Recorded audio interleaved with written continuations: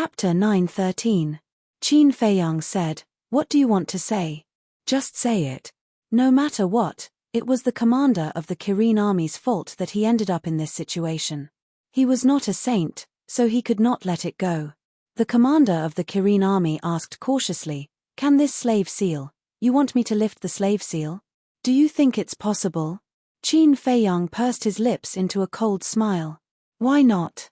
Before this, there was no personal grudge between us." The commander of the Kirin army said unwillingly.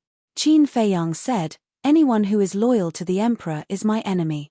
The commander of the Kirin army said angrily, "Don't you know that's too extreme?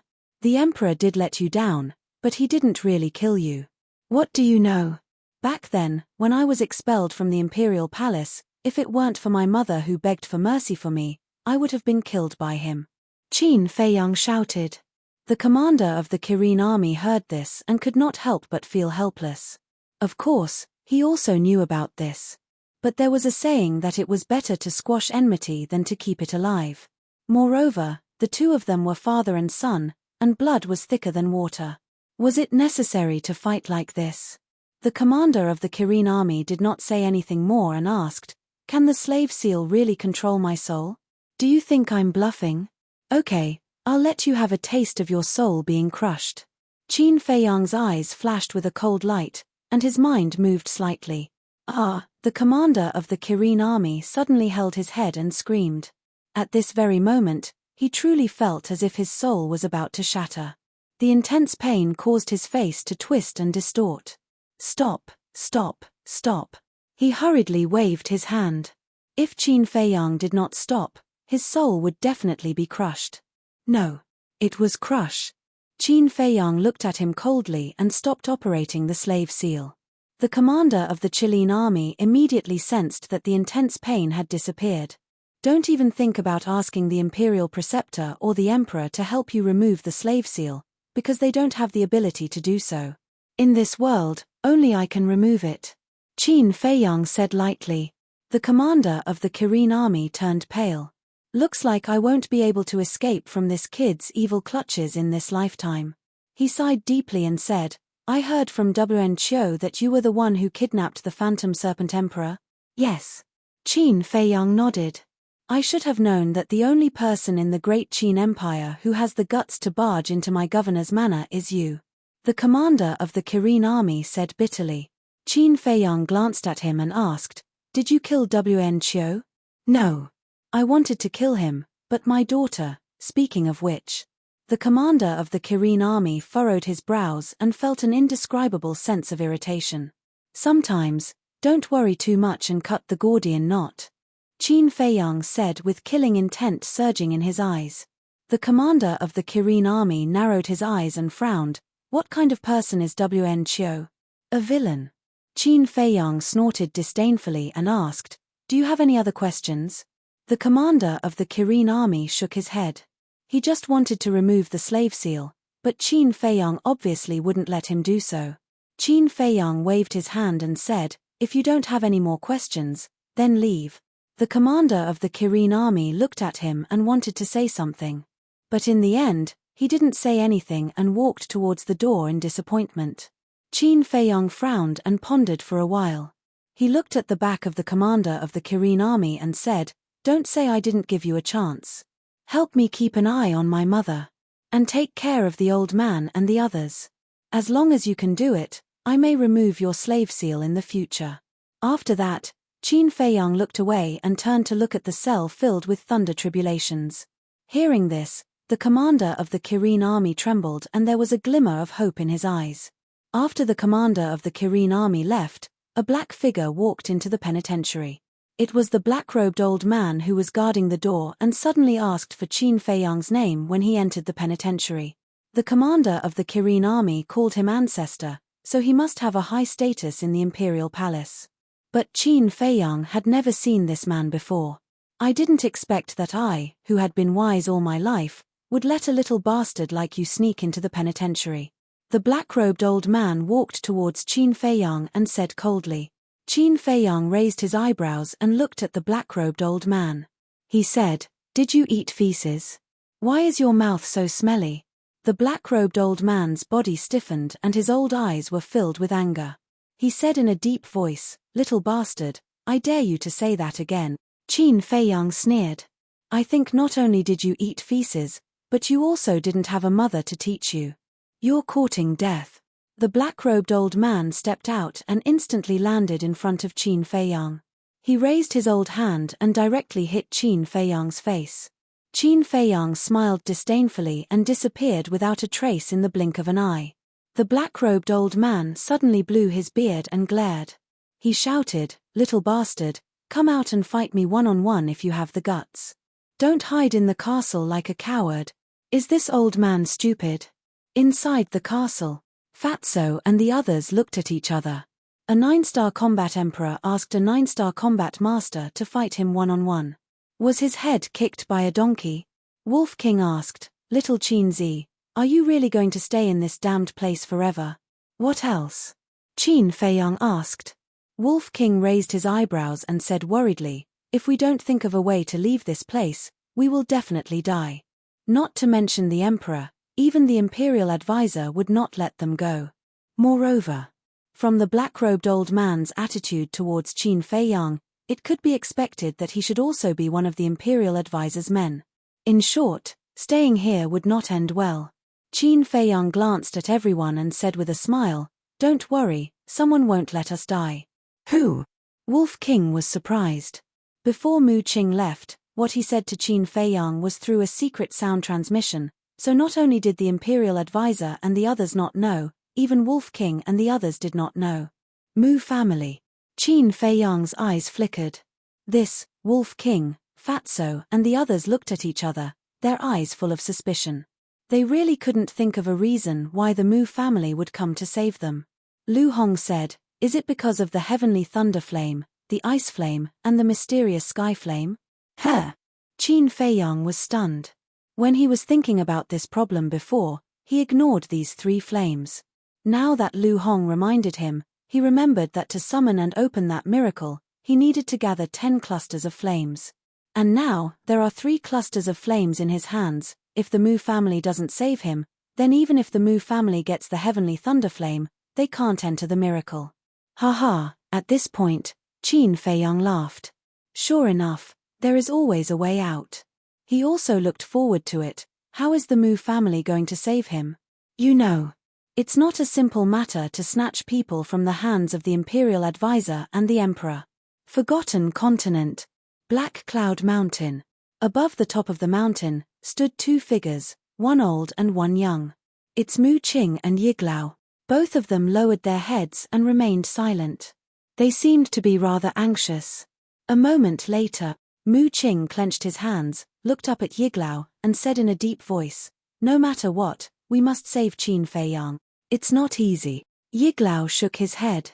As long as the imperial advisor is still in the imperial capital, it's almost impossible to save him.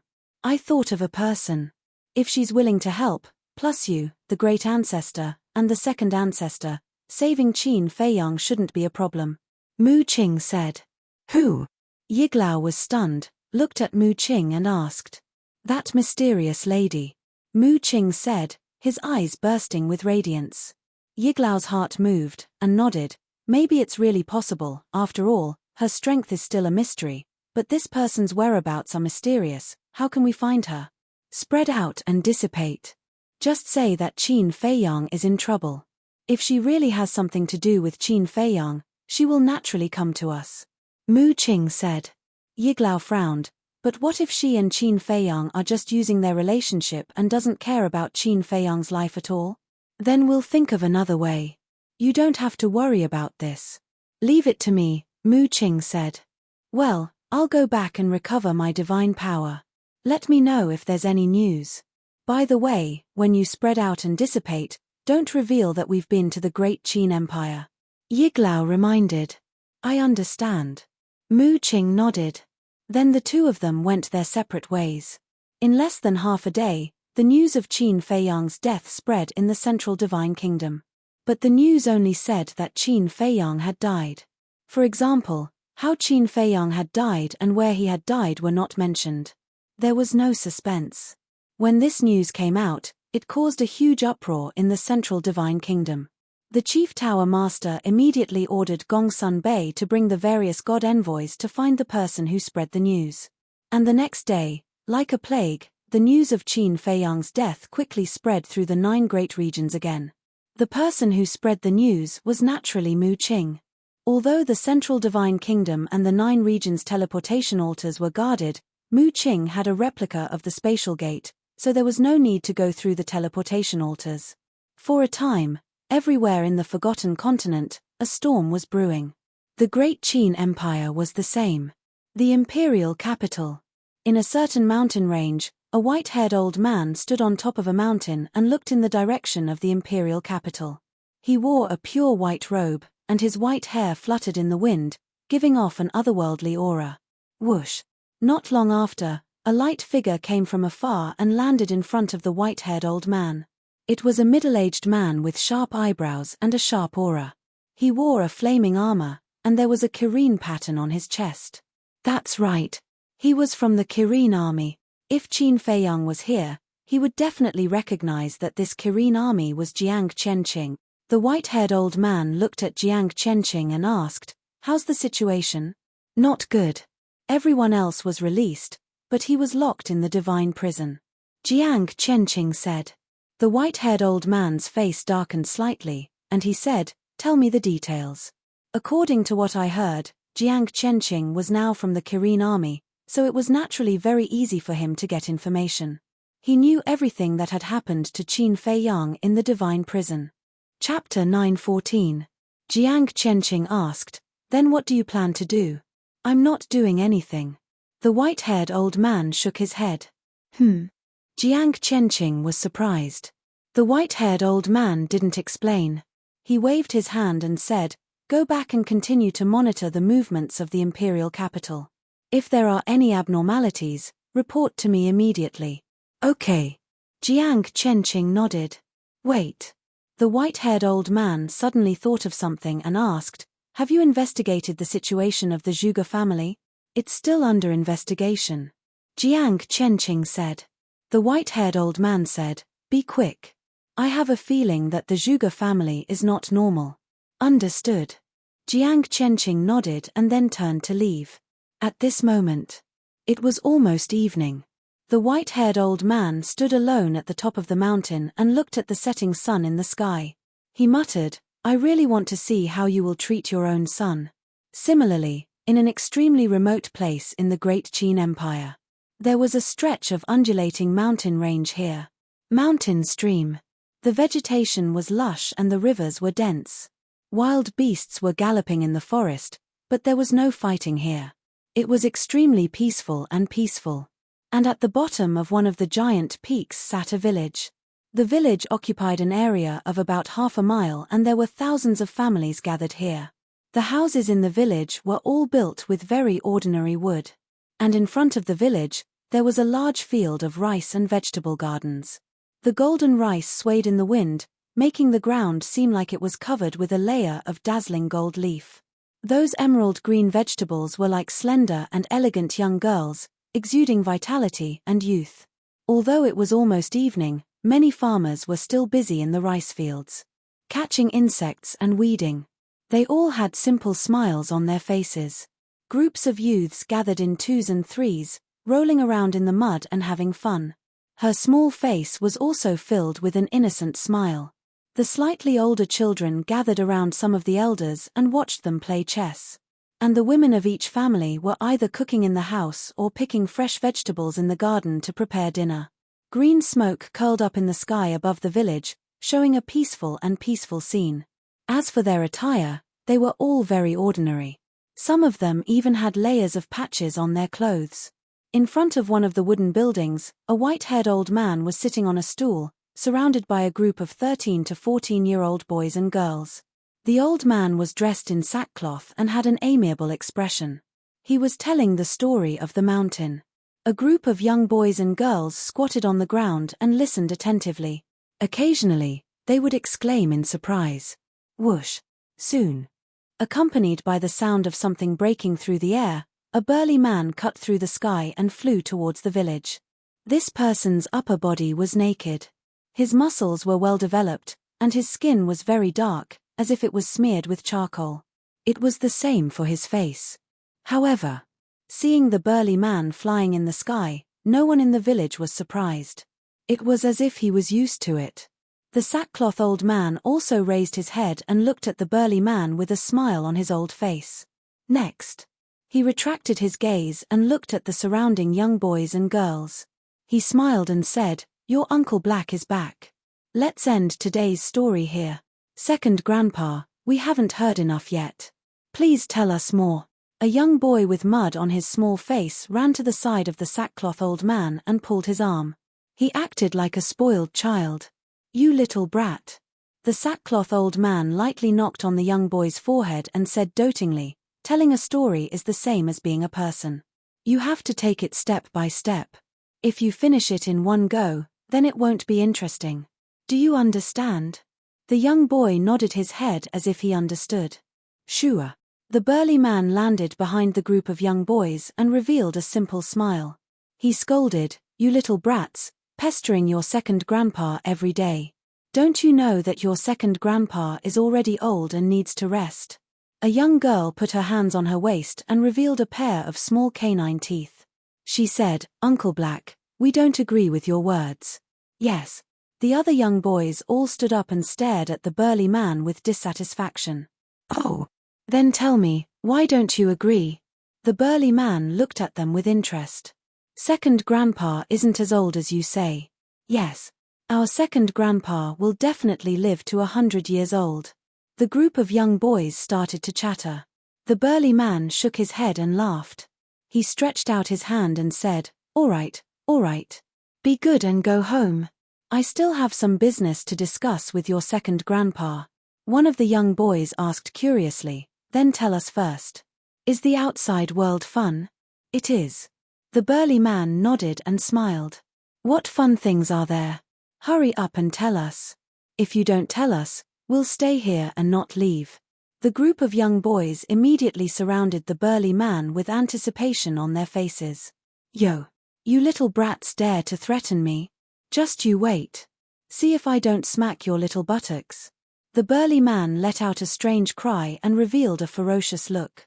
He stretched out his hand to grab a young boy. "Uncle Black is hitting someone. Run. Save me." The group of young boys immediately scattered.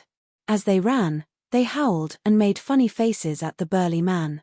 When the nearby villagers saw this scene, they couldn't help but find it funny. The sackcloth old man also looked at the young boys with a face full of affection. When the young boys ran far away, he retracted his gaze and looked at the burly man. He asked, "How was it?" The burly man's face suddenly darkened. He walked to the side of the sackcloth old man and whispered a few words in the old man's ear. Crack. After the sackcloth old man heard this, his calloused hands suddenly clenched tightly. Moreover, his originally benevolent face also revealed a trace of shocking ruthlessness. But soon, these negative emotions disappeared and he returned to his previous state. "What should we do?" the burly man asked. "The situation has developed to this point. We can no longer sit by and do nothing. Immediately call Lu Zhang here." The sackcloth old man pondered for a while. A determined light flashed in his old eyes as he said in a low voice, "Zhang quickly come and see your second grandpa." The burly man nodded and turned to the mountain outside the village and shouted. His voice was like a bell, resounding in all directions. "Uncle Black, I'll be right back." The next moment, in the distant mountain, a loud and clear echo resounded. In less than 100 breaths, a young man with dark skin covered in blood flew towards the village while carrying a ferocious beast. The young man's figure was tall and straight, about 1.8 meters. His upper body was exposed, and he only wore a pair of large pants made of animal skin. The ferocious beast on his shoulder was a bull. Its body was more than 10 meters long. There was a fatal wound where its heart was and it was still bleeding. Although this bull was dead, there was still a trace of aura left on its body. And this aura was a trace of holy aura. This was enough to prove that the bull was a holy beast. "Brother Zhang is back. Wow, it's a big beast. We'll have barbecue tonight. When the young boys in the village saw the young man, their faces were full of admiration. Bang! Lu Zheng landed at the entrance of the village and casually threw the ball on the ground. More than a dozen young boys playing at the entrance of the village immediately rushed towards him. Brother Zheng, when you go hunting tomorrow, can you take me with you? Me too, me too. I want to play with those beasts too. A few of the young boys grabbed Lu Zheng's hand and chattered. The other youths surrounded the barbarian bull and exclaimed in surprise. There were even 2 7- or 8-year-old children who were not afraid of the holy aura. They climbed onto the bull and touched it here and there. Their big eyes were full of curiosity. Not now. You're still young. When you grow up, Brother Zheng will definitely take you hunting, okay? Lu Zheng looked at the youths in front of him. His sharp aura was restrained, and he looked like an ordinary youth. A simple smile appeared on his mature face. We'll have to wait a long time for us to grow up. Brother Zheng, just take me with you. I promise I'll listen to you. A young boy raised his hand and made a solemn vow. Little brat. Lu Zheng rubbed the young boy's head, then looked at the old man in sackcloth and the burly man. Although the old man in sackcloth and the burly man looked the same as usual, he sharply noticed that there was something wrong with their expressions. Did something happen in the imperial capital again? He muttered to himself and looked at the group of young boys in front of him. He smiled and said, "All right, go and play. Brother Zheng still has things to do." With that, Lu Zheng turned into a stream of light and quickly landed in front of the old man in sackcloth and the burly man. He chuckled and said, "Why are you in such a hurry to call me back?" The burly man looked at the bloodstains on Lu Zheng's body and said unhappily, "Didn't I tell you again and again to wash off the bloodstains on your body before coming back from hunting? If those children see you like this, it will affect their state of mind. Do you know that?"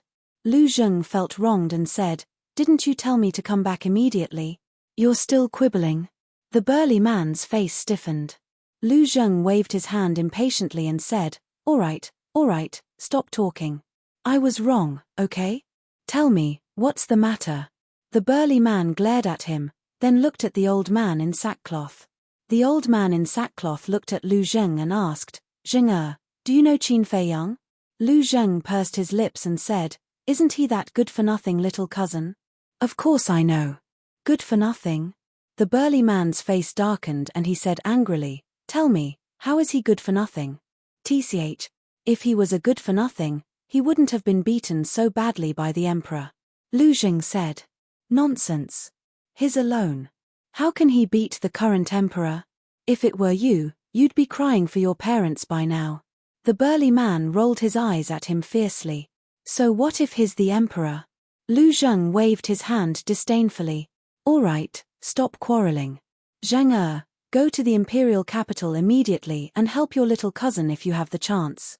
It hasn't been easy for him all these years, and our Lu family should think of a way to do something for him."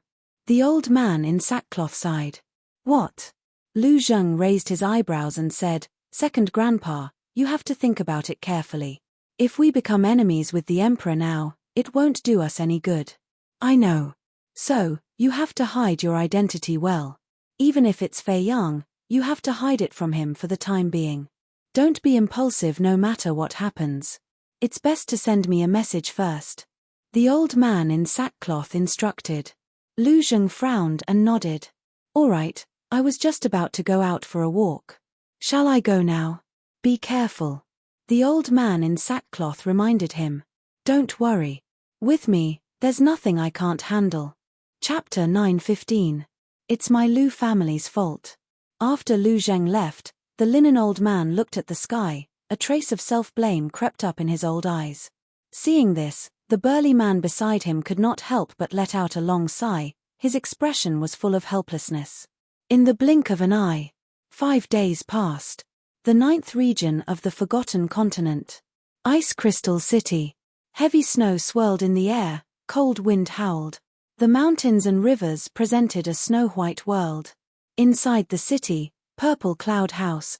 Back then, Qin Feiyang met the imperial tutor at this Purple Cloud House. And the Purple Cloud House was the closest restaurant to the teleportation altar in the entire Ice Crystal City. The exchange was also nearby. In addition to the cold weather, when they were free, everyone liked to drink a few cups to warm their bodies. Therefore, there were more people gathered here than in other restaurants. Among these people, there were hunters. There were rich people. Of course, there were also people from the big tribes. The main hall of the restaurant, dozens of tables were neatly arranged, but most of the guests were in the private rooms upstairs. In the main hall, there were only a dozen tables of guests, and it seemed a bit lonely. And in a corner, a black-clothed youth sat alone at the table, drinking by himself. But while drinking, his gaze always swept towards the entrance of the Purple Cloud House. Every guest that came in and out, he would carefully size them up a few times. The black-clothed youth had been sitting here for a few days, as if he was waiting for someone. From the beginning to the end, he did not say a word.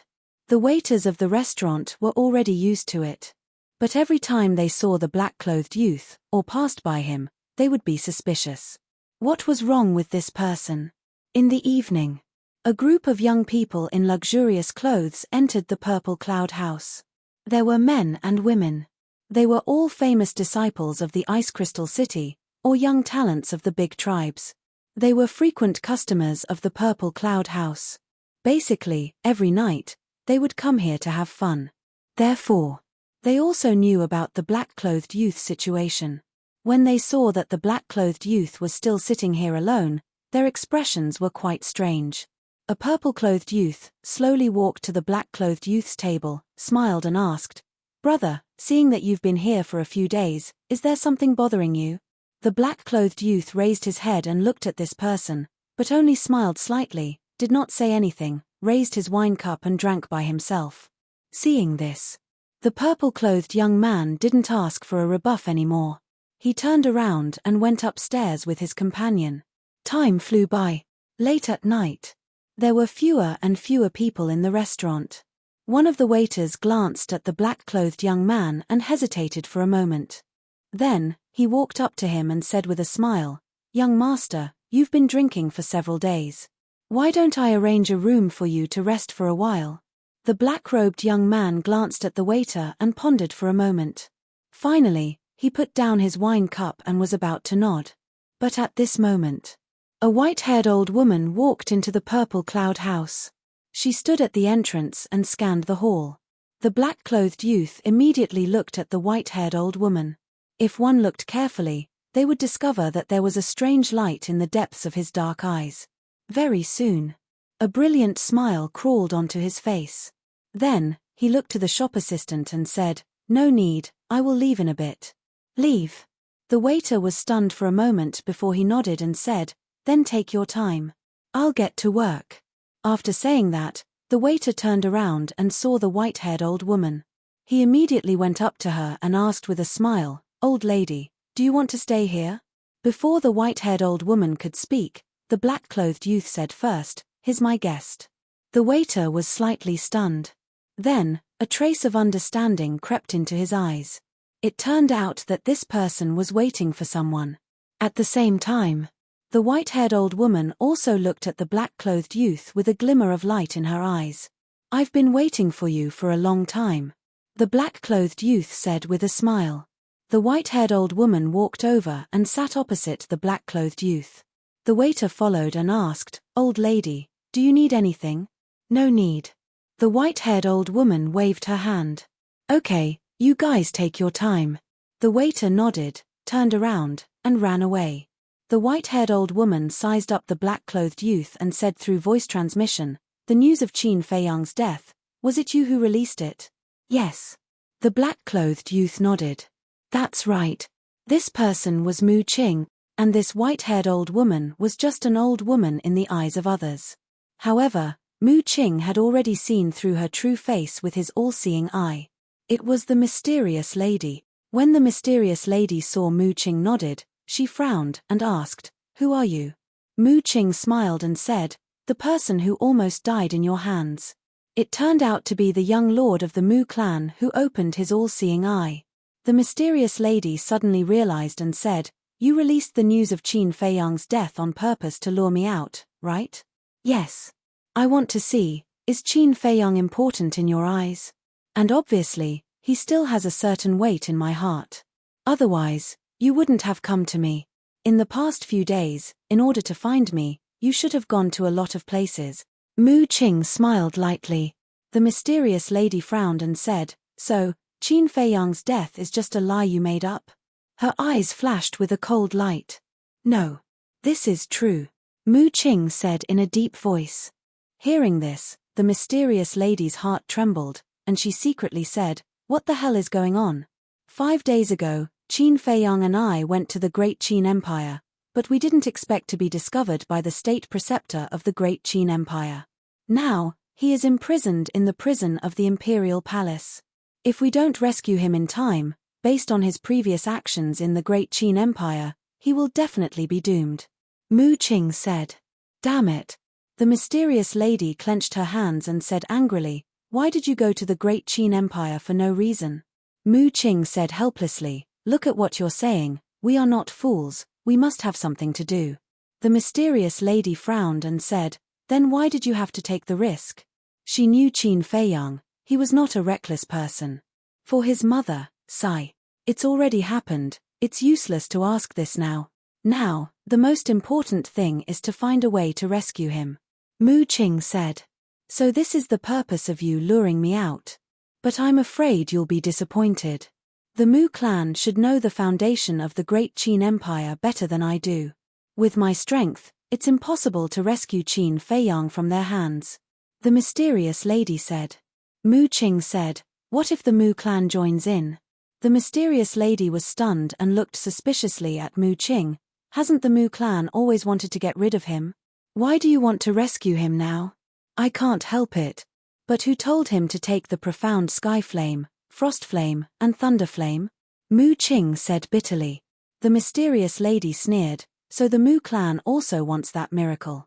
Who wouldn't be tempted by such a place? Do you dare say you don't? Mu Qing said with a smile. The mysterious lady did not deny it, she thought for a moment and nodded, Okay, in order to save that silly boy, I will cooperate with the Mu clan once, but I have a request, you must let that old man go with you. Who? Mu Qing was stunned and asked. Don't play dumb with me. After dawn, we will meet at the Thunder City in the first area. The mysterious lady looked coldly at Mu Qing, got up and opened a portal, and walked in without looking back. Wait. Even Yiglao knows. Who are you?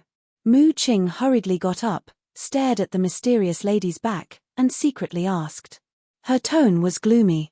However, the mysterious lady did not say a word and quickly disappeared. Bastard. Mu Qing cursed, took out a few hundred gold coins, threw it on the table, and also opened a portal and left. At the same time, the endless sea. The mysterious lady appeared out of thin air above a certain sea. The wind was strong here, and the waves were rolling. The largest wave was even hundreds of feet high, and it could be said to be overwhelming. It was no exaggeration to say that even a battle saint would find it difficult to stand here. However, the mysterious lady stood above the sea, like a towering mountain. No matter how strong the wind and waves were, she did not move at all. She took out an illusory form pill, changed back to her original appearance, and looked to the east of the sea. There was an island a few miles away on the sea. It was about a few miles in diameter, and the vegetation was lush. There was actually an island here. This was very illogical. Because the strong wind and huge waves from all directions were enough to smash the island into pieces in an instant. But there seemed to be an invisible barrier around the island, blocking the strong wind and huge waves outside. Whoosh! The mysterious lady glanced at the island, then rode the wind and waves and flew to the edge of the island. Then she looked at the center of the island and said loudly, Old man, an old friend has come to visit. Don't you want to come out and meet her? In the center of the island stood a giant mountain that was more than 10,000 feet high. From afar, it looked like a giant sword that towered into the clouds. Old friend. As the mysterious lady's voice fell, a suspicious voice sounded from the top of the mountain. Swish. Immediately after, a brilliant ray of light flew out from the top of the mountain. It was a middle-aged man. He was more than 9 meters tall and wore a snow-white robe that was spotless. His entire body was emitting an extremely strong aura. He landed in front of the mysterious lady and sized her up suspiciously. His long hair draped over his shoulders, his facial features were regular, and his eyes were very special. It was as if they were condensed from ice, sparkling and translucent, flickering with strands of divine light. "Don't you recognize me?" Seeing that the middle-aged man did not speak for a long time, the mysterious lady laughed. "Who are you?" The middle-aged man frowned. "You really forgot about me." The mysterious lady's expression was a little displeased as she said, "In this forgotten continent, only I know of your existence, and only I know that you live here. Who do you think I am?" "What?" The middle-aged man's eyes widened as he stared at the mysterious lady. His eyes shot out a dazzling light. The mysterious madam smiled and said, "Are you thinking that I'm already dead? Why would I appear in front of you now?" The middle-aged man nodded. "It's a long story. I can only say that I was lucky back then and escaped by luck," the mysterious lady said. The middle-aged man was surprised and bewildered. "Then your face. If those people know that I'm still alive, they definitely won't let me off. And I haven't recovered my cultivation back then, so I'm not a match for them. So I can only conceal my identity and change my appearance," the mysterious lady said, and her eyes flickered with ice-cold killing intent. The middle-aged man asked, "Who wanted to kill you back then?" The mysterious lady pondered for a moment and said, "We'll talk about this later. Right now, I want to ask you for a favor." "Heard about it." A trace of helplessness crawled up the middle-aged man's face as he shook his head and said, "You haven't changed at all. You definitely won't come to me for no reason. Tell me, what do you want me to help you with?" The mysterious lady said, "Accompany me to the Great Qin Empire." "The Great Qin Empire?" The middle-aged man frowned. Suddenly, he seemed to have thought of something and said in shock, "You're talking about the Great Qin Empire that was established by Qin Batian?" "That's right." The mysterious lady nodded.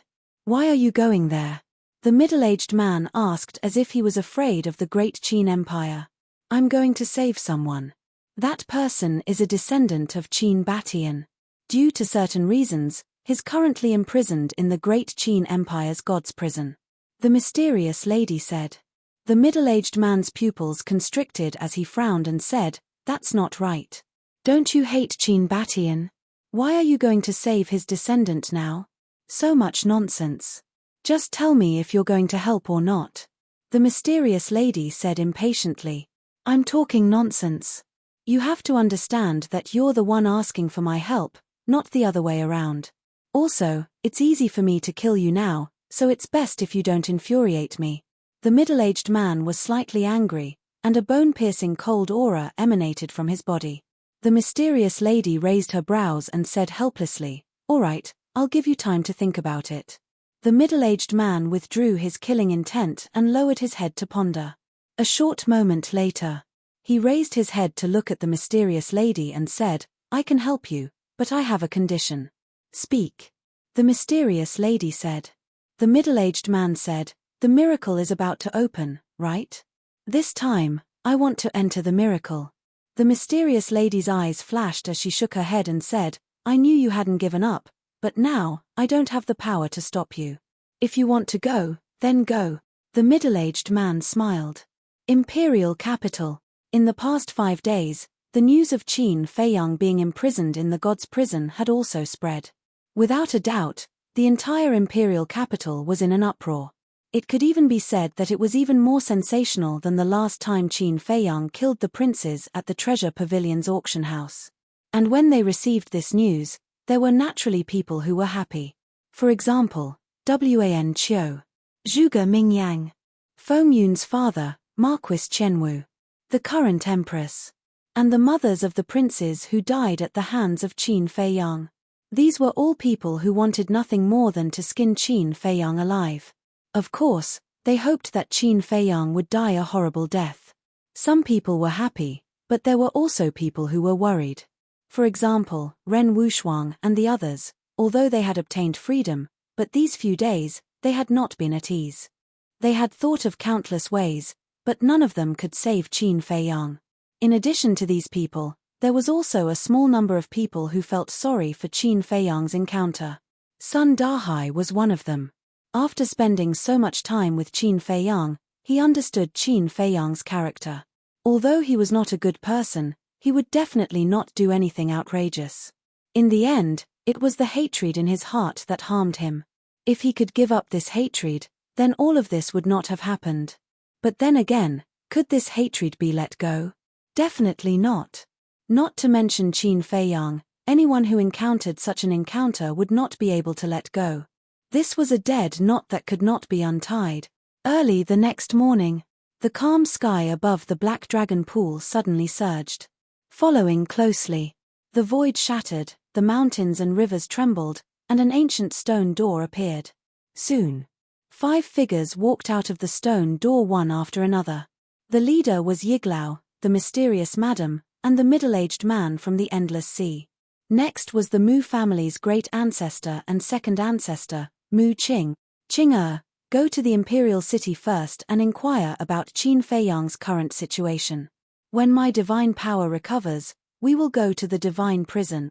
Yiglao glanced at the mountains below, turned to look at Mu Qing, and at the same time put away the spacetime gate. Okay. Chapter 9:16. When the portal dissipated, Yiglao looked at the mysterious lady and the middle-aged man and said with a smile, "This should be your first time in the great Qin Empire, why don't you take a look around?" Whether it was the mysterious lady or the middle-aged man, they were both very mysterious. If the two of them stayed here, he would not be able to recover his divine power in peace. The mysterious lady glanced at Yiglao and looked at the middle-aged man. "Since someone doesn't want to see us, then let's not stay here and look for trouble.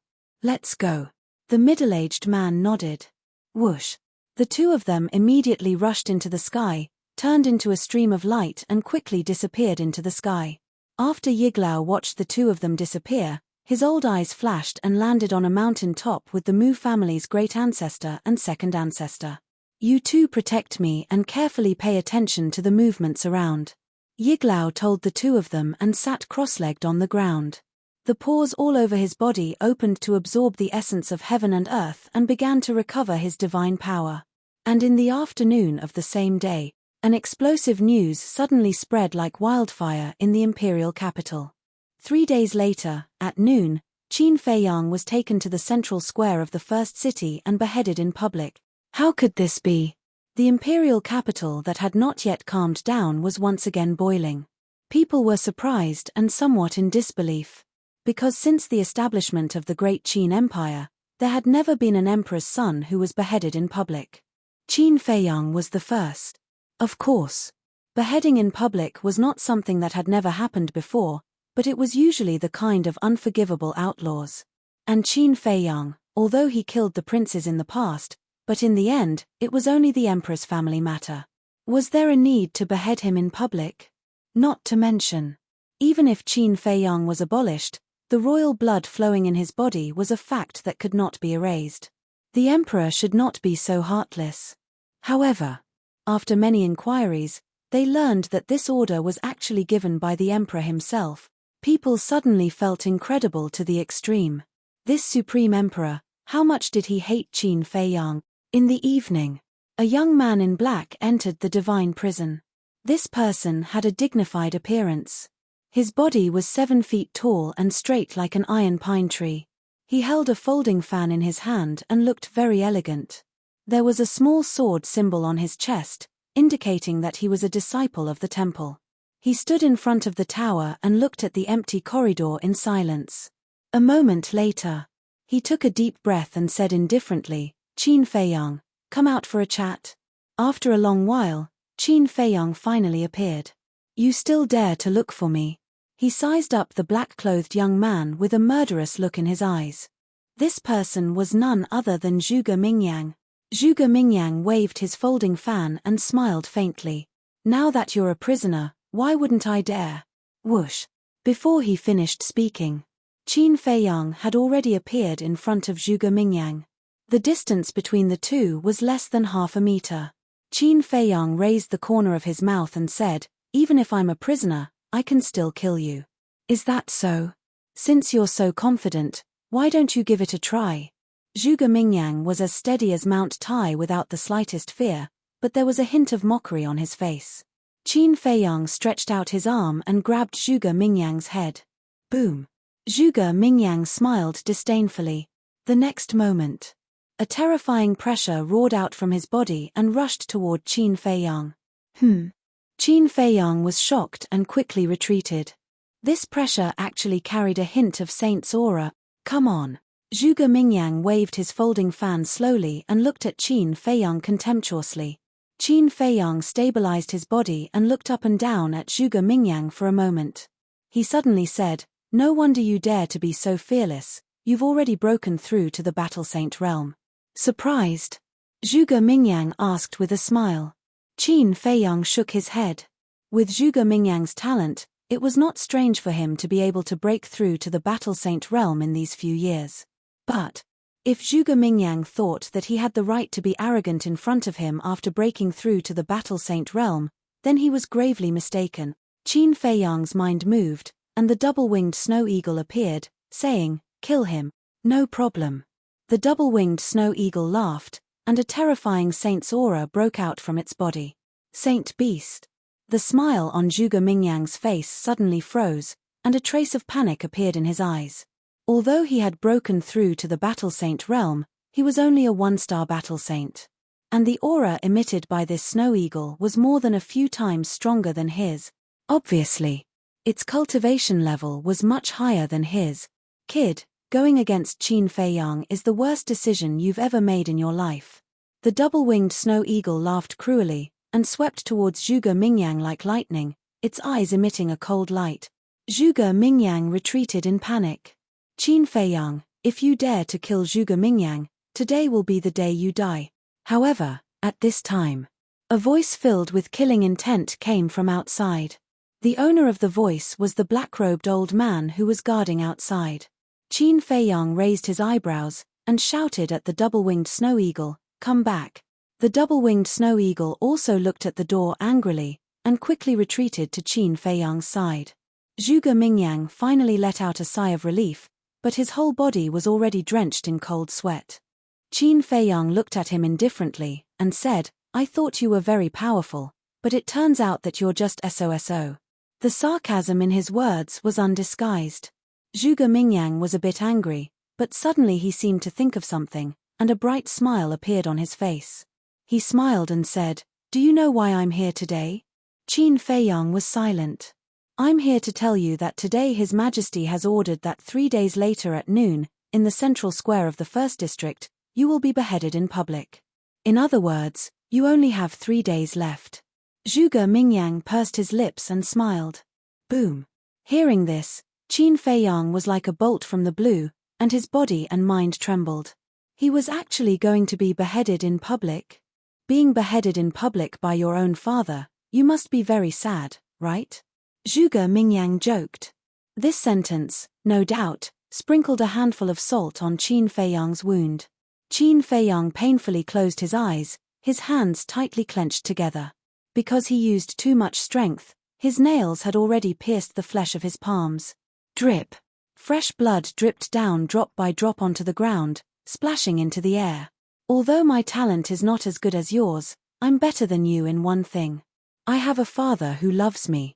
No matter what I want, he will do everything possible to give it to me. Since I was young, he has never scolded me, let alone ordered me to be killed. To be honest, sometimes I really sympathize with you. Back then, when you were born, you were the pride of the imperial capital, and were doted on by everyone. You even took away my title as the #1 demon. At that time, although you were still young, you were already the idol of countless people. But now, you've fallen to this point, like a rat on the street, hated by everyone, Zhuge Mingyang said with a smile, and there was a strong sense of satisfaction in his words. So now, you're here to laugh at me? Qin Feiyang finally opened his eyes, and the pain between his eyebrows had disappeared, replaced by calmness. Zhuge Mingyang was surprised. How could he calm down so quickly? Qin Feiyang said again, "Did you think that after hearing what you said, I would roar in anger and unwillingness?" Zhuge Mingyang did not answer, but his expression proved everything. Qin Feiyang said indifferently, "If that's the case, then I'm afraid you'll be disappointed, because I've already seen through all of this." Seen through? Zhuge Mingyang sneered, whether you've really seen through it or not, you know best in your heart. Hee. Qin Feiyang smiled and said, don't always talk about me, let's talk about you. Don't you think that you're very pitiful? Zhuge Mingyang smiled, I have a perfect family, and I have extraordinary talent, what's there to be pitiful about? Really? Then tell me, why did you work so hard for the first prince? Qin Feiyang teased. Zhuge Mingyang raised his eyebrows. I'll tell you why. It's all because of power and status. No matter how good your talent is, no matter how strong you are, in the face of the supreme imperial power, you have to humbly bow your head. To put it in simpler terms, no matter how you jump around, you can't escape the fate of being a slave for the rest of your life. Qin Feiyang smiled. Zhuge Mingyang's eyes darkened, as if Qin Feiyang had really poked his sore spot. A slave has to have the consciousness of a slave. Although I'm no longer a prince now, I'm born to be a level higher than you. Do you know why? The reason is that the bloodline of the first emperor flows in my body, and this is something you can never compare to. Qin Feiyang laughed. He knew that Zhuge Mingyang was a very prideful person, and he would definitely go crazy after hearing these words. As expected, Zhuge Mingyang's face became gloomier, and his eyes were filled with a strong murderous intent. Hee. Seeing this, the double-winged snow eagle laughed and did not hide the gloating in his eyes. He joked, what else do you want to say? We're all ears. Zhuge Mingyang glanced at the man and the eagle, and suddenly laughed, laugh all you want. Anyway, you don't have much time left. Besides, after you die, I'll take good care of your friends. Then he added, with a cold smile in his eyes, and the word take good care of was especially emphasized. Then he turned around and left. Qin Feiyang narrowed his eyes and said, if you dare to touch a hair of my friends, I'll let the whole Zhuge family die with them. Also, I may not die. Then we'll wait and see. Zhuge Mingyang smiled without looking back and left the god's prison. He may not die. What a childish thing to say. No one who was ordered to be killed by the emperor could survive. Looking at the stone door slowly closing, Qin Feiyang's eyes flashed coldly, and he went to the castle with the double-winged snow eagle. In the castle, Lu Hong and the others looked at him worriedly. Qin Feiyang said with a faint smile, don't worry, such a small thing can't hurt me. Everyone looked at each other, and the worry in their hearts grew stronger. If it was someone else, they might believe it. But they knew Qin Feiyang too well. Don't be fooled by Qin Feiyang's indifferent attitude right now, he was definitely very sad in his heart. Chapter 9:17. 3 days passed in the blink of an eye. It was still dark. The people from the various districts swarmed towards the first district, including the disciples of the Divine Hall. Even the cities outside the Imperial City had countless people rushing over to watch the show. There was a long queue at the fixed teleportation gates that led to the first district. Brother, I have something urgent to do in the first district. Can I cut the queue? Something urgent? Look at everyone. Who doesn't have something urgent? Go to the back of the line. Don't cause public anger. Although it was still early, everyone wanted to get to the first district as soon as possible. Of course. There were also some smart people who had entered the first district as early as yesterday or the day before. As for the first district, it was no surprise that all the streets were packed. The central square was located in the center of the first district. It was thousands of feet wide. The ground was covered with hard bluestones. Traces of weathering could be seen everywhere. Early in the morning, a group of invincible Black Army soldiers arrived at the square. There were more than 100 of them. Each of them emitted a holy aura. They stood at the edge of the square with sky halberds in their hands. They stopped anyone who wanted to enter the square. They were full of murderous intent. The square was surrounded by a sea of people. There were several luxurious restaurants near the square. The status of these restaurants in the imperial capital was not as high as the Fragrant Moon Brothel, and their business was not as good as the Fragrant Moon Brothels. However, since the news that Qin Feiyang was going to be beheaded in the central square spread, a large number of people rushed here. Because these restaurants were very close to the central square, standing on the top few floors, they could clearly see the situation in the central square. So last night, these restaurants were full. At this moment, in these restaurants, all the rooms near the central square had their windows wide open. In front of the windows, there were many people. There were men and women, old and young. These people were all influential figures, including the various dukes. In the west, there was a restaurant called the Moon Inn. In a private room on the top floor, more than a dozen young men and women gathered together. They had outstanding looks and extraordinary temperaments. The aura they exuded was also very strong. There was a small sword symbol on the chest of their clothes.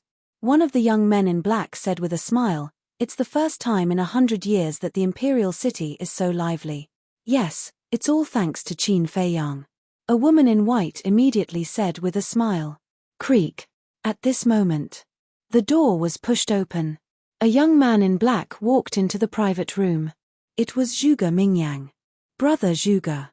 The group of young men and women in the private room saw Zhuge Mingyang's arrival. Zhuge Mingyang waved his fan and said with a smile, "Everyone has come early. The son of an emperor has been beheaded. Such a good show, of course we have to come early to watch." Someone laughed. Zhuge Mingyang smiled and walked to the window. Looking at the central square, he muttered to himself, "Didn't you tell me that you wouldn't die for sure? Why hasn't there been any movement yet?" Zhuge Mingyang turned to look at the man and nodded with a smile. "Did you tell Qin Feiyang that he would be beheaded today?" Immediately, the group of people looked at him curiously. "Of course." Zhuge Mingyang nodded with a smile. "How did he react? Was he very sad? Very desperate? Very painful?" The crowd asked anxiously. Zhuge Mingyang shook his head and sighed. "On the contrary, he was not sad, but humiliated me." "Ah." The group of people looked at each other. At the same time, in the private room of a restaurant in the north, a group of people gathered. But they were different from Zhuge Mingyang and the others. Their faces were full of anxiety and worry. The leaders were the Old Master and Zhu Yu. Ren Wushuang, Tan Wu, Shen Mai, and Lu Xingchen were also there. In the south, in front of the window of a private room, a white-haired old man was also standing. He had his hands behind his back and his temperament was outstanding. He was dressed in white, without a speck of dust. But he was wearing a mask on his face, so his face couldn't be seen clearly. He looked mysterious. At the same time, in a restaurant in the east, 6 figures stood side by side, looking at the central square among the sea of people in silence. It was Mu Qing and the others. After a while, the mysterious lady withdrew her gaze and looked at Mu Qing. She asked, "Did Qin Feiyang send you any messages these days?" "No. Maybe he doesn't know that we have sneaked into the capital. It's also possible that the prison of God can cut off the connection with the image crystal." Mu Qing said. The great ancestor of the Mu clan sneered. "Isn't that good? When he is desperate, we will appear again and give him a surprise. I'm afraid that not only Qin Feiyang, but also the emperor and the state preceptor will be full of surprises." The second ancestor of the Mu clan followed, his eyes flashing. "That's not important." Mu Qing shook her head and looked at the mysterious lady. She smiled faintly. "I'm just looking forward to Qin Feiyang's expression when he sees that we joined hands with you to save him." "Boring." The mysterious lady said expressionlessly and continued to look at the central square. At the same time, in the depths of the imperial palace, there was a magnificent palace. Above the entrance of the palace hung a golden plaque. 3 bold and vigorous words were written on it, as if they were carved with iron hooks and silver, releasing a shocking aura. Bright Heaven Palace. Around the palace, there were Kirin army, holding halberds, standing straight like iron pine. At the gate, there were 2 maids and 2 eunuchs standing respectfully. In front of the palace, there was a garden. In the garden, the grass and trees were green, hundreds of flowers were blooming, there were small bridges, flowing water, rockery, and pavilions. And every intersection in the garden was also guarded by the Kirin army. At this moment, on a grassland, the emperor was playing with a child. This child was only about 2 years old. He had just learned to walk not long ago and was staggering. The child and the emperor were chasing back and forth on the grassland. Joyful laughter filled every corner of the garden. At the side, there was a woman in palace attire. She was draped in phoenix clouds and had a phoenix crown on her head. The phoenix robe on her body was full of noble aura. In this imperial palace, the only person who could dress like this was the Empress. And this woman was the first prince's mother. That child was the dragon's son that she and the emperor had given birth to in the past 2 years. Looking at the happy father and son, the woman's face was full of smiles. At the same time, on a small path outside the garden, a white-clothed woman was running towards them. "Empress, your injuries have just healed. Run slower." There were 2 maids behind her. They chased after the woman in white and shouted anxiously. However, the woman in white did not seem to hear them. Her footsteps became faster and faster. Her slightly pale face was full of anxiety. She was Qin Feiyang's mother. These few days passed. With the help of the fire of life, her injuries had healed. And she had fused with the fire of life. Now, like Qin Feiyang and Fatso, she had an immortal body. And now she came to Bright Heaven Palace to find the emperor to plead for Qin Feiyang. In fact, this was not the first time she came. These days, she came several times a day. But every time she was stopped outside by the Kirin army. But this time, she had great determination. She would not give up until she saw the emperor. Because Qin Feiyang was going to be beheaded today. If she did not see the emperor, there would be no turning back. Again, at the entrance of the garden, there were 2 Kirin army guards. Seeing the woman in white from afar, they could not help but frown. Soon, the woman in white came to the entrance of the garden. She glanced at the 2 Kirin army and wanted to barge in. "Empress, you can't." The 2 Kirin army quickly reached out to stop the woman in white. "I must see him today." The woman in white said. "I really can't. His Majesty said that I have to accompany the little prince for the whole day and will not see anyone. Empress, please don't make things difficult for us, okay?" The 2 Kirin army said with a difficult expression. Although the woman in white was not in a good situation now, she was after all the empress. So these Kirin army did not dare to be too presumptuous. "Empress, let's go back. His Majesty knows why you are here, so he will not see you." The 2 maids caught up and stood in front of the woman in white, persuading her in a low voice. "I won't go." The woman in white shook her head. In the garden, the emperor and the empress also noticed the woman in white. However, the emperor just casually glanced at her and then retracted his gaze and continued to play with the little prince. And the empress' mouth was pursed with a hint of mockery. At the same time, looking at the emperor and the little prince laughing and talking, the woman in white could not help but feel a strong anger rising in her heart. "Your Majesty, he is your child. Feiyang is also your child. You can't be so biased." The woman in white cried. The emperor was still indifferent. The empress glanced at the emperor, then looked at the woman in white and said with a smile, "Sister, you are wrong. When Qin Feiyang was expelled from the imperial palace, he no longer had anything to do with our imperial family. Now he is just an outsider." "Shut up." The woman in white suddenly looked at her with a cold light in her eyes. The empress' pupils shrank and she looked a little scared. In the past, when Qin Feiyang's mother was the empress, she was just a concubine. When she saw Qin Feiyang's mother, she had to bow. When Qin Feiyang's mother was on the throne, she was a person who acted swiftly and decisively. In addition, she was very strong and had the powerful Lu family behind her. Therefore, all the concubines in the imperial palace were very afraid of her, including the empress now. Although their identities were changed now, it was difficult to get rid of the shadow accumulated in the past. However, hearing the woman in white scolding the empress, the emperor frowned and looked up at the woman in white. He said, "The one who should shut up is you. Don't pester endlessly and wear down my patience." The woman in white trembled and tears of grievance flowed from her eyes. The empress waved her hand impatiently and said, "Go away. Don't hinder us here." With the emperor backing her, she naturally would not be afraid and put on an overbearing attitude.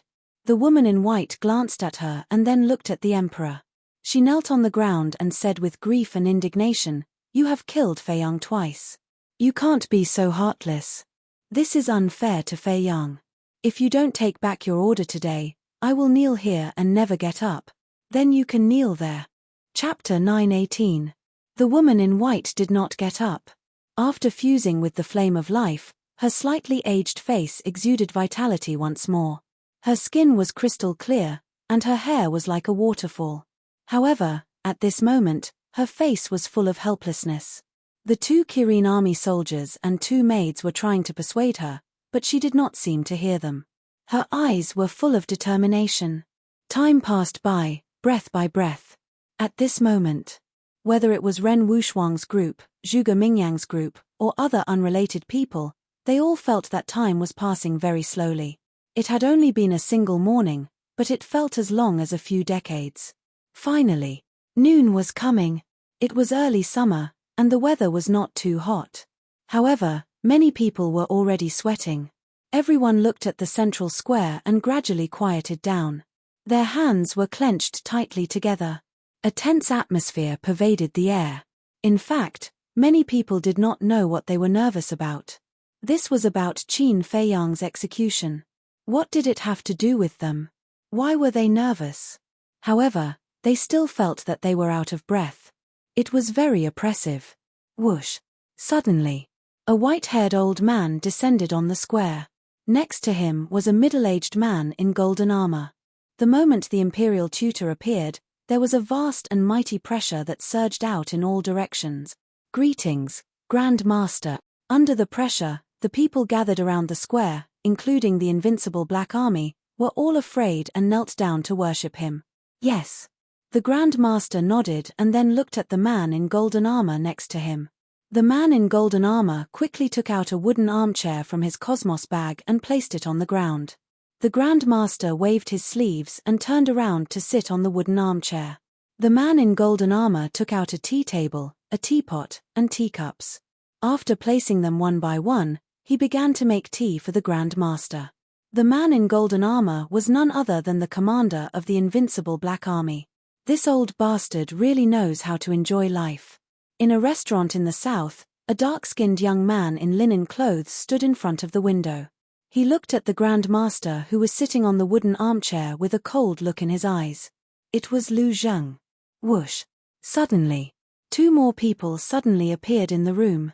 Lu Zheng sensed their auras and turned to look at them. He said unhappily, "Uncle Hey, second grandpa, why are you only here now? Isn't it supposed to be executed at noon? What's the hurry?" The burly man rolled his eyes, walked to the window, and asked, "What's the situation now? Little cousin hasn't appeared yet," but Lu Zheng frowned when he said this. "But what?" The burly man and the sackcloth old man looked at him suspiciously. "Yesterday, I had nothing to do, so I went to the nearby restaurants and found a lot of unfathomable auras. I'm wondering if this aura has anything to do with my little cousin." Lu Zheng frowned. "Unfathomable?" The burly Dorwu and the linen old man looked at each other, their eyes filled with bewilderment.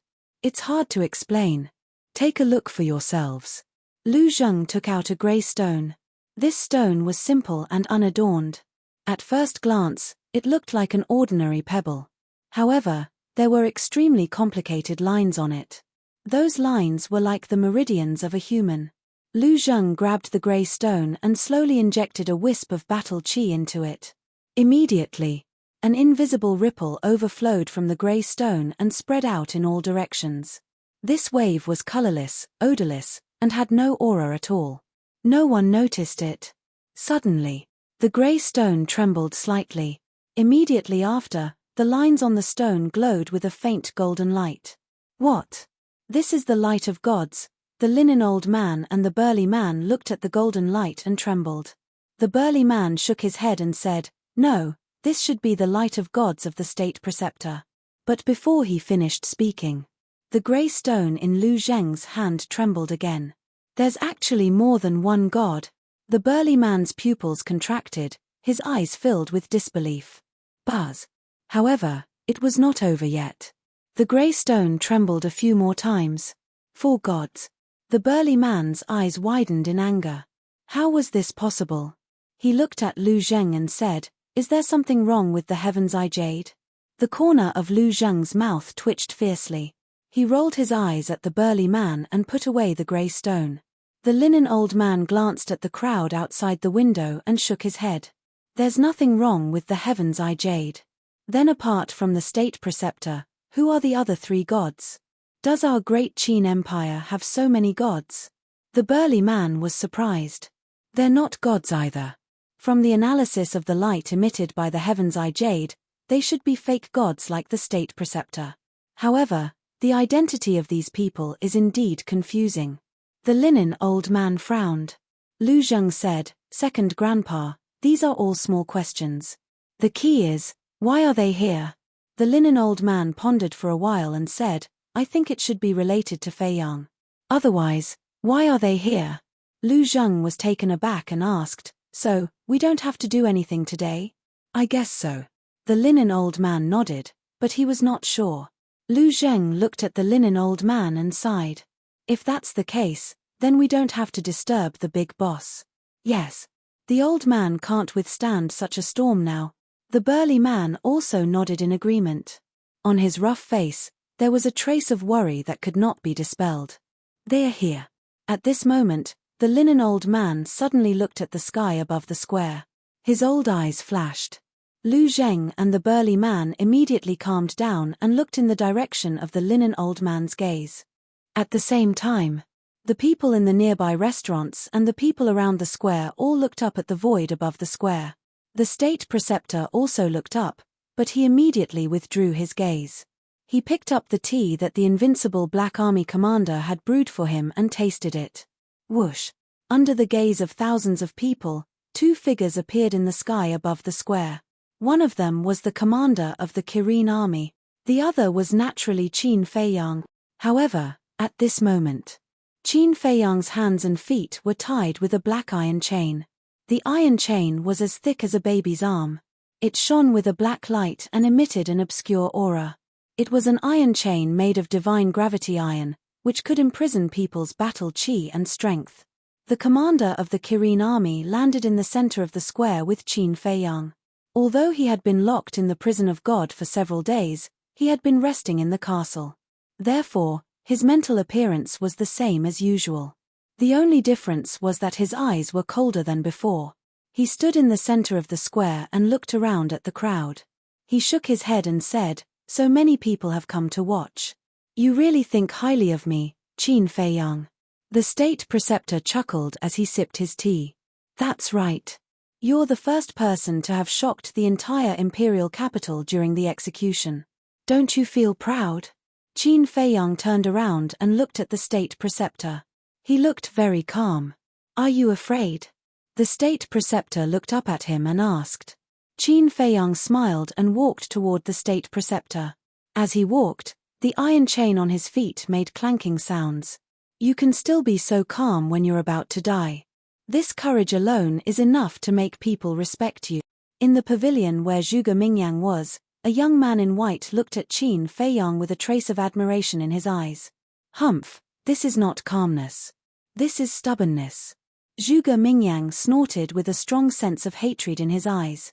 "Brother Zhuge, aren't you always calm no matter what you encounter? Why do you look a little anxious now?" The young man in white was stunned and looked at Zhuge Mingyang in confusion. Hearing this, the others also looked at Zhuge Mingyang suspiciously. Indeed, it was as the white-clothed youth had said. When facing Qin Fei Yang, Zhuge Mingyang had become somewhat different from before. To put it nicely, he didn't have his usual demeanor. To put it bluntly, Zhuge Mingyang's current behavior was a little despicable. Was it because of the crown prince? But that didn't make sense. Zhuge Mingyang used to work for the crown prince, but that was all. Even if the crown prince was killed by Qin Fei Yang, Zhuge Mingyang wouldn't lose anything. Was it necessary for him to hate Qin Fei Yang so much? Or could it be that the relationship between Zhuge Mingyang and the crown prince wasn't as simple as it seemed on the surface? But regarding this, Zhuge Mingyang didn't give any explanation. In the plaza, Qin Fei Yang walked over to the imperial tutor's side and looked at the Iron Black Corps commander, who was standing there motionlessly, as he calmly said, "You haven't forgotten about how you ambushed me in the Forgotten Continent, right?" The invincible Black Army's general's eyes slightly trembled. Although Qin Fei Yang was now a prisoner, and although he was stronger than Qin Fei Yang, When he looked at Qin Feiyang's eyes, he couldn't help but feel a sense of fear. "Looks like you haven't forgotten." Qin Feiyang chuckled and looked down at the state preceptor. He said with a smile, "I haven't eaten or drunk for a few days. My mouth is a little dry." "Impudent. Do you know what kind of situation you're in right now?" The invincible Black Army's general shouted. The state preceptor raised his head and looked at the invincible Black Army's general. He said unhappily, "Is it your turn to speak?" "I'm sorry." The invincible Black Army's general quickly lowered his head. "If you want to flatter someone, you have to look at the right time. You can't do it at any time." Qin Feiyang looked at him mockingly. "You're right." The state preceptor nodded and smiled. He didn't give the invincible Black Army's general any face. When the invincible Black Army's general failed to sneak attack on Qin Feiyang, he was very angry. He raised his head and looked at the sky. There was still a little time before noon. Then, he glanced at the invincible Black Army's general and said, "Why aren't you pouring tea for His Highness?" "Yes." The invincible Black Army's general quickly took out an armchair from his cosmos bag and placed it next to Qin Feiyang. Then, he quickly took out a teacup and poured tea for Qin Feiyang respectfully. Qin Feiyang sat down on the wooden armchair, picked up the teacup, and took a sip from it. The tea tasted good and left a nice fragrance in his mouth. The state preceptor smiled and asked, "How is it?" "Not bad." Qin Feiyang nodded. "Ha ha." Chapter 919. Qin Feiyang nodded and said with a smile, "Yes, life is more important than anything else." The state preceptor asked with a smile, "Then tell this old man frankly, have you ever regretted what you did?" "What things?" "Killing the princes? Or challenging the emperor? Or going against you?" Qin Feiyang asked back. The state preceptor smiled faintly and said, "Do you still need this old man to explain? You should be well aware of it." Qin Feiyang sighed softly and said, "I'm not good at guessing riddles." The state preceptor shook his head and laughed. The two were like old friends, sitting in the square drinking tea and chatting, without any sense of nervousness. In the private room, the linen-clothed old man looked at Qin Feiyang from afar, his old face full of admiration, and suddenly said, "Zheng." "What?" Lu Zheng turned his head and looked at the linen-clothed old man suspiciously. The linen-clothed old man asked, "If it were you, in such a desperate situation, would you still be so calm?" Lu Zheng fell silent. In all honesty, he couldn't do it. Not to mention him, perhaps no one could be as calm as Qin Feiyang in the face of the imminent beheading crisis. He had to admit that he had underestimated this little cousin of his all this time. In the square, the state preceptor looked up at the sun again, put down the teacup and looked at Qin Feiyang, and said with a faint smile, "It's almost time. If you have any last words, quickly say them."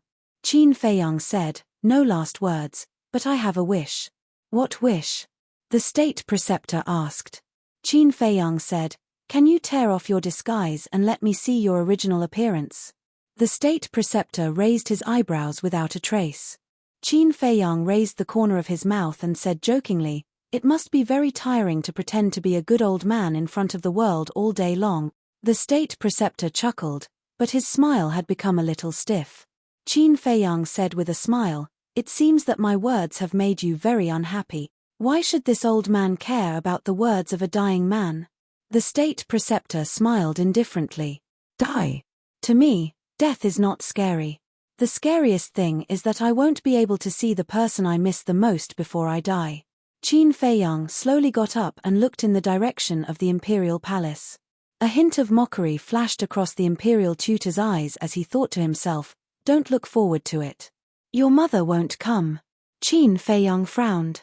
The imperial preceptor sent a voice transmission, "You still don't know, right?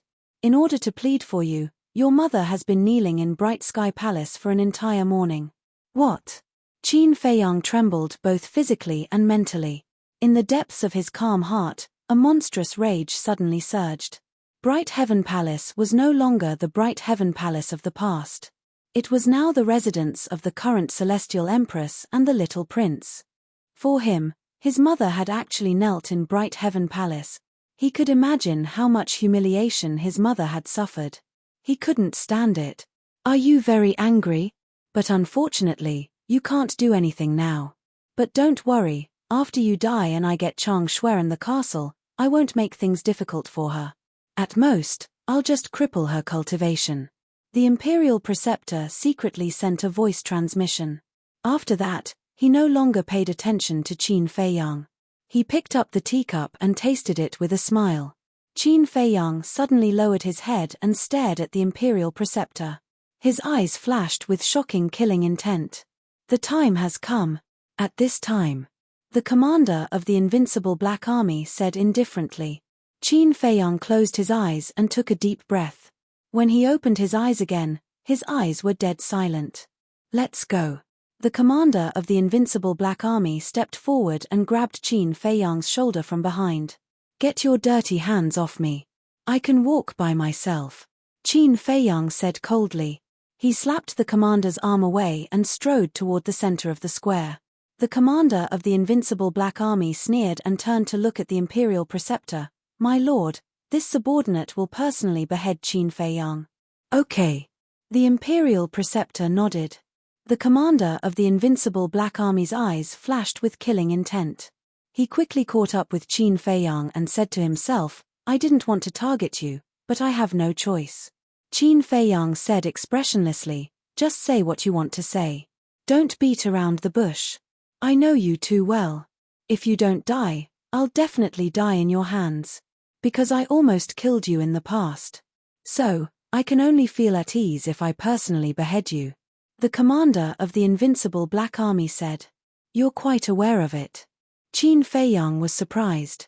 "How can you survive in the Imperial Palace if you're not aware of it?" The commander of the Invincible Black Army sneered. The Kirin Army's commander had been standing in the center of the square. Seeing Qin Feiyang and the commander of the Invincible Black Army, he slightly frowned but didn't say anything. "Kneel." When Qin Feiyang walked to the center of the square, the commander of the Invincible Black Army shouted with a cold face. "Kneel. In this world, except for my mother, no one is qualified to make me kneel," Qin Feiyang said proudly. "Stubborn." The commander of the Invincible Black Army was furious. He reached out his hand and grabbed the back of Qin Feiyang's head, pushing Qin Feiyang down to the ground. However, Qin Feiyang was like an iron pine, standing proudly on the ground. His legs didn't bend at all. Seeing this, the Kirin Army's commander couldn't bear it. He turned his head and looked at the State Master, but found that the State Master pretended not to see it. "Kneel." The commander of the Invincible Black Army was even angrier. He kicked Qin Feiyang's calf. Qin Feiyang immediately bent his legs and kneeled on the ground. The commander of the Invincible Black Army showed a trace of disdain. "How dare you be so arrogant in front of me? Do you really think you're still the 14th prince?" However, when Qin Feiyang's knees were about to touch the ground, Qin Feiyang stood up abruptly. "What?" The commander of the Invincible Black Army was stunned. Then he became angry and kicked Qin Feiyang's legs again. "Stop." The Kirin Army's commander couldn't stand it anymore. He stepped beside Qin Feiyang and pushed the commander of the Invincible Black Army away with his palm. "What are you doing?" The commander of the Invincible Black Army kept stepping back. After he stabilized his body, he stared at the Kirin Army in shock and anger. Although Qin Feiyang has been removed from his position as a prince, he still has the blood of His Majesty in his body. "Don't you think you're being too careless?" The Kirin Army's commander said with a sullen face.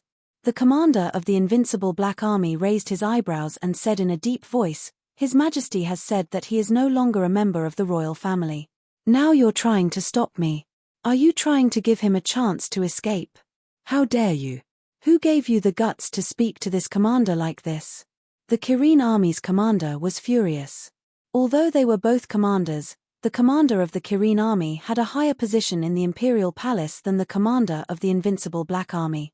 If it was before, he would have slapped the commander of the Invincible Black Army. But it was different now. Now that the commander of the Invincible Black Army was with the State Preceptor, he had to consider the State Preceptor's face. Even so, the commander of the Invincible Black Army was a bit scared when he saw the Kirin Army's commander was angry. The Kirin Army's commander is right.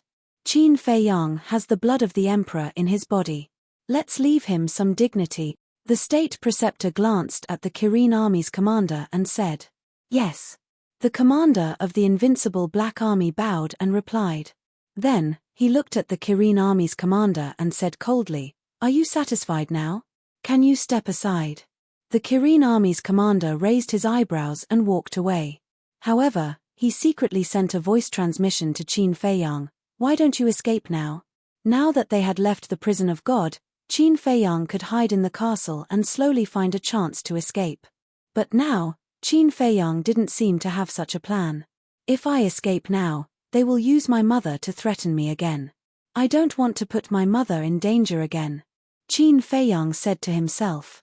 Alas! If Her Majesty could hear this, I believe she would be very happy. "Don't worry. I will take good care of your friends in the future. I will also persuade His Majesty to treat Her Majesty better." The Kirin army's commander sighed deeply and sent a voice transmission. "Thank you." Qin Feiyang thanked him secretly. Then, he glanced at the crowd in the square and slowly closed his eyes. At this moment, he didn't fear death at all. He was very calm and ordinary. He even felt relieved from the bottom of his heart. Since he was 10 years old, he had been struggling to survive. He didn't have the happiness and laughter that other children had. He only had Uncle Yuanbo by his side. But in the end, Uncle Yuanbo also left him, and he became a person. He had been really tired all these years. He hated everyone and even God. Why was it so unfair to him?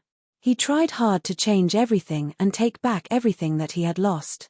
But, in the face of the supreme imperial power, he felt deeply powerless. Maybe in some people's eyes, he was a sign of incompetence. But after so many years, he really couldn't hold on any longer. He wasn't a perfect person, and there was no perfect person in the world. He also had a weak side. If it were anyone else, they would have probably collapsed a long time ago after encountering the setbacks and bumps in Qin Feiyang's life. It wasn't easy for him to hold on until now and only admit defeat. Clang! Suddenly, along with a deafening metallic sound, a golden halberd appeared in front of the commander of the invincible Black Army. The halberd was 6 feet long and looked like it was made of gold. The blade of the halberd emitted a piercing light. At this moment, the square fell into a dead silence. Everyone held their breath and looked at the commander of the invincible Black Army. The commander of the invincible Black Army stood behind Qin Feiyang and reached out his hand to grab the halberd. Then, he slowly raised it. "Grandpa, Feiyang can't die. Can you think of a way to save him?" Ren Wuxuang looked at this scene and tears came out of his eyes. "Xuang this is the Emperor's order. You can't go against it." The old master sighed. Sigh. Dong Zhengyang and the others also sighed. As the saying goes, even a vicious tiger won't eat its cubs. However, this current emperor was actually ruthless enough to kill his own son. How heartless. It was no wonder that Qin Feiyang hated his father so much. However, there was one person who didn't look worried at all. There was even a faint smile on his face. This person was Lu Xingchen. "Brother Qin, isn't it too early to be free now? My plan can't be carried out without you," he muttered to himself and raised his head to look at a restaurant in the east. Mu Qing and the others were standing in front of the window, staring at the central square. Mu Qing also raised her head and looked at Lu Xingchen as if she had sensed his gaze. Chapter 920. Mu Qing showed a relieved smile. At the same time, the atmosphere in the central square had reached an unprecedented tense point. Everyone held their breath and looked at the halberd that was raised high. Under the sunlight, the blade emitted a dazzling light. Finally, noon arrived. "Kill." The imperial master lowered his head and uttered a cold word. He was still sitting in the armchair, holding the teacup like a king. He didn't look at Qin Feiyang at all. Cold and ruthless. It was vividly displayed by him. As soon as the imperial master spoke, the commander of the invincible Black Army was filled with killing intent. Clang! The halberd that was raised high suddenly trembled and emitted a deafening metallic sound. It was aimed at Qin Feiyang's neck. "In the end, no one can save you." Looking at this scene, Zhuge Mingyang sneered and walked out of the pavilion. Because in his opinion, Qin Feiyang was going to die. There was no need to continue watching. It was not only Zhuge Mingyang. Everyone on scene also thought that way. Qin Feiyang wouldn't have a chance to live when the blade was about to fall. However, everything was out of everyone's expectation. The halberd was about to fall on Qin Feiyang's neck. Everyone could already foresee the tragic scene of Qin Feiyang's head being separated from his body. Boom! But at this moment, a terrifying pressure erupted like a volcano, instantly enveloping the entire central square. Everything was still. The commander of the invincible Black Army stopped moving. The halberd stopped an inch away from Qin Feiyang's neck. At this moment, time seemed to have stopped. Everyone in the central square was still in the same position as before. But the people in the nearby restaurants weren't restrained. What's going on? Zhuge Mingyang, who had just turned around, was shocked and confused. He immediately looked at the central square. This pressure, when he saw the situation in the square, his heart was in turmoil. Even the commander of the invincible Black Army was restrained. Who was it? He scanned his surroundings, looking for the owner of the pressure.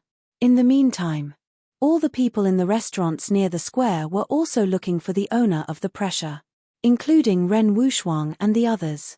In the end, everyone's gaze was locked onto an old man. It's him, Yiglao. The faces of Ren Wuxuang and the others were instantly filled with ecstasy. Back in the divine prison, they had seen Yiglao and knew how powerful Yiglao was. Although he might not be able to save Qin Feiyang, as long as he was here, Qin Feiyang would definitely not die. However, the others didn't know Yiglao's identity, let alone his strength. At this moment, his face was filled with shock and confusion. They were shocked because of Yiglao's strength and courage. One had to know. Now, the state preceptor was personally overseeing the situation. However, this old man dared to openly release his pressure to prevent the commander of the invincible Black Army from killing Qin Feiyang.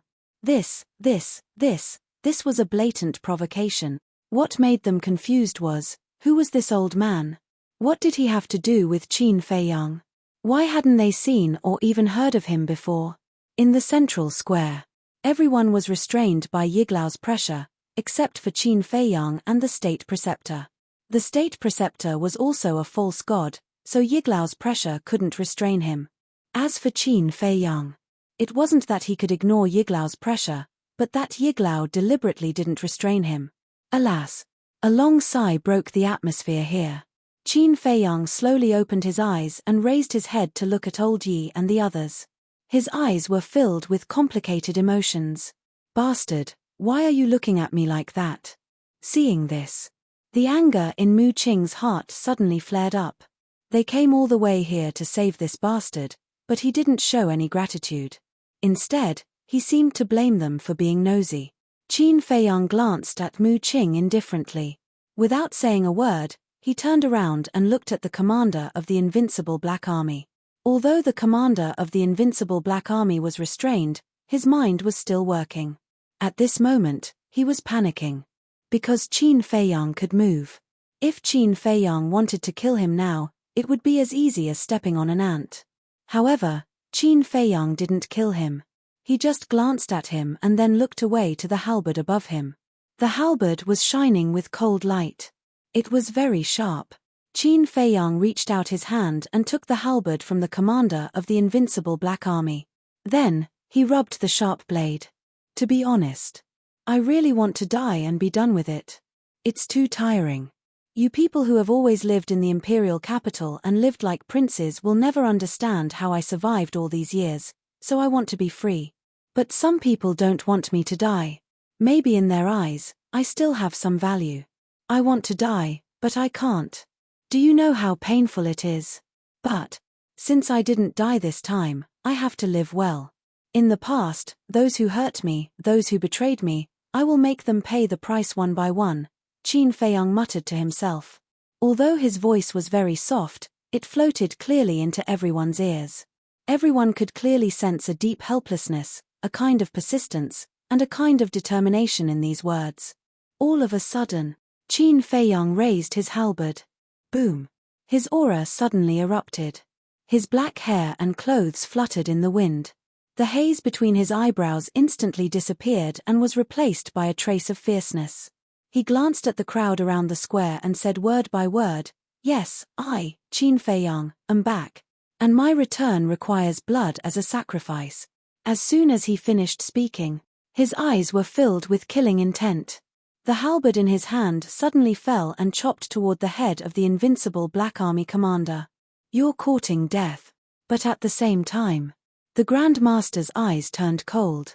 He clenched his hand, and the teacup in his hand instantly shattered into pieces. Whoosh! The next moment, he stood up and took a step towards Qin Feiyang. His entire body was overflowing with killing intent. However, Qin Feiyang ignored him. He didn't even look at him. He was still holding the halberd and chopping toward the head of the invincible Black Army commander. Because he believed that someone would stop the Grand Master. The invincible Black Army commander was so anxious that he was about to go crazy. If it was before, it would be impossible for Qin Feiyang to kill him. But now, the invincible Black Army commander was imprisoned by the invincible Black Army commander. Facing Qin Feiyang, who was many times weaker than him, he could only watch the butcher's knife fall. Just as Qin Feiyang had expected. When the Grand Master made his move, Yiglao, who was standing in front of the window, disappeared without a trace. The next moment, he landed on the square in front of the Grand Master. The Grand Master had to stop. In the blink of an eye, the halberd fell, and suddenly, blood gushed out. Along with a desperate scream, the invincible Black Army commander's head fell from his neck and rolled on the ground like a rubber ball. His eyes were wide open and filled with the fear of death. Bang! The headless body also slowly fell to the ground. Blood gushed out from the bowl-sized wound and dyed the square red. This place. Once again, the square fell into a dead silence. Looking at the invincible Black Army commander's head, everyone's eyes were filled with horror. A few years ago, this person killed all the princes and almost caused the emperor to lose his bloodline. Now, he killed the invincible Black Army commander without mercy. One must know. The invincible Black Army commander was not only powerful, but he was also a general of the emperor. How could he kill him just like that? In this world, was there anything that this person did not dare to do? Everyone looked at Qin Feiyang. The halberd was still dripping blood. He stood proudly in the middle of the square. His long hair was fluttering in the wind. His 7 kai tall body was incomparably majestic. He was like the god of war, looking down on everyone. Looking at the current Qin Feiyang, everyone's heart was filled with uncontrollable fear. Damn it! Today, none of you will leave the imperial city alive. Commander of the Kirin army, I order you to immediately take your men and kill Qin Feiyang. The Grand Master was also stunned for a moment. Boom! Suddenly, he shouted loudly. His anger was burning the sky. A terrifying pressure surged forth, forcefully sweeping up Elder Yi and flying towards the clouds. As he soared into the clouds, he ordered the commander of the Qilin army. A battle between fake gods could easily destroy the world. Therefore, they could not fight in the city. Although he was furious to the point of insanity, he still had this bit of rationality. Kill me. Qin Feiyang smiled and turned to look at the commander of the Kirin army. The commander of the Kirin army also hesitated. Seeing this, the Grand Master was furious and shouted, "What are you waiting for? Do you want to die? You'd better take care of yourself first." Yiglao sneered and charged at the Grand Master with full strength. "You! The great Qin Empire has stood for 10,000 years. It is not something that you can shake." The Grand Master laughed angrily. Boom! Crack!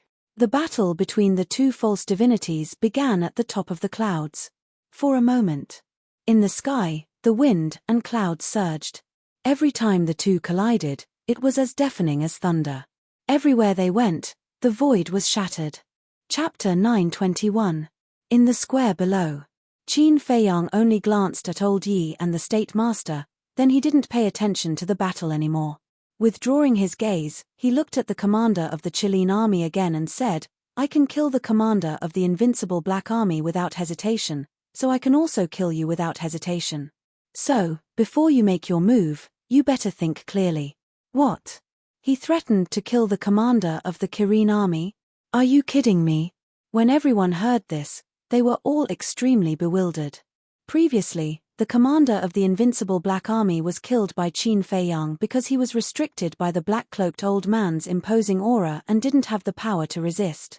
But now, the black-robed old man was restrained by the Grand Master, and there was no pressure to restrain the commander of the Kirin army. How could Qin Feiyang kill him? Are you stupid? You actually dare to say such words that overestimate yourself. I'm the commander of the Kirin army. My duty is to maintain the order and peace of the great Qin Empire. But now, you're destroying the order here, so I have no choice. The commander of the Kirin army looked at Qin Feiyang and sighed deeply. Qin Feiyang frowned and said, "You're willing to give up your life for the so-called order and peace?" "Yes," the commander of the Kirin army said without hesitation. He then waved his hand and shouted, "Kill Qin Feiyang with all your strength." As soon as he finished his words, the surrounding invincible Black Army soldiers rushed towards Qin Feiyang with halberds in their hands. Every one of them was exuding a terrifying aura, which shocked everyone. Their eyes were shining with a fierce light. However, before they could get close, whoosh, 5 figures appeared beside Qin Feiyang at the same time. They were the mysterious lady, Mu Qing, the first ancestor, the second ancestor, and the middle-aged man from the Endless Sea. Mu Qing glanced at the Iron Black Army and said with a smile, "How should we deal with them? Leave no one alive." Qin Feiyang said coldly. Mu Qing turned to look at the first ancestor and the second ancestor and said with a smile, "Ancestors, it's up to you."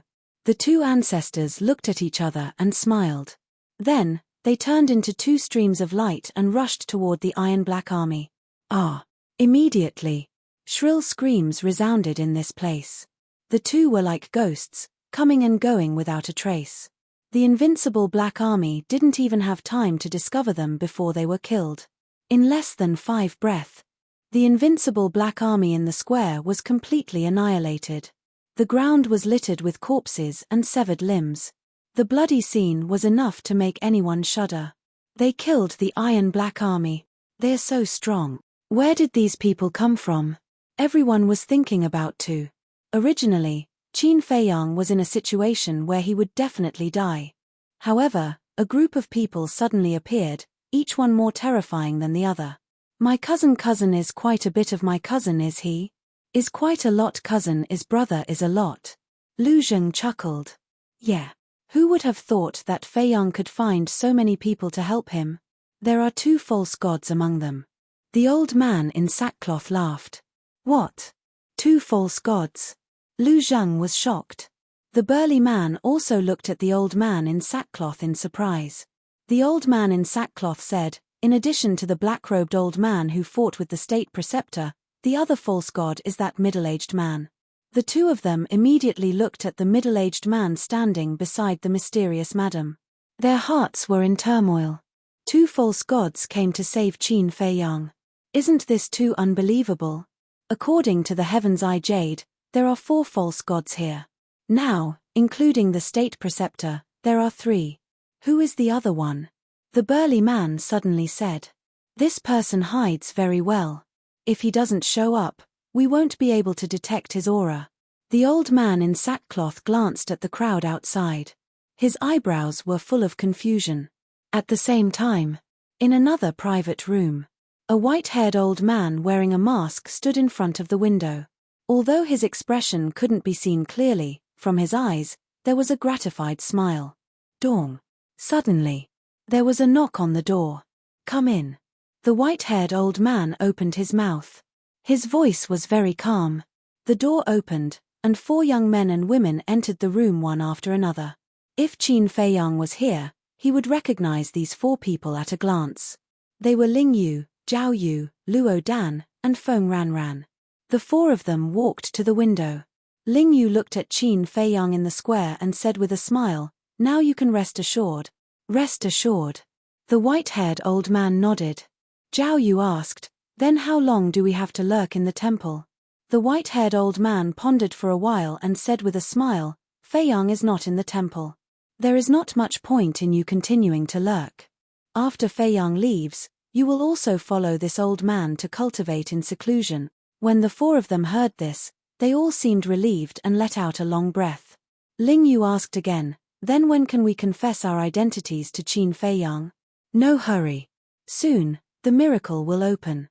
At that time, I will send you to the Forgotten Continent and continue to assist Feiyang. Of course. This is also a good opportunity for you to train. There are countless opportunities and great fortunes in the miracle. If you can get it, it is not impossible for you to become a god in the future." The white-haired old man smiled. Become a god? The four of them looked at each other in shock. In the square, seeing a group of invincible Black Army soldiers being killed by the Mu family's ancestor and second ancestor, the commander of the Kirin army was so shocked that he couldn't recover for a long time. Similarly, the state preceptor, who was fighting with Yiglao in the sky, was also shocked. "This time is not like the last time. This time we came prepared. Even if your great Qin Empire sent out all the experts, you can't stop us." Yiglao smiled confidently and his attacks became more and more fierce. "Come prepared." The state preceptor was shocked. While dealing with Yiglao, he looked at Mu Qing and the others. Immediately, his pupils shrank. Mu Qing's strength was naturally not a concern. He could also see through the cultivation of the Mu family's ancestor, second ancestor, and the mysterious madam at a glance. However, although he couldn't sense any aura from the middle-aged man, he gave him a strong sense of crisis. At the same time, as if sensing the state preceptor's gaze, the middle-aged man suddenly raised his head and looked at the state preceptor.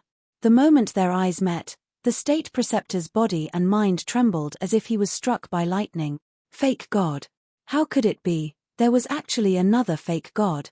Is it worth it for you to do this for a mere Qin Feiyang? He pushed Yiglao back with a palm strike and was extremely shocked and angry. Whether it is worth it or not, we know it in our hearts. You don't need to know. Yiglao said expressionlessly. Once again, he carried a monstrous aura and pressed down on the state preceptor. The state preceptor was obviously beginning to feel a little powerless.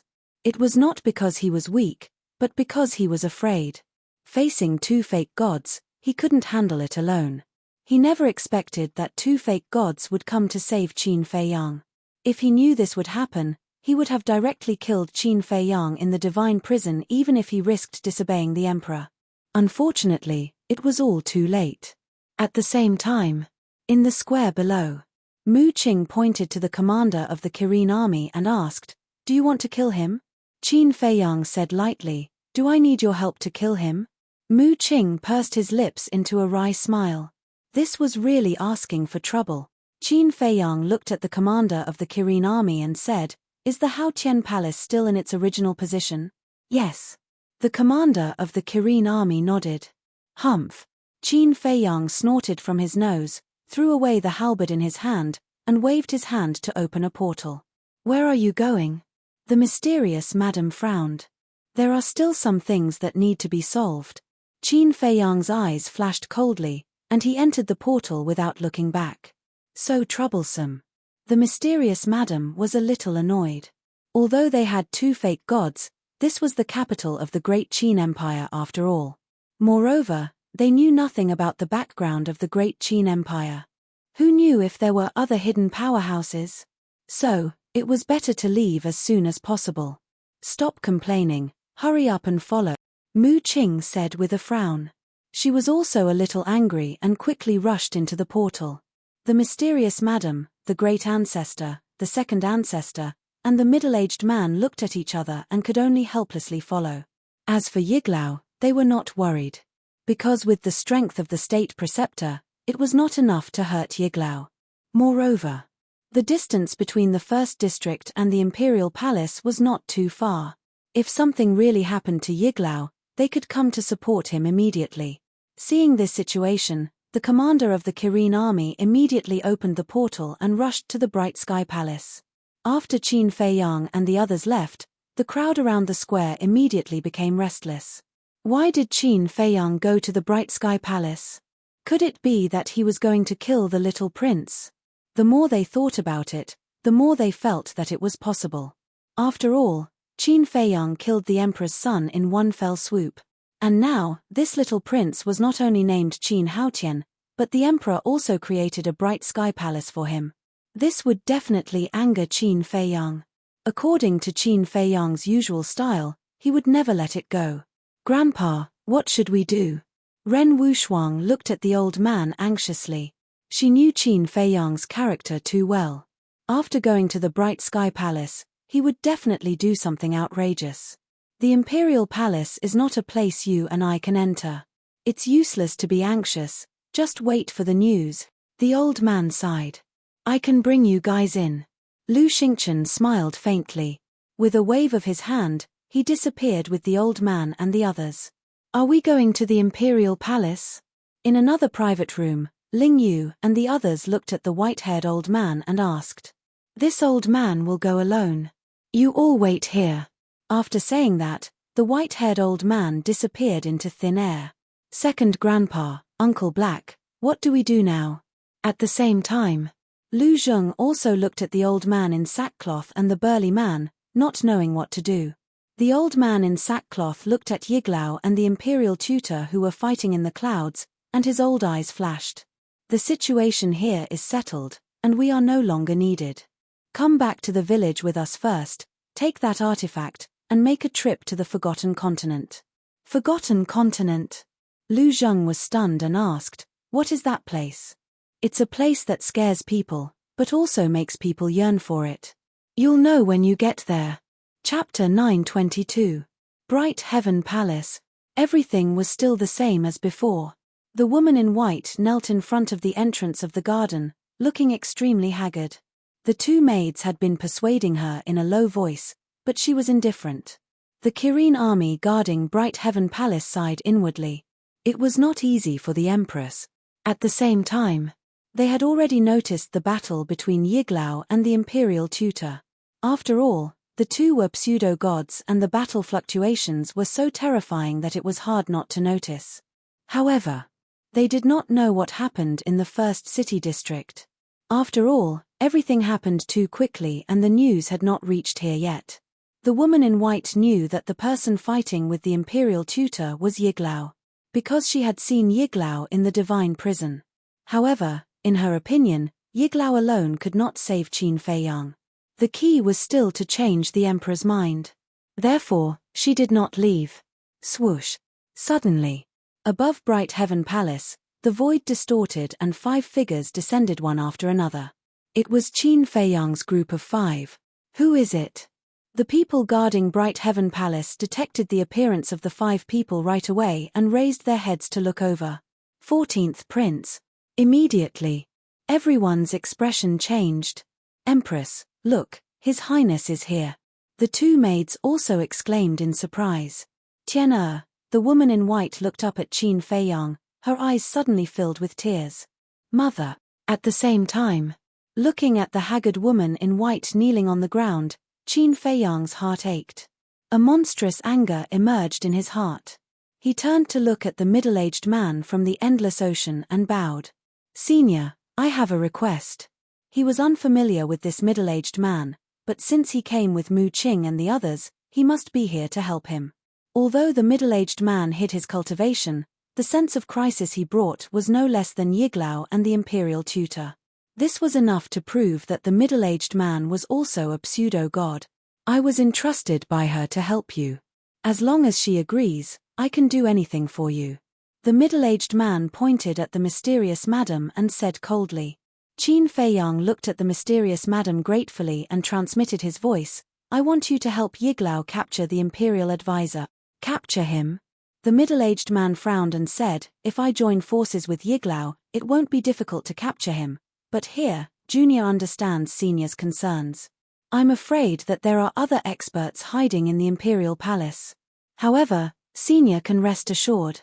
As long as you can capture the imperial preceptor, even if there are other false gods hiding here, they will have no choice but to hold back. Because the state preceptor is not only the state preceptor, but also the teacher of the emperor. The emperor will not watch him die." Qin Feiyang said coldly. He also wanted to use the state preceptor to force the emperor to sign an unequal contract. Of course, if he had the chance to kill the imperial tutor, he wouldn't show any mercy. I see. Realization dawned upon them. No wonder the state preceptor had so much authority in the great Qin Empire. Even the emperor couldn't control him. So it was because of this relationship. The mysterious madam looked at the middle-aged man and said with a smile, "Go, we will take care of things here. If it really doesn't work, we can also hide in the castle temporarily." "All right. I will end this quickly." The middle-aged man nodded, opened a portal, and quickly left. When the portal dissipated, Qin Feiyang glanced at the bright sky palace not far away and took a step forward, landing beside his mother. "Greetings, Your Highness." The two maids quickly knelt on the ground and bowed. "Thank you for taking care of my mother." Qin Feiyang looked at the two girls gratefully. He still had some impression of these two maids. They were his mother's people. Until now, they had not left his mother, which showed that they were loyal to his mother.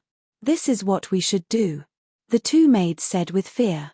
Although they were not unfamiliar with Qin Feiyang, it was only when he was young. When he was young, Qin Feiyang gave people a warm feeling. But now, Qin Feiyang gave people a kind of fear that came from the bottom of their hearts. Qin Feiyang smiled faintly and turned to look at his mother.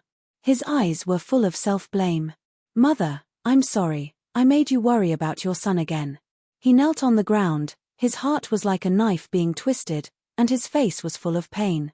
"Tian'er," the white-clothed woman reached out and touched Qin Feiyang's face and said with a smile, "As long as you are fine, it doesn't matter what your mother does."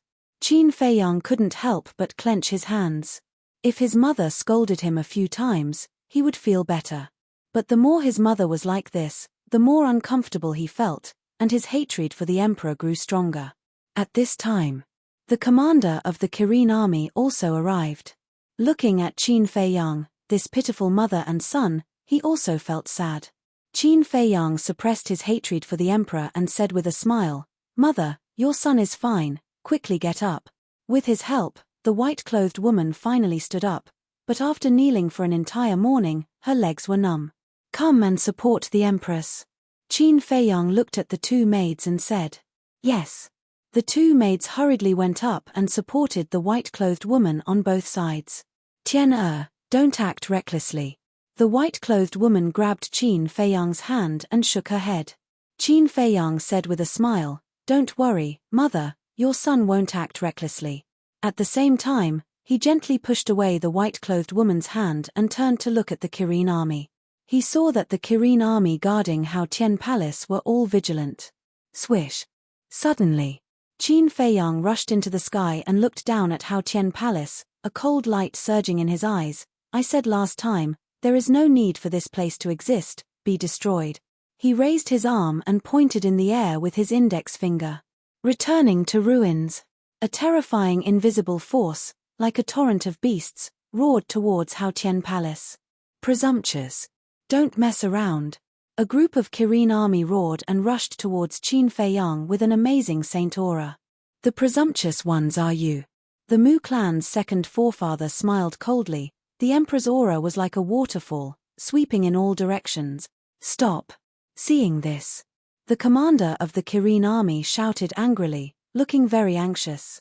But the Mu clan's second forefather turned a deaf ear, his eyes full of cruelty. "Ah!" A series of screams resounded through the sky. There was no suspense. The Kirin army, under the pressure of the Mu clan's second forefather, had no power to resist. Their bodies were crushed alive by the Mu clan's second forefather's pressure one after another. Blood was like a waterfall, reflecting the sky. Looking at this scene, the commander of the Kirin army was filled with grief and indignation, but his heart was full of powerlessness. The people who came to rescue Qin Feiyang this time were too strong. As the commander of the Kirin army, he was not useful at all. In the blink of an eye, that formless force also blasted into Bright Heaven Palace. But also at this moment, a mighty emperor's aura emerged from Hao Tian Palace and instantly disintegrated the invisible force. The invisible force was Qin Feiyang's battle art, the returning to ruins art. Therefore, the disintegration of the invisible force also caused a certain amount of damage to him. Puff! He spat out a mouthful of blood, but his eyes became colder. Swish! The next moment, The emperor appeared outside Hao Tian Palace, standing in the air with Qin Feiyang. He wore a dragon robe and his face was cold. The emperor's aura enveloped all directions. He was like the ruler of heaven and earth descending, bringing a sense of oppression that was stronger than the state preceptor. The emperor looked at Qin Feiyang and said expressionlessly, "Remember last time, we also stood opposite each other in this hostile relationship. What? Do you want to fight again? I could defeat you last time, and I can do the same this time." Qin Feiyang sneered, his expression incomparably fierce. Defeat the emperor? The mysterious lady, the Mu family's great ancestor, and the second ancestor looked at each other. Back then, they indeed fought here. However, the emperor suppressed his cultivation. Even so, Qin Feiyang was the victor. Mu Qing whispered. Amazing. The three of them were secretly speechless. At the same time, the emperor glanced at Mu Qing and the other three, then looked at Qin Feiyang and said, "No matter what, this is our family matter. Isn't it a little inappropriate for you to let outsiders get involved?" Family? Qin Feiyang shook his head and laughed. Did he have a family? No. He had long despaired of this place, leaving only disgust. Are you admitting defeat now? Back then, when you crippled my cultivation and expelled me from the imperial capital, did you ever think that there would be such a day? Qin Feiyang teased. The emperor was silent. Sigh. Qin Feiyang shook his head and sighed. Things have come to this, and you still won't tell me the reason? If you want me to die, shouldn't you at least let me know the reason? Sometimes it's better to be confused. You're just too smart. The emperor finally spoke, but he said something that Qin Feiyang couldn't understand at all. Confused? Sorry, I'm not born to pretend to be confused. What about the little prince? Won't you let me see him? I really want to know how extraordinary he is to be able to replace me. Qin Feiyang said, his face full of curiosity. The emperor frowned and shook his head. I won't let you see him. That's not up to you.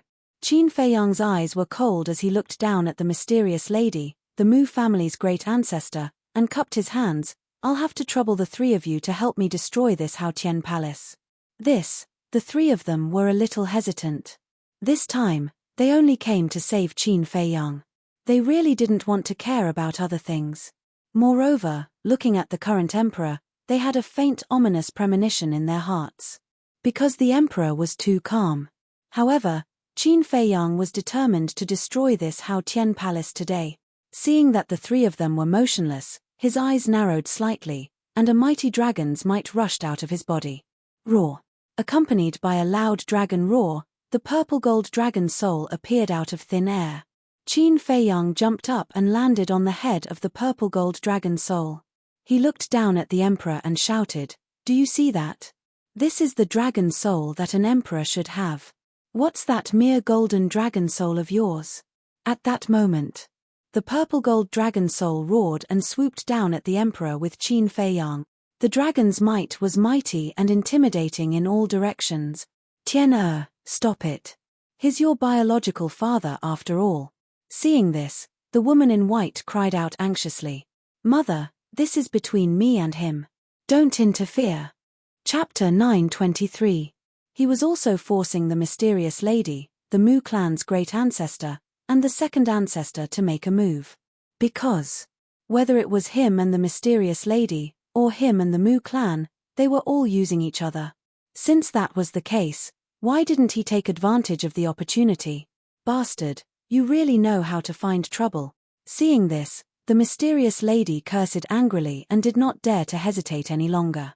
Her aura erupted and rushed towards the emperor before Qin Feiyang could. The Mu clan's great ancestor and second ancestor looked at each other, gritted their teeth, and rushed towards the emperor like lightning. Since they were already here, they might as well go all out. If they could kill the emperor now, it would be over. The mysterious lady and the other two attacked with all their might, and the emperor did not dare to be careless. Because the aura they exuded was that of a 9-star combat emperor. Roar. Golden light surged behind the emperor, and a golden dragon soul soared into the sky. The dragon's aura rolled in all directions. You have to think carefully. If you fight with them here, the little prince may be killed by the fluctuations of your battle. Qin Feiyang pursed his lips with a hint of ridicule as he reminded the emperor. The emperor's gaze sank slightly, and he was obviously hesitating. The mysterious lady, the Mu clan's great ancestor, and the second ancestor seized the opportunity to attack together. Bang! Bang! Bang! The emperor was blasted into the sky on the spot, and the three followed. Qin Feiyang looked up at the emperor, and then looked at the bright heaven palace again. This time, let's see who can stop me. Qin Feiyang smiled coldly and pointed his index finger in the air. Another invisible force pounced towards bright heavenly palace frenziedly. I won't sit back and watch. Swish. However, at this moment, the commander of the Kirin army stood above the bright heaven palace with a trace of determination in his eyes. You can't stop me. Qin Feiyang shook his head, and with a slight thought, the commander of the Kirin army immediately held his head and howled. His body also lost its calm and fell towards the garden below. Boom! That invisible force finally blasted into the bright heaven palace. Accompanied by an earth-shaking loud noise, the bright heaven palace was instantly razed to the ground, and dust billowed. Amidst the dust, Qin Feiyang keenly sensed a saint aura. He raised his eyebrows and waved his hand. Immediately, a gust of wind blew. The dust was quickly blown away, revealing everything. Amidst the ruins, a woman with a dusty face was protecting a small child behind her. The woman was the current empress. However, at this moment, her phoenix coronet was crooked, her phoenix robe was torn, and her body was covered in dust. Although he didn't suffer any injuries, he seemed to be in a sorry state. She was now also staring at Qin Feiyang, her eyes full of resentment and hatred. As for the little child, he was hiding behind the current empress. His big, black eyes were staring at Qin Feiyang with fear. Whoosh! Qin Feiyang took a step forward and landed in front of Celestial Empress. He examined the little child and smiled. This is my little brother. Go away. The current empress protected the little child with both hands, her face filled with panic. Go away. Qin Feiyang looked at her and shook his head. Compared to mother, you are really worse than a piece of trash. I really don't understand why the emperor made you his empress. Is he blind? The current empress was not strong. In the past, he was still weak and could not see through her. But now, he could tell at a glance that this woman was just a one-star battle saint. Even if I'm not strong enough, I can still kill you. The current empress flew into a rage out of humiliation. Now, she was the empress of the great Qin Empire, the mother of the empire. How could she be offended by an abandoned little bastard? She took a step toward Qin Feiyang. Her arm shot out like an eagle's claw toward Qin Feiyang's head. Really? Qin Feiyang smiled disdainfully. The double-winged snow eagle appeared without warning, its eyes flashing with a terrifying ferocious light. Boom! The saint aura surged and rushed toward the current empress. Ah! The current empress let out a painful cry and was sent flying, blood gushing out. Whoosh! At the same time, Qin Feiyang also took a step forward and landed in front of the little prince with a bright smile on his face. Please don't hurt him. The current empress' expression changed as she hurriedly pleaded. High up in the sky, the emperor was also burning with anxiety, but he was trapped by the mysterious madam and the other two and could not escape at all. The white-robed woman also hurriedly said, Tian you can't make any more mistakes. I'm not wrong. Qin Feiyang roared, scaring the little boy so much that he fell to the ground on his butt. The commander of the Kirin army also looked worried. Qin Feiyang did not really erase his soul. This was because although this person was working for the emperor, he would sometimes think for the emperor and his mother. He was also loyal and could be kept alive. But now, the commander of the Kirin army did not dare to step forward. This was because if Qin Feiyang wanted to kill the little prince now, he could do it with a wave of his hand, and the commander would not be able to stop him. And in the face of Qin Feiyang's roar, the white-robed woman's body could not help but tremble slightly, and then she fell silent. She understood that continuing to persuade Qin Feiyang would only backfire. Who? Qin Feiyang took a deep breath and calmed down a little. He squatted on the ground, looked at the little boy, and asked with a smile, Your name is Qin Haotian? The little boy was terrified. Qin Feiyang smiled and said, "Do you know? Actually, my name is also Qin Haotian." It was probably the smile on Qin Feiyang's face that infected the little boy, and the little boy was not as scared as before. He asked timidly, "Really?" His voice was very young, and his words were somewhat vague and difficult to understand. It was obvious that he had just learned to speak. "Really? So the two of us are very fated." Qin Feiyang nodded and smiled, reaching out to pick up the little boy. Seeing this, the current empress, the emperor, the commander of the Kirin army, and Qin Feiyang's mother, all had their hearts in their throats. They were afraid that Qin Feiyang would kill the little prince on impulse. "Big brother, what is fate?" The little prince, who seemed to have completely put aside his fear, looked at Qin Feiyang curiously, and asked confusedly. After all, he was a child, and his mind was relatively simple. Seeing Qin Feiyang's amiable look, he was not afraid. "It is fate that you and I met. It is also fate that we were born in the same place," Qin Feiyang said with a smile. The little prince said in surprise, "Big brother was also born here?" "Yes. I used to live here like you." Qin Feiyang nodded. "Are you also father's child? But why haven't I seen you before?" The little prince asked innocently. Qin Feiyang glanced at the emperor, looked at the little boy, and nodded. "Yes, we were born of the same father, but our fates were different. I was abandoned." "Then you are my brother?" the little prince asked. "Brother?" Qin Feiyang's body stiffened. The word brother seemed to have touched his heartstrings. "Brother, can you tell me why father abandoned you? It feels so complicated," the little prince said again. "Yes. It's very complicated. You are still young, and you won't understand even if I tell you." Qin Feiyang sighed deeply, then rubbed the little prince's head, and said with a smile, "I have a few words for you to tell father. Be good and don't move." "Okay." The little prince nodded, with an innocent smile on his face. Qin Feiyang looked up at the emperor, and his eyes instantly became cold. He said, "I don't ask for much, just tell me why you tried to kill me back then." The mysterious lady and the other two had stopped, but they surrounded the emperor. When the emperor heard this, he pondered for a moment, looked at Qin Feiyang, and said, "What if I don't say it?"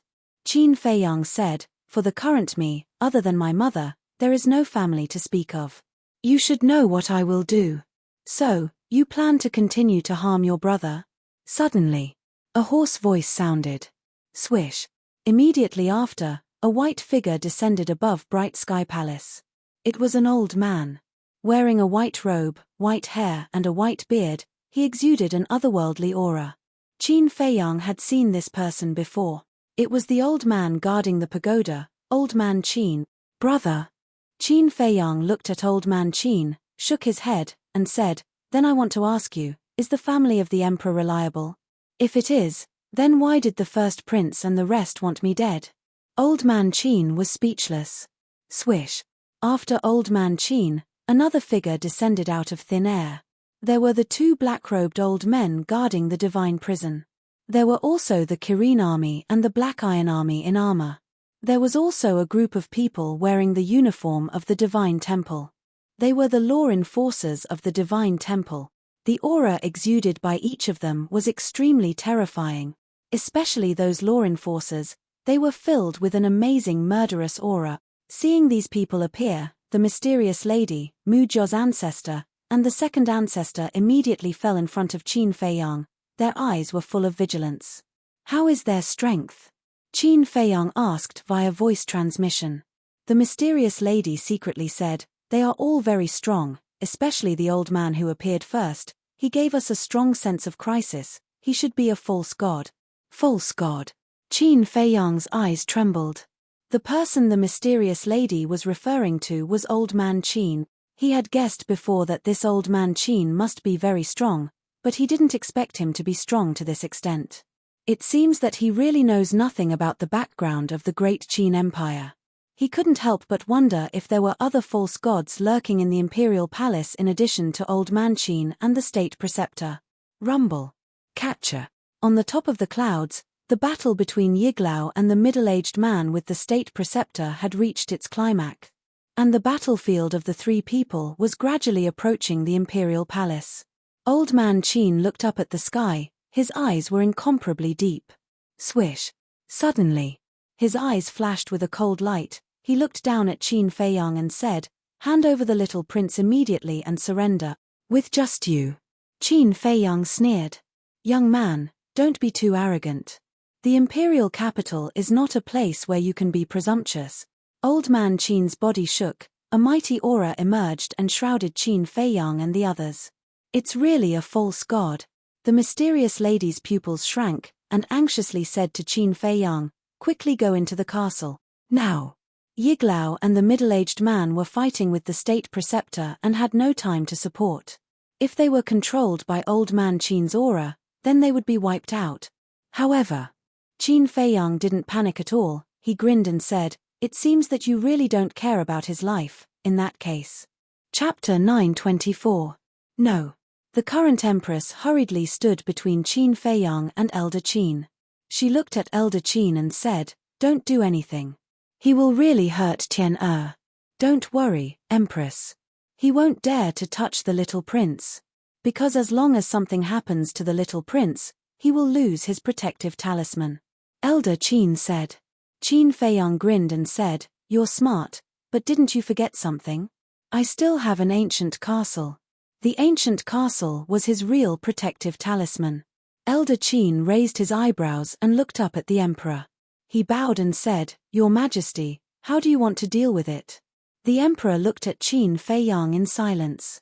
A moment later, he looked at the little prince again. After a long time, he looked at Qin Feiyang and said, "Although I like him very much, it doesn't mean that you can use him to threaten me. You can have another son if you lose him." Qin Feiyang's eyes trembled. How heartless must the emperor be to say such words? He didn't dare to doubt it. Because he was the best example. The emperor could abandon him, and he could also abandon the little prince now. The emperor said coldly, "Tell me, what do you want?" Qin Feiyang took a deep breath and said, "I want you to promise me that you will never hurt my mother and everyone related to me." His mother didn't want to leave the imperial capital, so he had to make plans for her future. As for those related to him, there were even more. For example, Luo Qianxue, Mermaid Princess, Yang Nanshan, and so on. The emperor said in a deep voice, "You are the first person who dares to negotiate with me. Then shouldn't I be honored?" Qin Feiyang sneered. The emperor narrowed his eyes slightly and said, "You have repeatedly offended my dignity. Do you think I will agree?" At this moment. At the top of the clouds, a painful scream suddenly sounded. Everyone looked up. They saw that the battle between the state preceptor and Yiglao had shifted to the sky above the imperial palace. Under the joint attack of Yiglao, the imperial tutor was severely injured and in imminent danger. The emperor raised his eyebrows and ordered, "Old Qin, go and help the imperial tutor." "Yes." Old Man Qin bowed in response and soared into the sky. "Hee. It's better for you to stay here." But suddenly, a faint laugh came from the vicinity of Bright Heaven Palace. Following closely, a white-haired old man wearing a mask soared into the sky and blocked Old Man Qin's path. It was the old man who had been with Ling Yu and the others not long ago. "What? Another false god?" Old Man Qin exclaimed as he looked at the masked old man. His face was filled with disbelief. Hearing Old Qin's exclamation, everyone present turned pale with fright, including the emperor and Qin Feiyang. Qin Feiyang asked in surprise, "Mu Qing, is she one of us?" "No." Mu Qing shook her head. "No. Then who is he?" Qin Feiyang looked at the masked old man. Suddenly, he noticed the masked old man's eyes and his gaze trembled slightly. The masked old man's eyes actually gave him an inexplicable sense of familiarity.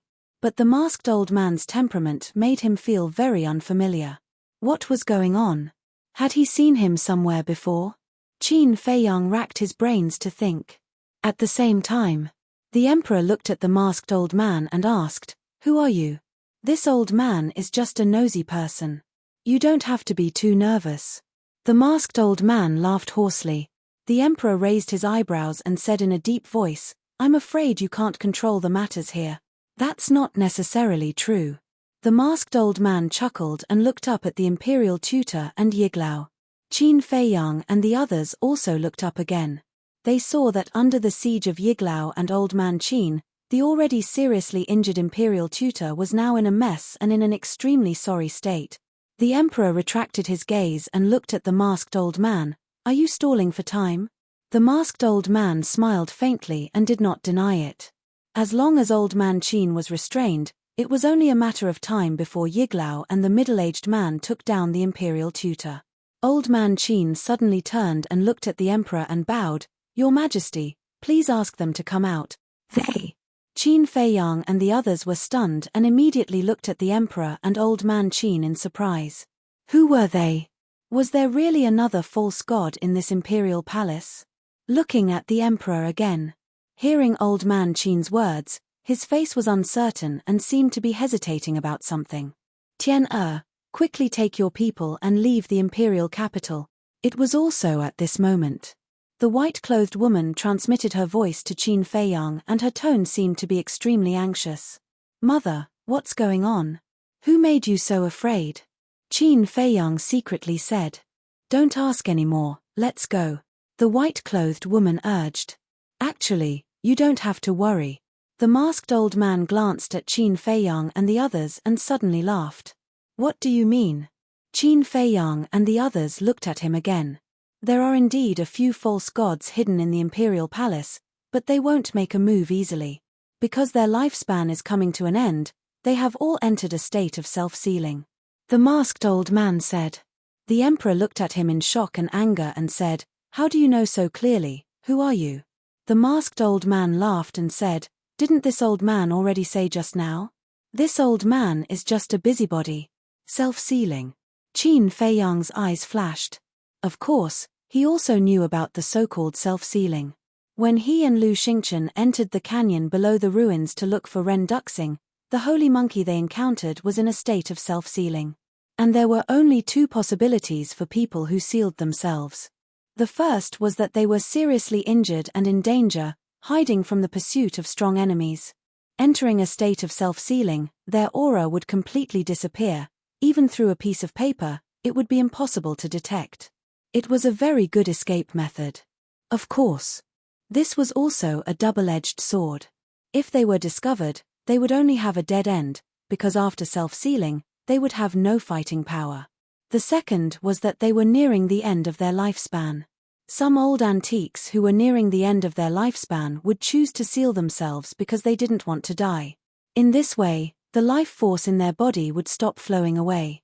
In other words, they would always maintain the state before they were sealed, waiting for the future generations to find a way to extend their lives. However, they must not let their guard down because of this. Because these people who sealed themselves were not really nearing the end of their lifespan. They were just nearing the end of their lifespan. Although there was only a word difference between nearing the end of one's lifespan and reaching the end of one's lifespan, the meaning was as different as heaven and earth. Nearing the end of one's lifespan, they would die soon. Nearing the end of one's lifespan, they would die soon, but there was still a period of time to live.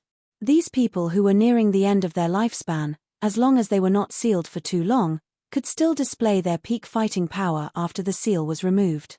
The reason why they said this was because if they sealed themselves for too long, their cultivation would also drop bit by bit with the passage of time. Your Majesty, this matter has already involved the fate and safety of our great Qin Empire. We can't hesitate any longer. Old Qin spoke again. No. The emperor decisively waved his hand, looked at Qin Feiyang and shouted, "Take your people and get out of here. If you don't agree to my conditions, I won't leave." Qin Feiyang shook his head. The safety of his mother was more important than anything else. "You are really stubborn. Although I don't want to alarm them, if it really comes to that point, I will not hesitate to ask them to come out of seclusion." The emperor's eyes were cold, a golden light flashed in front of him, and a golden bell appeared. "Now, as long as I ring this golden bell, someone will immediately use blood to remove the seal for them. At that time, you won't be able to escape even if you have wings," the emperor said in a deep voice. Qin Feiyang's pupils shrank. From the emperor's tone, it was not difficult to tell that those fake gods who sealed themselves had not been sealed for long. This also meant that those fake gods could exert their peak combat strength. If the seal was really removed, with the help of the two fake gods, the State Preceptor and Old Qin, then he and Mu Qing were really doomed today.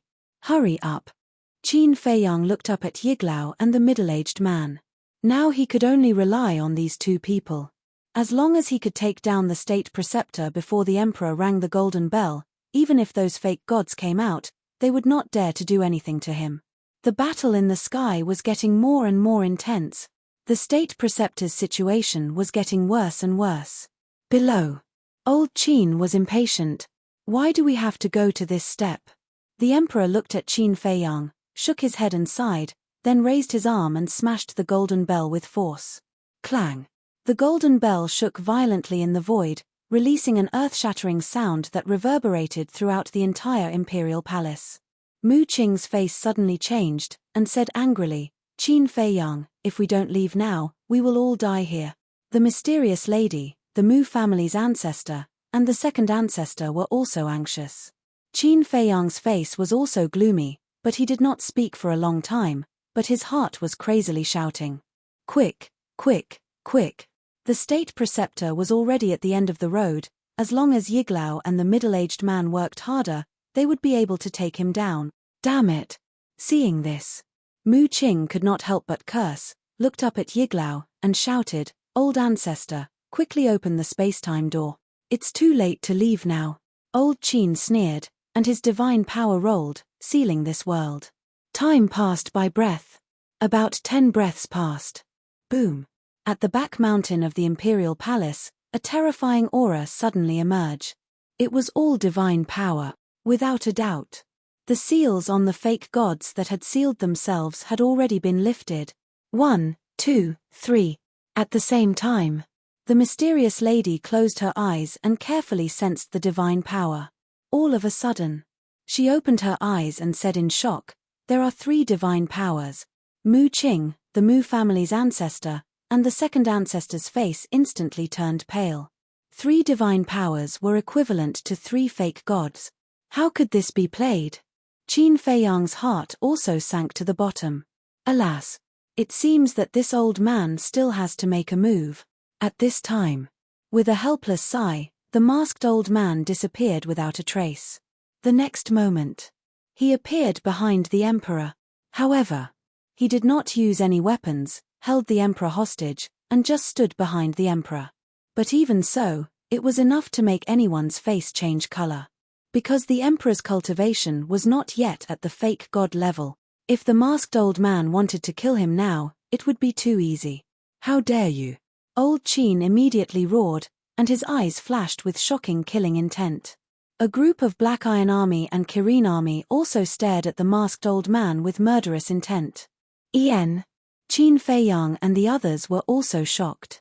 This masked old man's courage was too big, right? Kidnapping the Emperor, this was going against the entire Great Qin Empire. However, for them, this was a turning point. Now that the Emperor was controlled by the masked old man, these people would definitely not dare to act recklessly. Chapter 925. Boom. Just as Qin Feiyang and the others were puzzled, there was a turn for the better in the sky. Accompanied by a deafening loud noise, Yiglao and the middle-aged man finally took down the Imperial Preceptor. Qin Feiyang and the others were naturally overjoyed with this result. The little prince, the Emperor, and the Imperial Preceptor fell into their hands one after another. Their chips were undoubtedly bigger. However, the faces of Old Man Qin and the others were extremely gloomy. Your strength is not bad.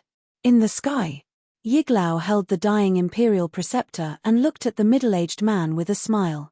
You can do it too, the middle-aged man said. Immediately, the two of them looked at each other and smiled. Carrying the Imperial Preceptor, they swooped down like lightning and landed beside Qin Feiyang and the others. Thank you, seniors. Qin Feiyang quickly bowed and thanked them. Yiglao casually threw the Imperial Preceptor in front of Qin Feiyang and said, hurry up and finish him. Okay. Qin Feiyang nodded and looked down at the Imperial Preceptor. The Imperial Preceptor's clothes were ragged and his body was covered with wounds. Like a dead dog, he lay on the ground motionless. But even so, Qin Feiyang did not dare to get close to the Imperial Preceptor. Don't worry. His Qi has been shattered by us. He can't make any big waves now, the middle-aged man said. Qin Feiyang heard and secretly breathed a sigh of relief. He took a step forward and stepped on the Imperial Preceptor's chest. He sneered and said, "You didn't expect to be stepped on by me so soon. If it wasn't for their help, what are you?" The Imperial Preceptor roared hysterically, his old eyes full of resentment and disdain. "Yes. If it wasn't for them today, the one being stepped on would definitely be me. But in the near future, I will definitely kill you myself." Qin Feiyang's eyes flashed with killing intent as he kicked the Imperial Preceptor's head with all his strength. "Ah!" The Imperial Preceptor immediately screamed and saw stars. He was furious. However, compared to anger, his pride was more unbearable. Who was he? He was the Imperial Preceptor and a false god. When had he ever suffered such humiliation? However, Qin Feiyang ignored him. He looked up at the Emperor and said calmly, "Can you agree to my conditions now?" The Emperor glanced at the masked old man behind him and was about to speak. Whoosh! But at this moment, 3 figures descended in the sky above Bright Heaven Palace, accompanied by terrifying divine might. Everyone looked over. The 3 of them were shrouded in a layer of black fog, making it impossible to see their faces. They were emitting a cold, murderous aura, as if 3 death gods had descended. Obviously, they were the 3 fake gods who had sealed themselves. What happened? One of them asked, his voice sounding old and hoarse. Old man Qin immediately stepped forward and explained. Immediately, the 3 of them fell silent. They never thought that things would be so complicated. The Emperor glanced at the 3 of them, then looked at Qin Feiyang and said, "The condition you proposed is an unfair contract." Equal? Qin Feiyang seemed to have heard the funniest joke in the world as he mocked, "I also want equal treatment, but have you ever given it to me?" The Emperor was silent. Qin Feiyang said, "At the end of the day, it's all because of you that things have developed to this point. Don't blame me, you have no right to blame me. He's your father." Old man Qin said angrily. Qin Feiyang was so angry that he laughed and shouted, "What a joke! As a father, would you treat your own son like this? Even if he's wrong, you shouldn't take revenge on him like this. Because your life, talent, bloodline, they were all given to you by him. Without these, you wouldn't exist in this world at all." Old man Qin shouted. The Emperor said coldly, "That's right, if you have the ability, then return everything to me." Life, talent, bloodline, Qin Feiyang muttered. "Ha ha." Suddenly, he laughed out loud as if he had gone mad. His face was full of self-mockery. Although in the past, he had always said that he had completely given up on the Imperial Palace, the Emperor, and everything else. But in fact, in the depths of his heart, there was still a trace of attachment and desire. After all, blood was thicker than water, and it wasn't something that could be cut off just like that. However, he never thought that the Emperor would be so heartless as to ask him to return everything to him. How? Life, talent, bloodline, they were all innate. Asking him to return these was simply asking him to hand over his life. Did he want him to die that much? At this moment, the woman in white also looked at the Emperor in disbelief. She really didn't expect that the Emperor would say such words to his own son. Wasn't this clearly forcing Feiyang to death? Too much, this is really too much. If I had such a father, I would have already collapsed. Mu Qing shook her head. As a father, in front of his child, he said such cruel words. And in front of everyone. This could no longer be described as heartless. It was simply heartless and inhumane. At this moment, he couldn't help but begin to sympathize with Qin Feiyang. The mysterious lady, the great ancestor and the second ancestor of the Mu clan were also full of anger, feeling unworthy for Qin Feiyang. Although they and Qin Feiyang were both using each other, no one would be able to tolerate the Emperor's attitude towards Qin Feiyang. Why do you still say these words? Don't you think Feiyang has been hurt enough? The woman in white looked at the Emperor and asked softly. Her eyes were filled with tears and full of pain. I have 3,000 concubines. As long as I want, there are many children. I don't need him at all. The Emperor said indifferently. You bastard! The woman in white roared. Mother, at the same time. Qin Feiyang's angry roar sounded. He clenched his hands, glanced at the emperor, and turned to look at the woman in white. His eyes softened, and he said with a smile, Mother, don't say any more. It's meaningless. Yes. What's the point of saying this now? Tian, it's Mother who let you be born in this world. But Mother couldn't protect you well, and let you suffer from torture and suffering since you were a child. Tian, Mother is sorry. The woman in white closed her eyes in despair. Her pale face was full of self-blame. No. Qin Feiyang shook his head, smiled and rubbed the little prince's head, and said, Go back to your mother's side. After that, he put the little prince on the ground.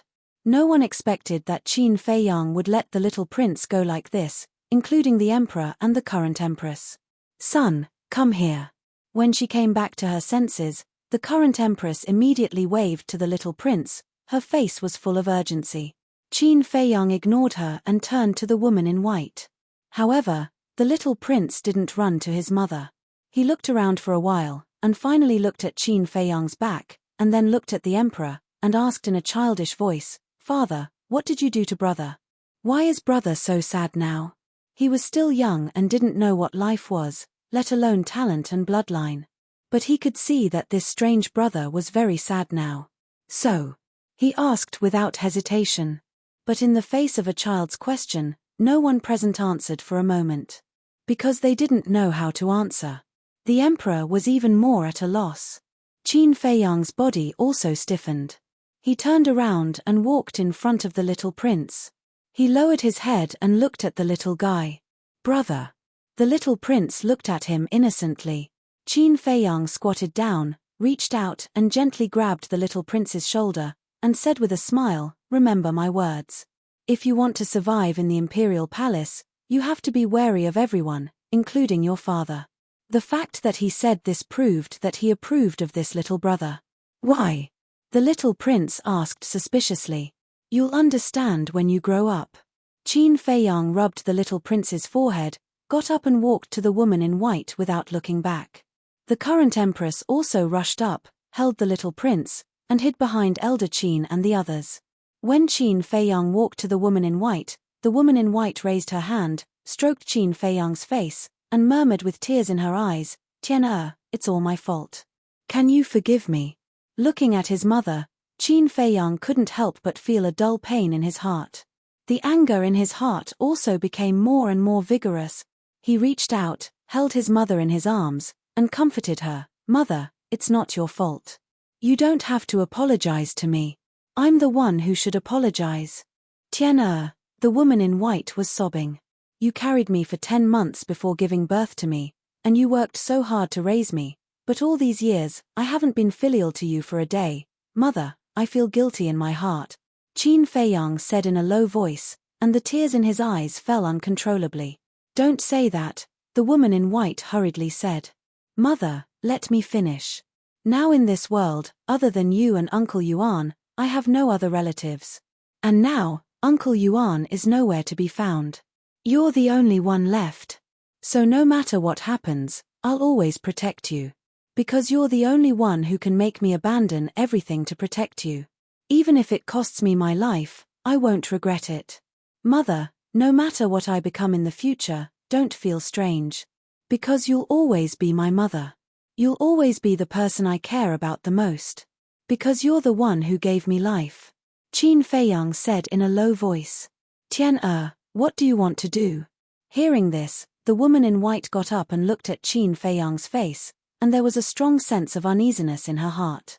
The double-winged snow eagle, Mu Qing, and the others also stared at Qin Feiyang in shock and doubt. That was because Qin Feiyang's words truly resembled the last words of a dying man. Qin Feiyang did not answer. With a plop, he knelt in front of the woman in white and kowtowed 3 times and 9 times. Tian, tell mother quickly. You won't do anything stupid, right? The woman in white panicked. Now that Qin Feiyang's behavior was too abnormal, the sense of uneasiness in her heart was getting stronger. She held Qin Feiyang's arm tightly, fearing that if she let go, Qin Feiyang would disappear from her sight.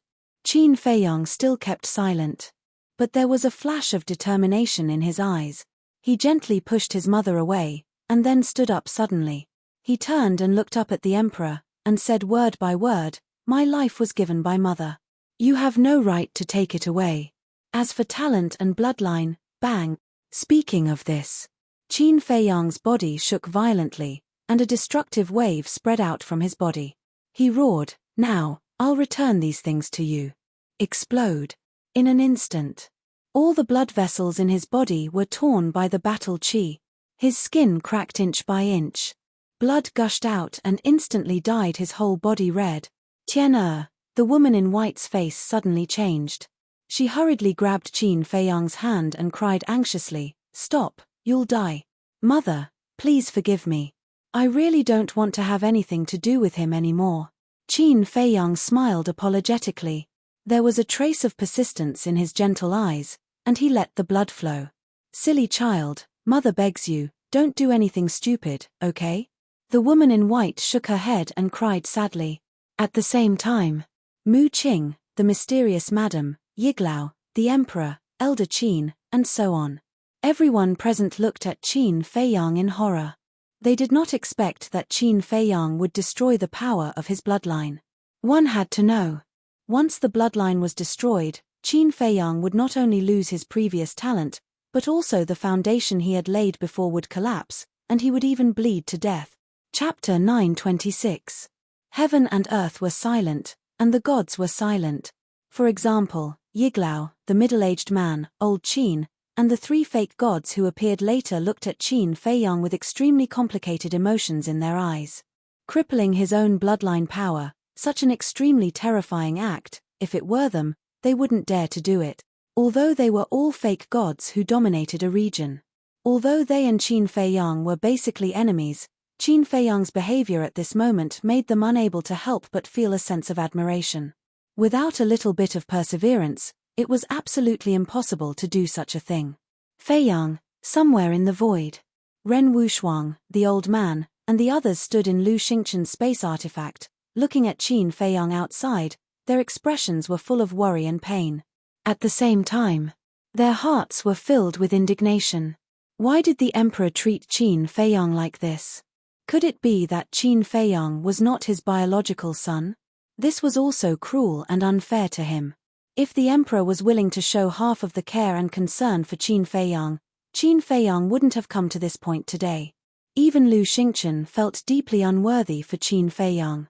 Wasn't it just because of one sentence? Was it necessary to do such a stupid thing? He didn't know how to evaluate Qin Feiyang now. Was it stupid? Or was it courage? No.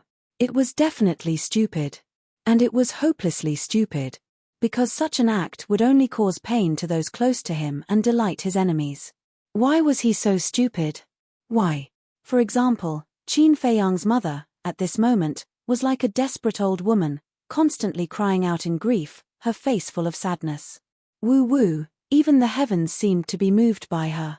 Above the imperial capital, a gust of wind gradually blew. Dark clouds surged from the distance. The sky that was originally shining with the sun gradually fell into darkness. Crack, crash. Not long after. In the sky, lightning flashed and thunder rumbled, and the wind howled. The rain poured down in torrents. What's going on? Why is it raining all of a sudden? People in the imperial capital looked at the sky in puzzlement. What a strong sense of sadness. That sadness came from the imperial palace. What happened there? Ling Yu and the other three stood in front of the window, looking in the direction of the imperial palace. Their brows were full of confusion. In another restaurant, Zhuge Mingyang was also standing in front of the window, looking at the torrential rain outside, for a long time without a word. Suddenly, he opened a portal and appeared in the sky above the palace. What's going on? Looking at Qin Feiyang's current appearance, his eyes were filled with bewilderment. The commander of the Chilean army sighed. He crippled his own bloodline power. Zhuge Mingyang was dumbstruck. But now, he had actually crippled the power of the bloodline. Was he crazy? Zhuge Mingyang glared at Qin Feiyang and shouted, "Do you think you can get everyone's sympathy by doing this?" "I don't want to get anyone's sympathy. I just don't want to owe him." Qin Feiyang said lightly. Don't want to owe him? Zhuge Mingyang was stunned. He turned to look at the emperor and immediately understood. You are no longer worthy to be my opponent, Zhuge Mingyang. He shook his head, turned around, and retreated to the side in silence. Is that so? Qin Feiyang muttered. Blood was still flowing. His face was getting paler and paler. The merged fire of life was frantically repairing his blood vessels. But every time it was repaired, his blood vessels would rupture again. Time passed breath by breath. There was not much blood left in his body. The ground under his feet was dyed red with blood. He raised his head and looked coldly at the emperor. The heavy rain poured on his body, making him a little cold. But looking at the emperor's indifferent face, his heart was even colder. Is this the ending you want? The masked old man standing behind the emperor looked at Qin Feiyang, whose breath was getting weaker and weaker, and asked in a low voice. But the person he asked was not Qin Feiyang, but the emperor. But the emperor did not answer. Although Feiyang hated you before, in fact, deep in his heart, he still longed for the love and care of you as a father. And now, he has truly given up on you. He has completely given up on you. The masked old man shook his head and sighed. The emperor frowned and asked without looking back, Who are you? Why do you know him so well? Me. The masked old man pondered for a moment and said lightly, You will know in the future. After that, he lowered his head to look at Qin Feiyang again, his old eyes filled with love. Plop. No one knew how long it had been. Qin Feiyang lost his balance and fell into the mud. Feiyang, the white-clothed woman's body and mind trembled. She quickly squatted down and helped Qin Feiyang to sit on the ground. His body and face were covered in mud, but it couldn't hide his weakness. Mother, I'm sorry. He looked at the white-clothed woman and smiled apologetically. His voice became hoarse, pale, and weak. I'm the one who should be sorry. The white-clothed woman hugged Qin Feiyang, crying bitterly. Mother, if there is an afterlife, I still want to be your child again, Qin Feiyang muttered. He could clearly feel that his life force was rapidly dissipating. He couldn't even muster the strength to speak. But at this moment, his heart was especially warm and peaceful. Good, good, good, the white-clothed woman nodded repeatedly, tears gushing out like a spring. Thank you, mother. The rain hit Qin Feiyang's face, washing away the mud on his face, revealing a pale face. But there was a bright smile on that face. There was no more blood on his body. Because the blood in his body had already flowed out.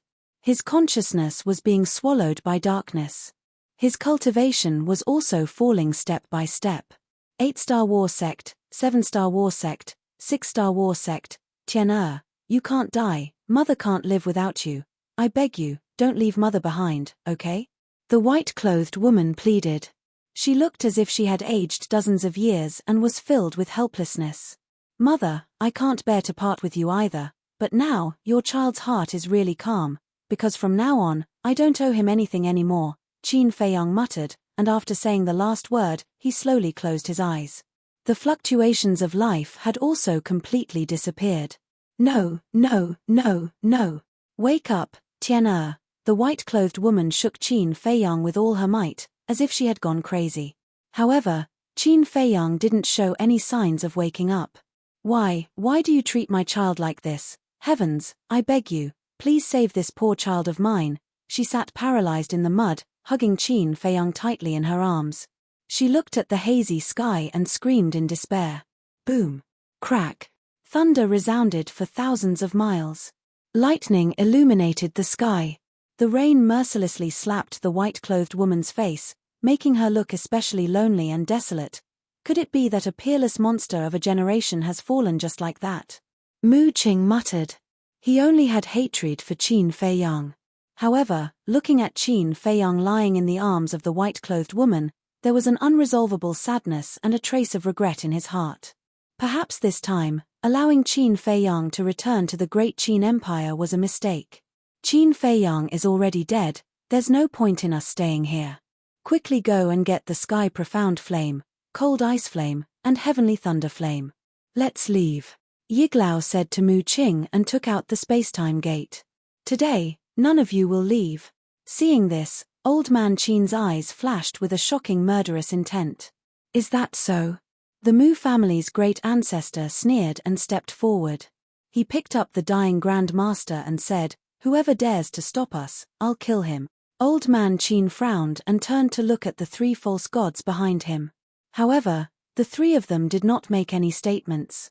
The black fog shrouded their figures, and their expressions could not be seen clearly. Sigh. Mu Qing sighed deeply and strode in front of the white-clothed woman.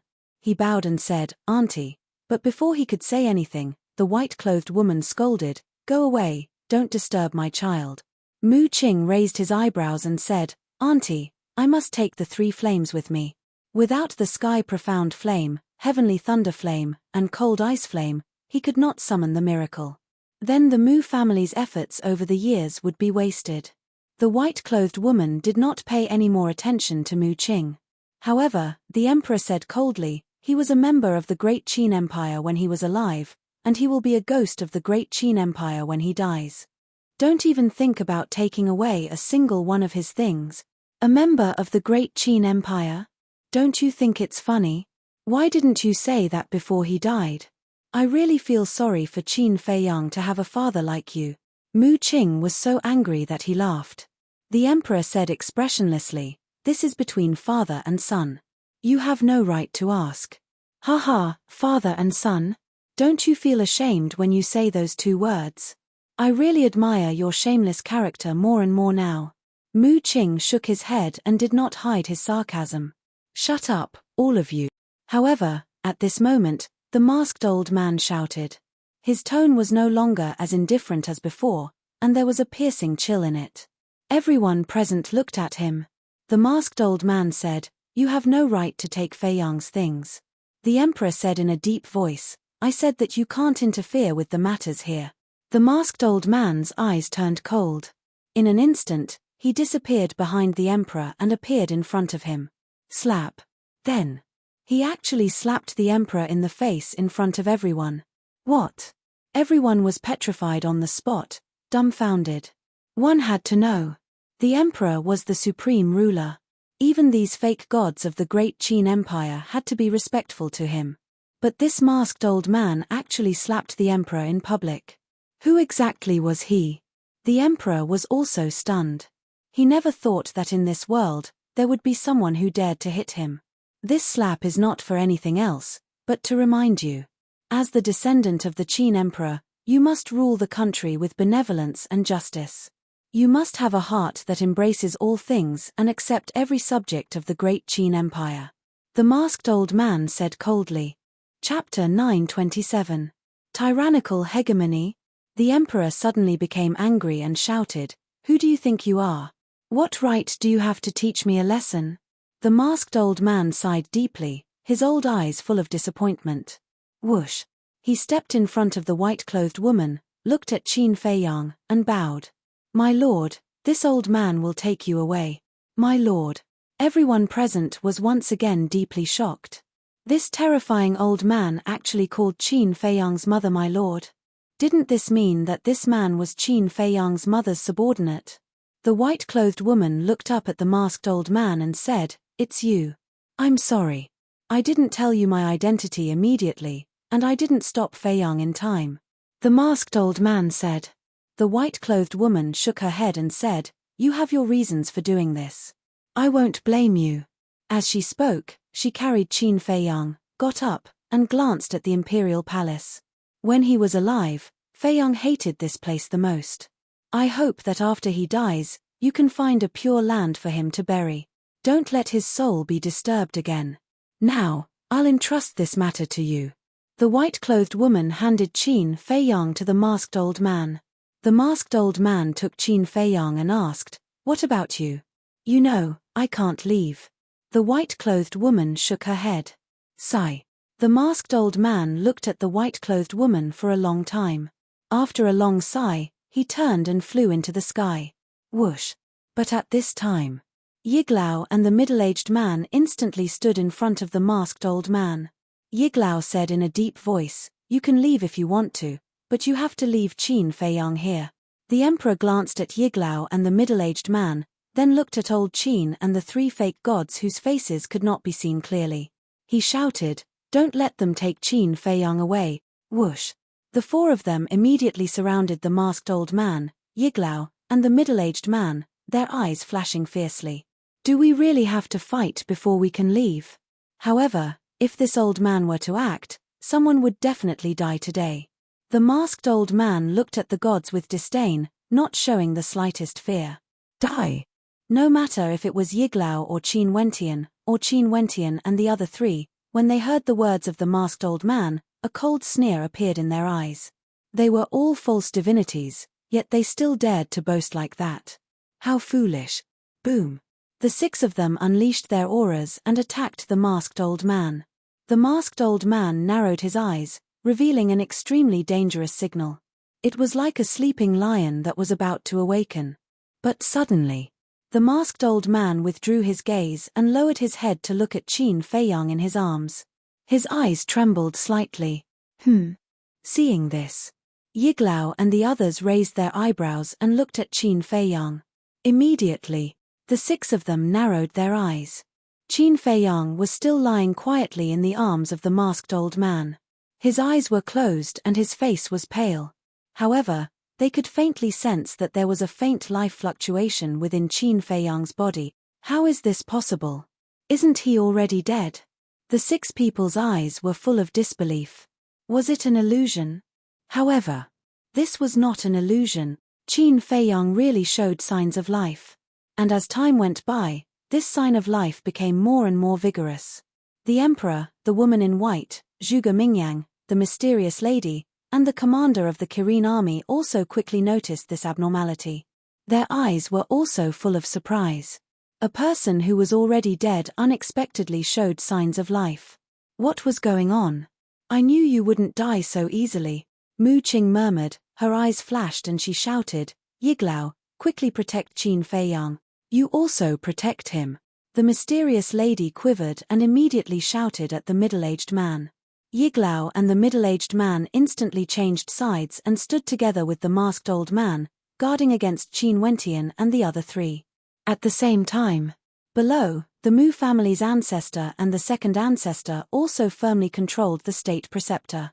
As long as Qin Wentian and the other three dared to make a move, they would not hesitate to kill the state preceptor. Boom.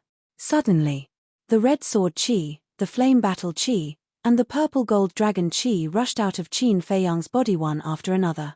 The three types of battle Qi intertwined together, exuding an unparalleled destructive aura. Battle Qi recovery. This proves that he's not dead yet. Inside the spatial artifact, Lu Xingchen looked at this scene, and his eyes were also bursting with light. Not dead. Ren Wushuang and the others heard this, and their faces were instantly filled with ecstasy. He's not dead yet. Is this bastard a monster reincarnated? Zhuge Mingyang's eyes widened in anger. If Qin Feiyang really came back to life, then between him and Qin Feiyang, one of them would die in the other's hands sooner or later. The life fluctuations overflowing from Qin Feiyang's body became more and more amazing. Suddenly, a mysterious energy surged out of his body. This energy was repelling the masked old man, and it threatened him greatly. A hint of bewilderment flashed in his eyes as he tried to let go of Qin Feiyang. Qin Feiyang did not fall. Instead, he hovered in the air with his battle Qi swirling around him. His expression was serene as though he was in a deep sleep. The mysterious energy surged even more violently. The masked old man, Yiglao, the middle-aged man, and old Qin began to retreat involuntarily. Roar. Clang. In the next moment, a loud dragon's roar rang in the air, followed by two deafening noises. The nine-leaf fire lotus, the red sword soul, and the purple gold dragon soul roared out of Qin Feiyang's body at almost the same time.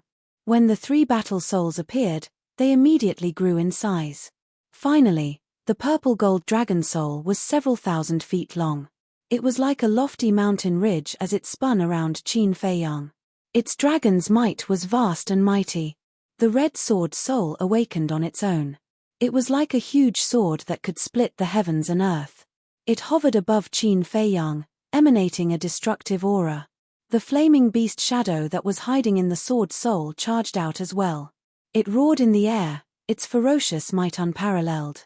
As for the 9-leaf fire lotus, the 9 fire lotus leaves fell off on their own as well. However, they did not explode. Each of the fire lotus leaves was the size of a dustpan. They were like 9 red shields that surrounded Qin Fei Yang. Waves of fire surged and swept across the sky for several miles. The sky and earth changed color at this moment. What's going on? The others looked at this scene in shock and confusion. It was common knowledge that battle souls would only appear when their masters were awakened. Currently, Qin Fei Yang was unconscious. It was impossible for him to awaken his battle souls. However, why would the 3 battle souls appear? Could it be that the 3 battle souls had their own consciousness? Impossible. Battle souls were controlled by their master's will. It was impossible for them to have their own consciousness. However, if that was not the case, how could this be explained? Roar. At this moment, the purple gold dragon soul raised its head and roared. Suddenly, it dragged its huge body and soared into the sky. However, the red sword soul and the 9-leaf fire lotus did not move.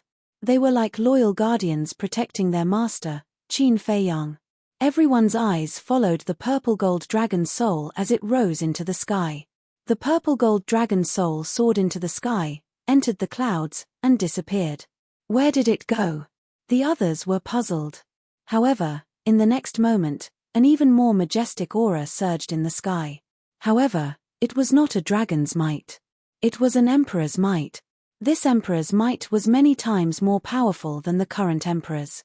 As soon as the emperor's might appeared, everyone in the imperial capital felt a pressure that came from the depths of their souls.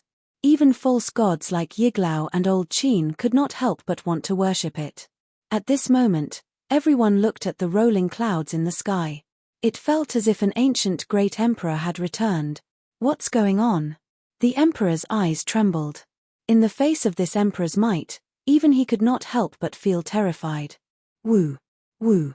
Strong winds howled in the sky. The dark clouds gradually dispersed.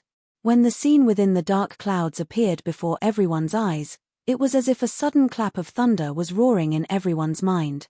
At the peak of the sky, the purple gold dragon soul had disappeared without a trace. However, there was a stone statue in its place. The stone statue was about 100 feet tall. It shone with a dazzling purple gold divine light. How's this possible? Looking at the stone statue, the current emperor shook his head frantically. His eyes were filled with disbelief. The stone statue's face was well-defined and carried a strong sense of vicissitudes. One could tell at a glance that it was a middle-aged man. His eyes were bright like the eyes of the heavens. They seemed to be able to see through all things and the world's origin energy. He was holding a sword in his hand. However, it was not a complete sword. It was a broken sword. There was no tip of the sword. Although the broken sword was only a stone statue, everyone could still feel the terrifying sharpness. They felt that as long as this person waved the sword, the world would shatter. Why did this stone statue appear? Old Qin and the other false gods, the commander of the Kirin army, Zhuge Mingyang, and everyone in the imperial palace turned pale with fright. This figure, this face, this broken sword, they were all too familiar with it. It had even been imprinted in the depths of their souls and could never be forgotten. Because the owner of this stone statue was the first emperor who founded the Great Qin Empire and left behind a world-shaking reputation. Moreover, this stone statue was exactly the same as the god statue worshipped by the mermaid clan. Its body that was over 30 meters tall was like a towering mountain, and it emitted an aura that made one feel despair. Qin Fei Yang, quickly answer me. Why did the ancestors' god statue appear here? Suddenly, the emperor retracted his gaze and looked at Qin Fei Yang, who was floating in the air, and roared hysterically. The Great Qin Empire had been around for tens of thousands of years. However, this was the first time that the god statue of the first emperor appeared. And this must have something to do with Qin Fei Yang. However, Qin Fei Yang closed his eyes tightly and did not give any answer to the emperor. If this child did not fall out with His Majesty, he would definitely be the most suitable candidate for the next emperor. But now, we must not let him live. Otherwise, in the future, it will definitely affect the fate of our Great Qin Empire. Old Qin and the other false gods looked at each other, and a cold light surged in their eyes. They rushed towards Qin Feiyang at the same time. They were full of murderous intent. "How dare you!" the masked old man roared. Yiglao and the middle-aged man hurriedly chased to stop them. But after all, they were all false gods. As for Old Man Qin and the other three, they suddenly attacked without any warning. Therefore, it was too late for the masked old man and Yiglao to stop the four of them. As expected, Qin Feiyang would definitely be killed by the four of them. At the same time. Chapter 928. It seemed like Qin Feiyang was about to be killed by the four of them. Boom. In the skies. The stone statue of the first emperor suddenly released a purplish gold divine light that enveloped Qin Feiyang. Puh. Old Qin and the others were sent flying by the purplish gold divine light. Their bodies trembled as they spat out blood. Their eyes were filled with shock. The stone statue of the first emperor was protecting Qin Feiyang. Why was this happening? Soon after, an even more shocking scene appeared. The purplish gold divine light carried the unconscious Qin Feiyang and slowly rose into the air. The nine-leaf fire lotus and the scarlet sword soul followed him and protected him. Finally, Qin Feiyang entered the skies and hovered before the stone statue. The purplish gold divine light surged into his body. At this moment, every inch of his skin and every cell on his body shone with a dazzling purplish gold light. What's going on? The others were shocked and puzzled. The appearance of the stone statue of the first emperor was already shocking enough. However, they did not expect it to protect Qin Feiyang. Ha, the masked old man suddenly laughed. Everyone looked at him. They did not know what he was laughing about. If I'm not mistaken, he must have obtained Emperor Qin's legacy. The masked old man enunciated each word clearly. His eyes shone brightly. What? Emperor Qin's legacy. As soon as he said this, everyone's bodies and minds trembled. Their minds buzzed. Just as everyone was feeling shocked by this, Qin Feiyang's body was also undergoing earth-shattering changes. Initially, all the blood in his body had been drained. However, at this moment, another strand of blood was born. However, this blood was not red. It was purplish gold. As soon as this strand of purplish gold blood appeared, it began to flow in his body.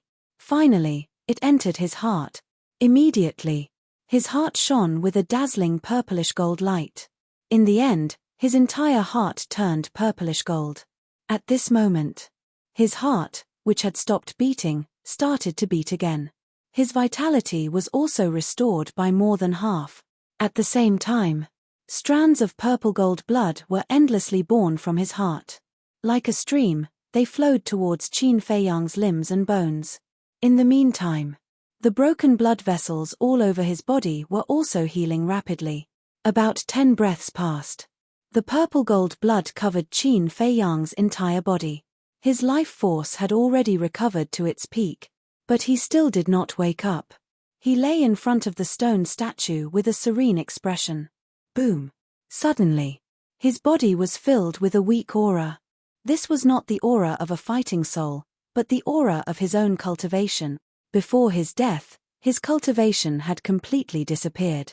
However, at this moment, step by step, he began to recover. Martial artist, martial master, martial ancestor, battle king, battle emperor, battle master. In less than 100 breaths of time, his cultivation had returned to its peak state. 9-star war sect. But it did not stop there. His aura was still rising, as if he was about to break through the shackles and step into the battle saint realm. At this moment, his eyelids twitched, and then he suddenly opened his eyes. 2 rays of light shot out. His eyes didn't change much. They were still the same as before, dark and deep. However, his weakness had already disappeared. Just as he opened his eyes, a muffled explosion rang out from within his body. Boom.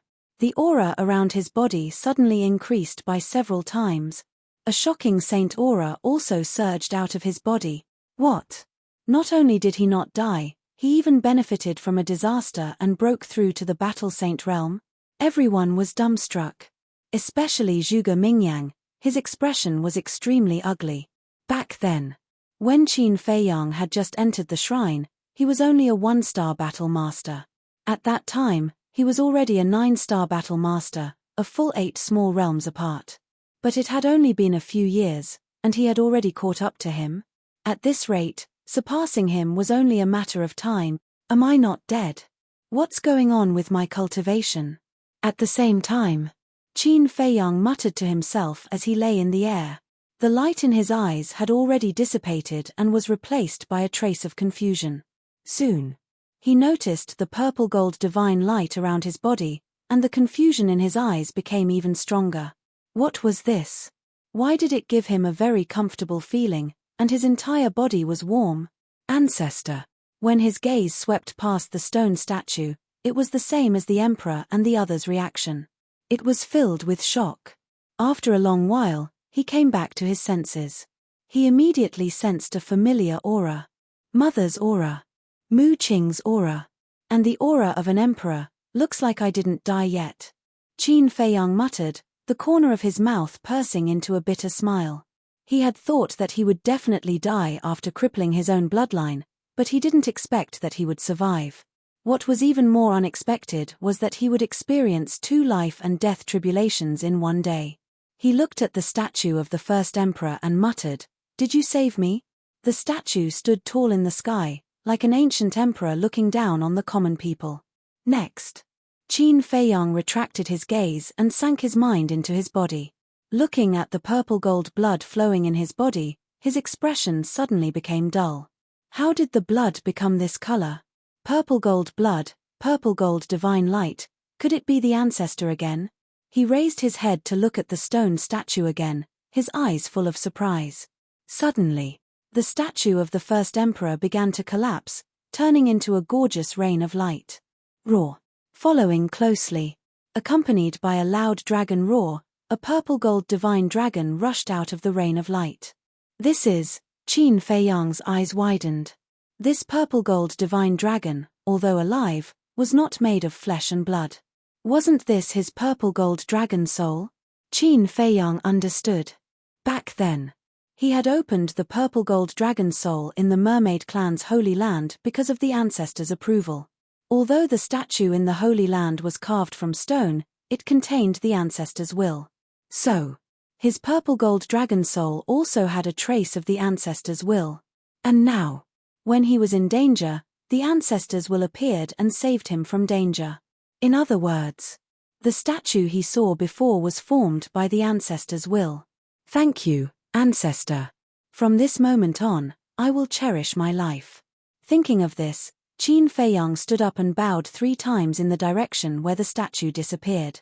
Not only did the ancestor save him, but he also helped him break through to the Battle Saint realm.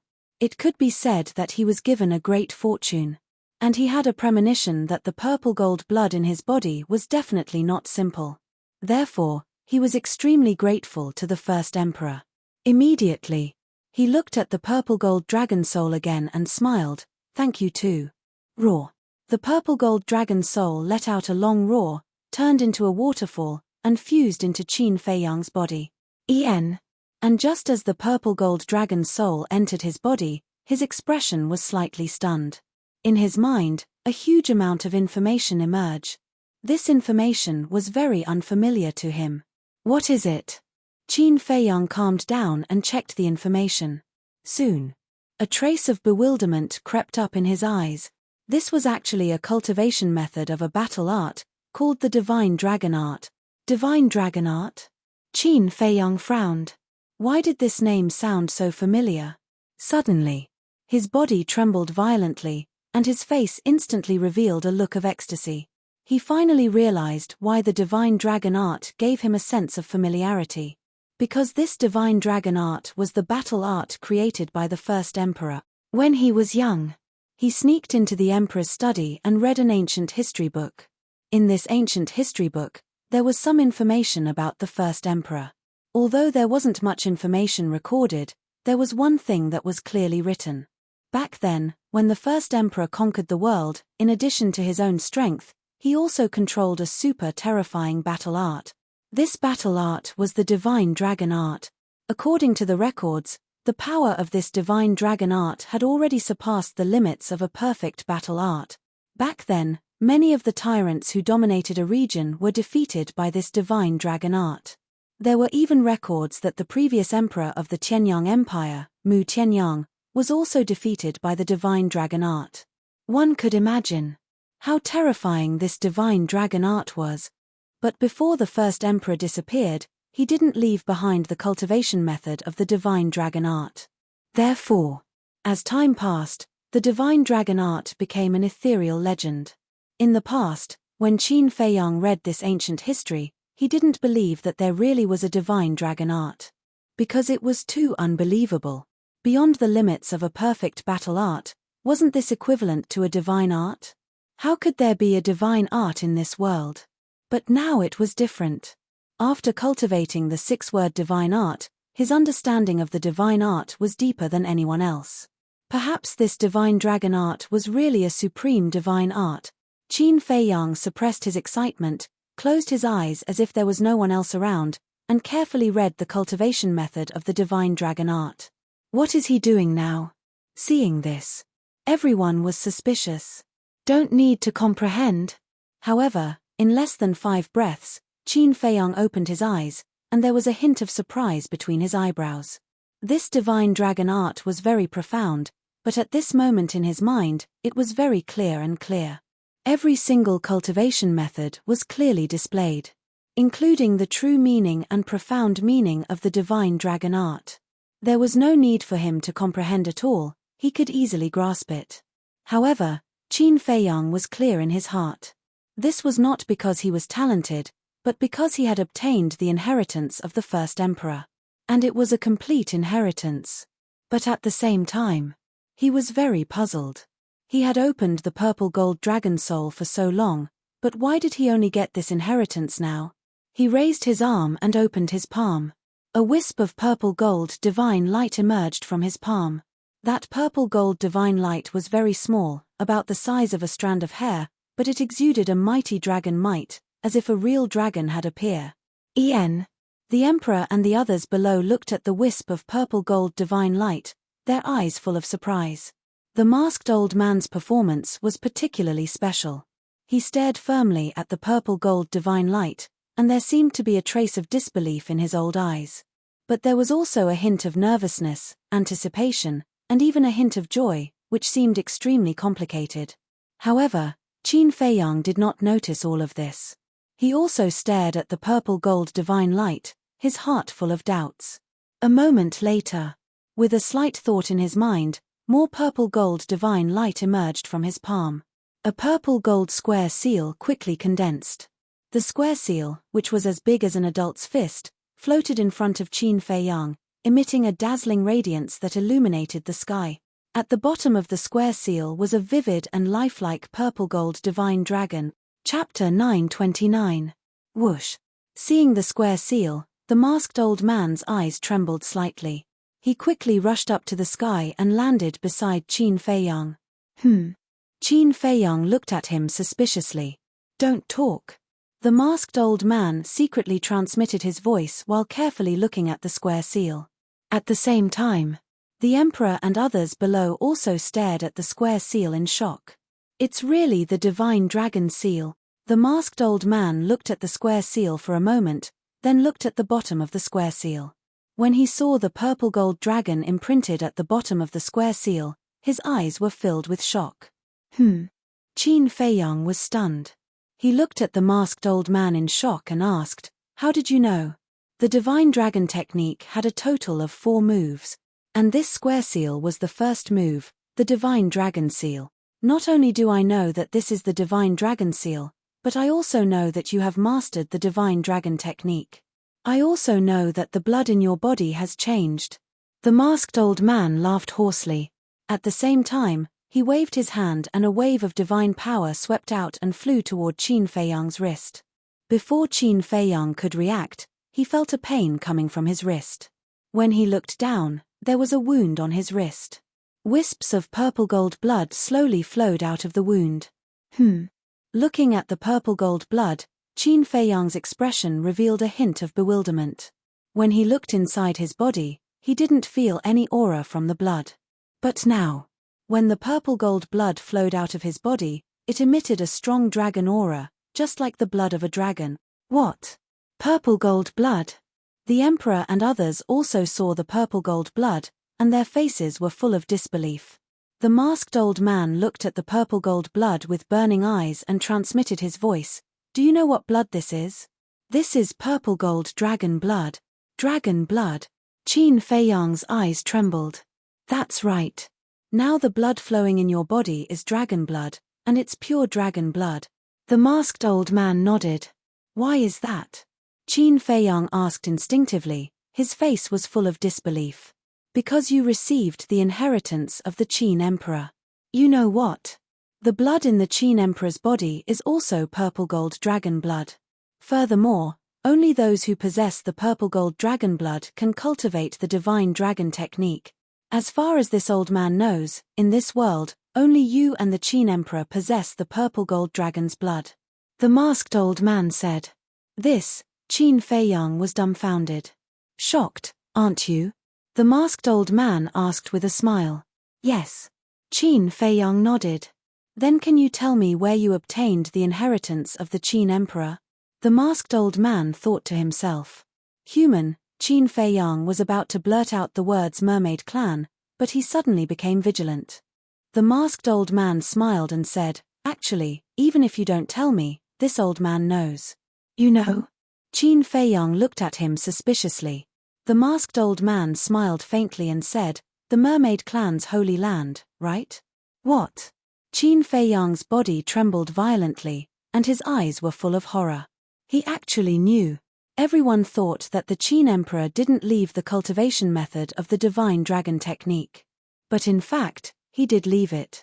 It's just that he left the inheritance of the divine dragon technique in the statue of the mermaid clan, waiting for a lucky descendant to inherit it.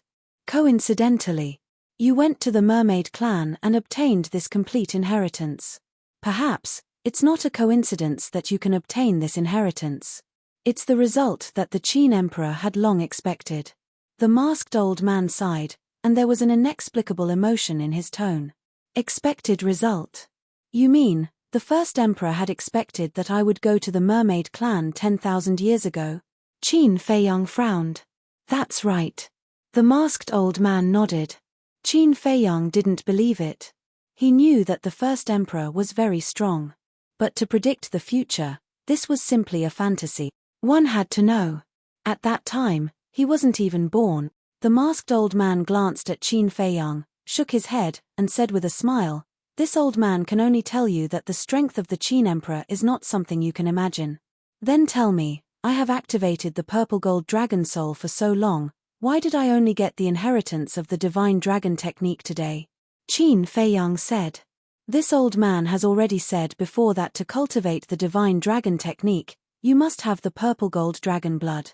In the past, although you were also a descendant of the Qin Emperor, you didn't really inherit the bloodline power of the Qin Emperor. To put it bluntly, in the past, you were not qualified to inherit this inheritance.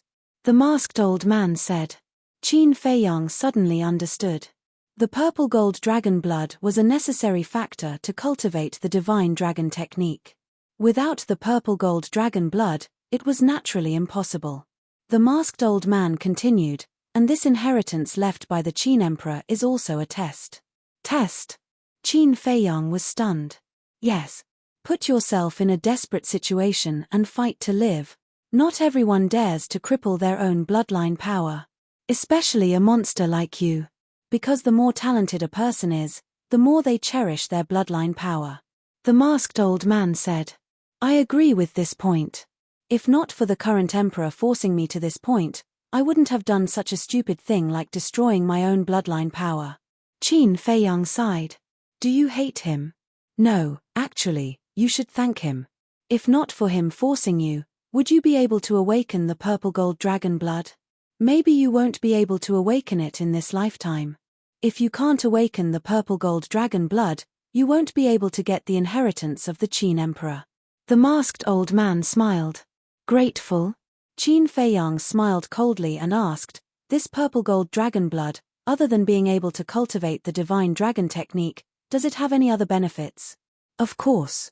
The most obvious one is your talent. After awakening the purple gold dragon blood, your talent and comprehension will increase exponentially. Your cultivation speed will at least be twice as fast as your current foundation. As for the other benefits, it's not convenient for me to say too much. I'll leave it to you to slowly discover. The masked old man said. Qin Feiyang was extremely excited. Putting aside his talent and comprehension, just his cultivation speed. After opening the door of potential, his cultivation speed was already very shocking. But now, he was actually able to double the speed on top of that. For example, he needed 1 year to cultivate from a 1-star battle saint to a 2-star battle saint. But now, he only needed half a year. This kind of speed was simply shocking to death. How do you know so clearly? Who are you? And why do you give me a familiar yet strange feeling? Qin Feiyang looked at the masked old man, his eyes full of confusion. Don't worry too much about this old man's identity. You'd better think about how to make the emperor sign that unfair contract. After all, if you can't make him agree, you won't be able to roam the forgotten continent in peace. The masked old man pondered for a while and smiled. Qin Feiyang frowned. He asked secretly, Senior, do you have any ideas? If you use the royal tutor or the young prince to threaten him, there's no doubt that it'll be a long tug of war. After all, he's the emperor of a nation. He won't be able to put down his pride in front of so many people. You can try another method. Who knows, it might be more effective than this one. The masked old man said. Try another method, Qin Feiyang muttered to himself. After a while, he cupped his fists and said, Thank you for your advice, Senior. Next. He exhaled deeply. With a thought, the 9-leaf fire lotus and the crimson sword soul that were protecting him returned to his sea of qi. His gaze also turned cold and sharp. No matter what he had gone through, at least he had achieved his wish. From now on, he would have nothing to do with the emperor. Swoosh. He lowered his head and looked at the crowd below. Finally, his gaze fell on the emperor. His expression was no longer filled with pain and sadness. Instead, it was cold. It was as though he was looking at a stranger. Do you know what this is? Qin Feiyang waved his arm. The divine dragon seal hovering before him immediately expanded in the wind. Streams of terrifying aura surged out crazily, covering the sky and covering the earth as they rushed in all directions. Rumble. Finally, the divine dragon seal grew to several thousand feet in size. It was like a towering mountain. With the deafening sound of wind and thunder, it pressed down on the emperor. As they looked at the divine dragon seal, the emperor, old Qin, and the other false gods felt even more puzzled. What was that? Why did it give them a sense of déjà vu?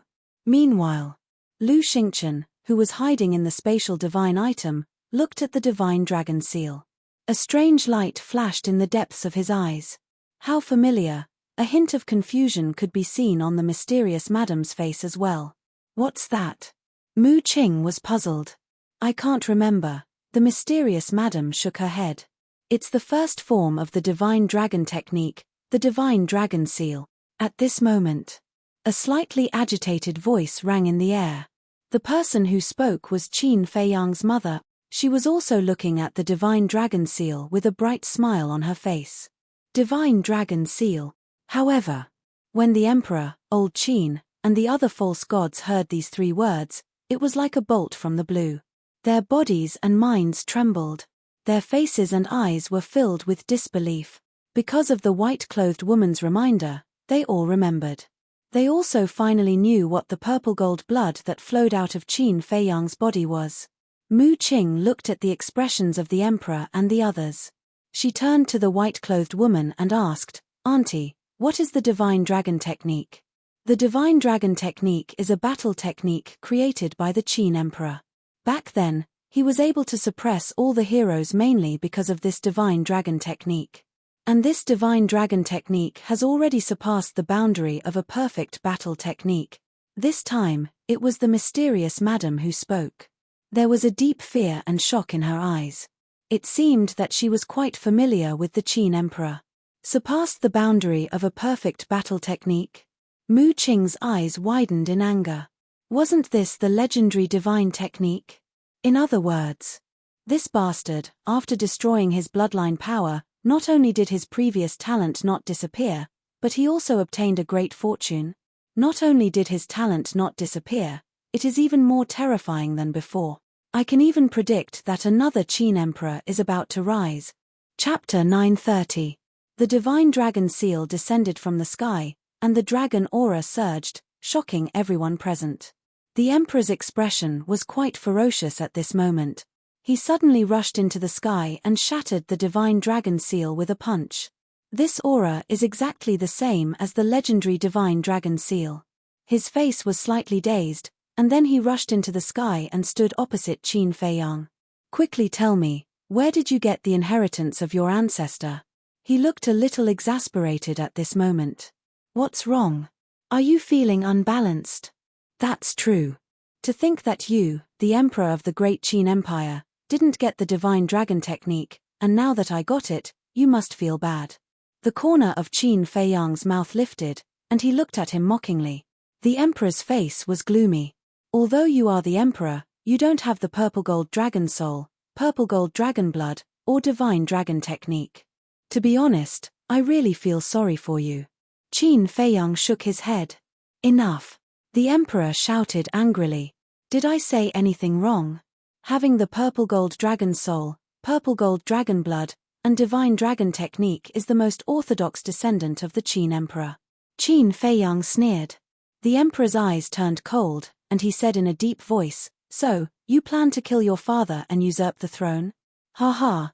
Qin Feiyang suddenly raised his head and laughed unscrupulously. Father? Wasn't this word a little too funny? Let me tell you, I have no interest in this bullshit emperor's position. I only care about my mother and my friends. Tell me, what do I have to do to make you promise not to hurt them? Qin Feiyang said. As long as you tell me where the inheritance came from, not only will I promise you not to hurt them in the future, but I will also make you the crown prince. The emperor said. Your Majesty, please reconsider. Qin Feiyang is now in a state of qi deviation. We can't let him come back. The current empress's face changed, and she hurriedly persuaded. If Qin Feiyang was made the crown prince, then what about the little prince? She would never allow such a thing to happen. Celestial Empress is right. The current Qin Feiyang is already blinded by hatred. If he is crowned as the crown prince, not only will the little prince suffer in the future, I'm afraid that even the other princesses will be harmed by him. Zhuge Mingyang knelt in the void and said respectfully to the emperor. Qin Feiyang lowered his head and looked at Zhuge Mingyang. What does it have to do with this person that the emperor conferred him the title of crown prince? Yes. Zhuge Mingyang was once the #1 monstrous genius in the imperial capital, and he was also the only son of Zhuge Wuhou.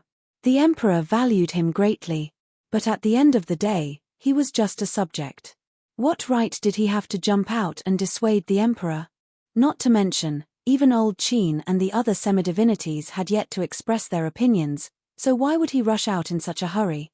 In the meantime, the masked old man sized up Zhuge Mingyang with a thoughtful look in his eyes. Shut up, all of you. But in the face of the current celestial empress and Zhuge Mingyang's advice, the emperor's face showed extreme impatience.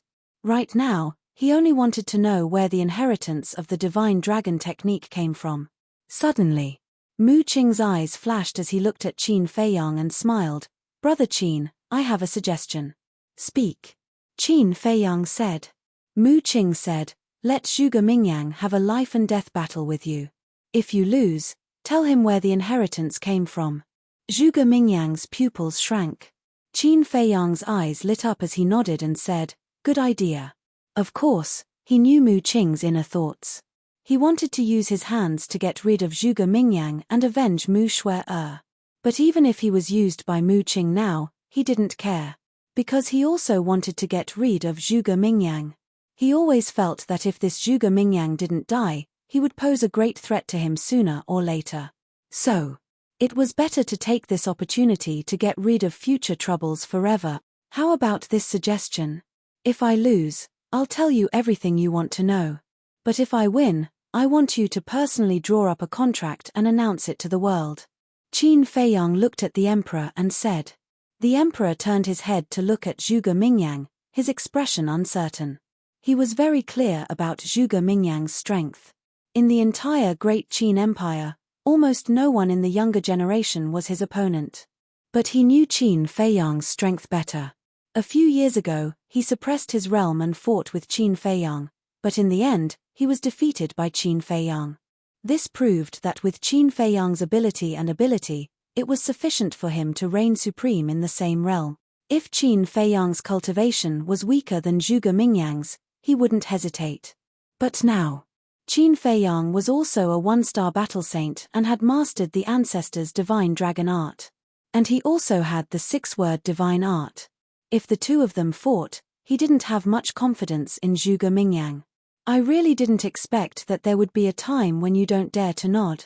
Qin Feiyang shook his head, the sarcasm on his face was undisguised. The emperor clenched his hands. Why don't you do it? Just like a few years ago, suppress your cultivation to the same realm as mine. Qin Feiyang laughed mockingly. The emperor's face was ashen.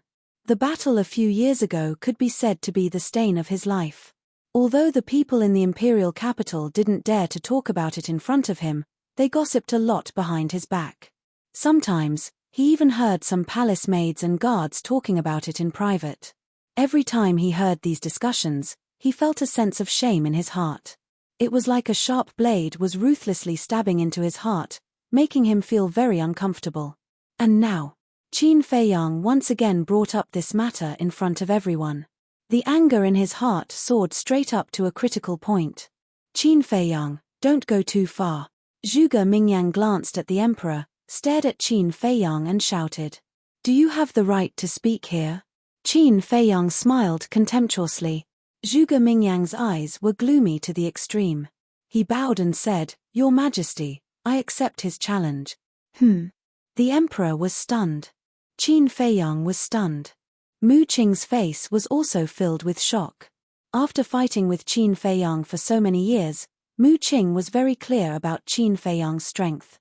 In the battle between Zhuge Mingyang and Qin Feiyang, there was no chance of victory at all. He thought that Zhuge Mingyang wouldn't have the guts to accept. But he didn't expect that he would accept. Where did he get the courage to fight with Qin Feiyang? Your Majesty, although I may not be his opponent, I'm willing to defend your dignity with my life. Zhuge Mingyang knelt in the void and said firmly. There was a determined light in his eyes. Good. The emperor nodded repeatedly. He was very happy. In fact, he had no other choice now. Because in the whole younger generation of the imperial capital, only Zhuge Mingyang had the ability to fight with Qin Feiyang. What do you want to do? Qin Feiyang murmured. Zhuge Mingyang's attitude was really too abnormal. To please the emperor. But for Zhuge Mingyang, it didn't seem to be necessary at all. Because the emperor thought highly of him. For other young talents, if they wanted to enter the imperial palace, they had to be notified and approved. But every time Zhuge Mingyang entered the imperial palace, he didn't notify anyone. For example, this time, he came as he pleased. And when the emperor saw Zhuge Mingyang barging in without permission, he didn't say anything. It was equivalent to acquiescing that Zhuge Mingyang could enter and leave the imperial palace freely. For a subject of the Great Qin Empire, this could be said to be a kind of supreme honor. Qin Feiyang couldn't figure it out. What was Zhuge Mingyang thinking? Whoosh. Just when Qin Feiyang was puzzled, Zhuge Mingyang got up and rushed to the emperor's side. Boom. His aura exploded. Come on. I will prove to the world that I, Zhuge Mingyang, am the #1 Evildor of the imperial capital. He looked at Qin Feiyang and said word by word. His aura was like a rainbow, shaking the sky. #1 Evildor. Qin Feiyang murmured, his body shook violently, and the saint's aura roared in all directions. The emperor and the masked old man both retreated to the distance at the same time. But before the emperor retreated, he said such a sentence. You are not allowed to use any weapons. Because Chang Shui and the ancient castle, the lethality was too shocking. If Qin Feiyang took out these two artifacts, Zhuge Mingyang wouldn't even have the slightest resistance. So, he wanted to put an end to this situation. Qin Feiyang glanced at the emperor and said lightly, You worry too much, just Zhuge Mingyang, I don't need to use weapons. Arrogant. Zhuge Mingyang was furious. With the billowing saint's aura, he took a step forward, raised his fist, and threw a punch at Qin Feiyang. Yes, I am arrogant. Because I am no longer the Qin Feiyang of the past. Qin Feiyang roared, raised his arm, and threw a punch without dodging. Boom. The two fists met with a loud bang. A destructive airwave, like a tide, rolled out in all directions with the two of them as the center. At this moment, the void within a few miles twisted crazily, as if it was about to shatter. Humph. The two of them snorted at the same time, and their bodies retreated uncontrollably. I remember that in the Black Dragon Swamp, you forced us into a desperate situation with your own strength, and almost killed us.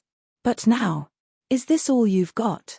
Qin Feiyang stepped into the void, stabilized his body, and then roared and rushed toward Zhuge Mingyang again.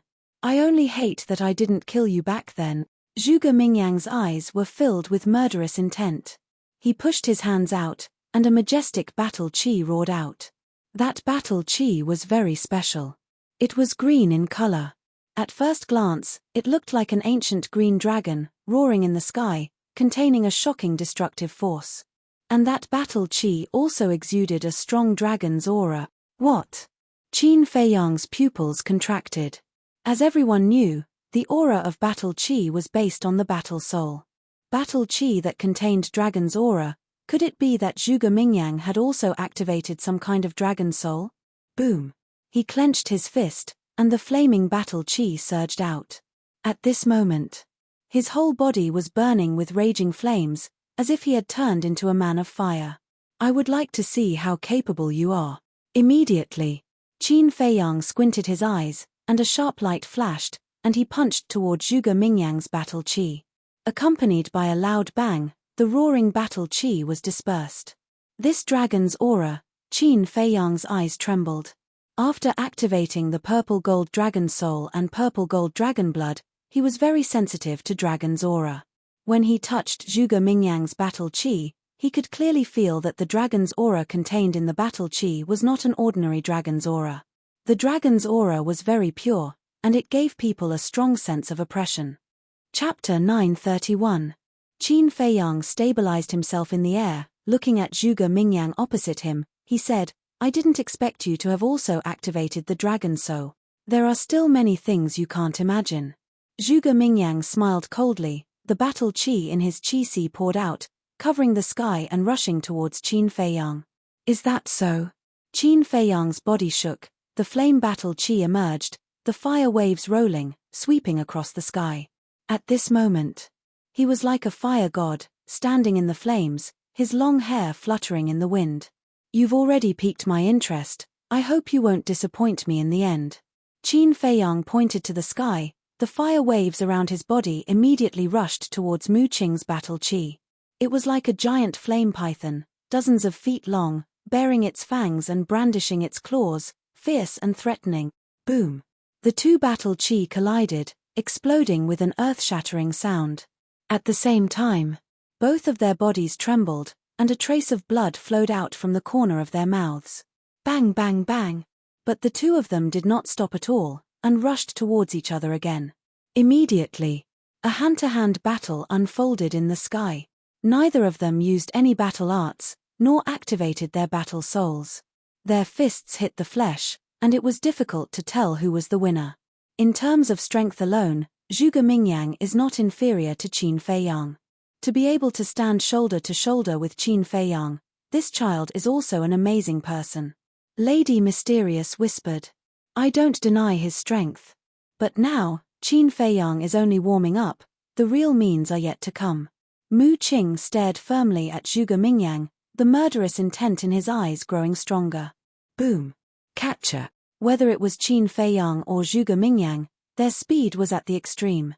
The two of them constantly collided in the sky.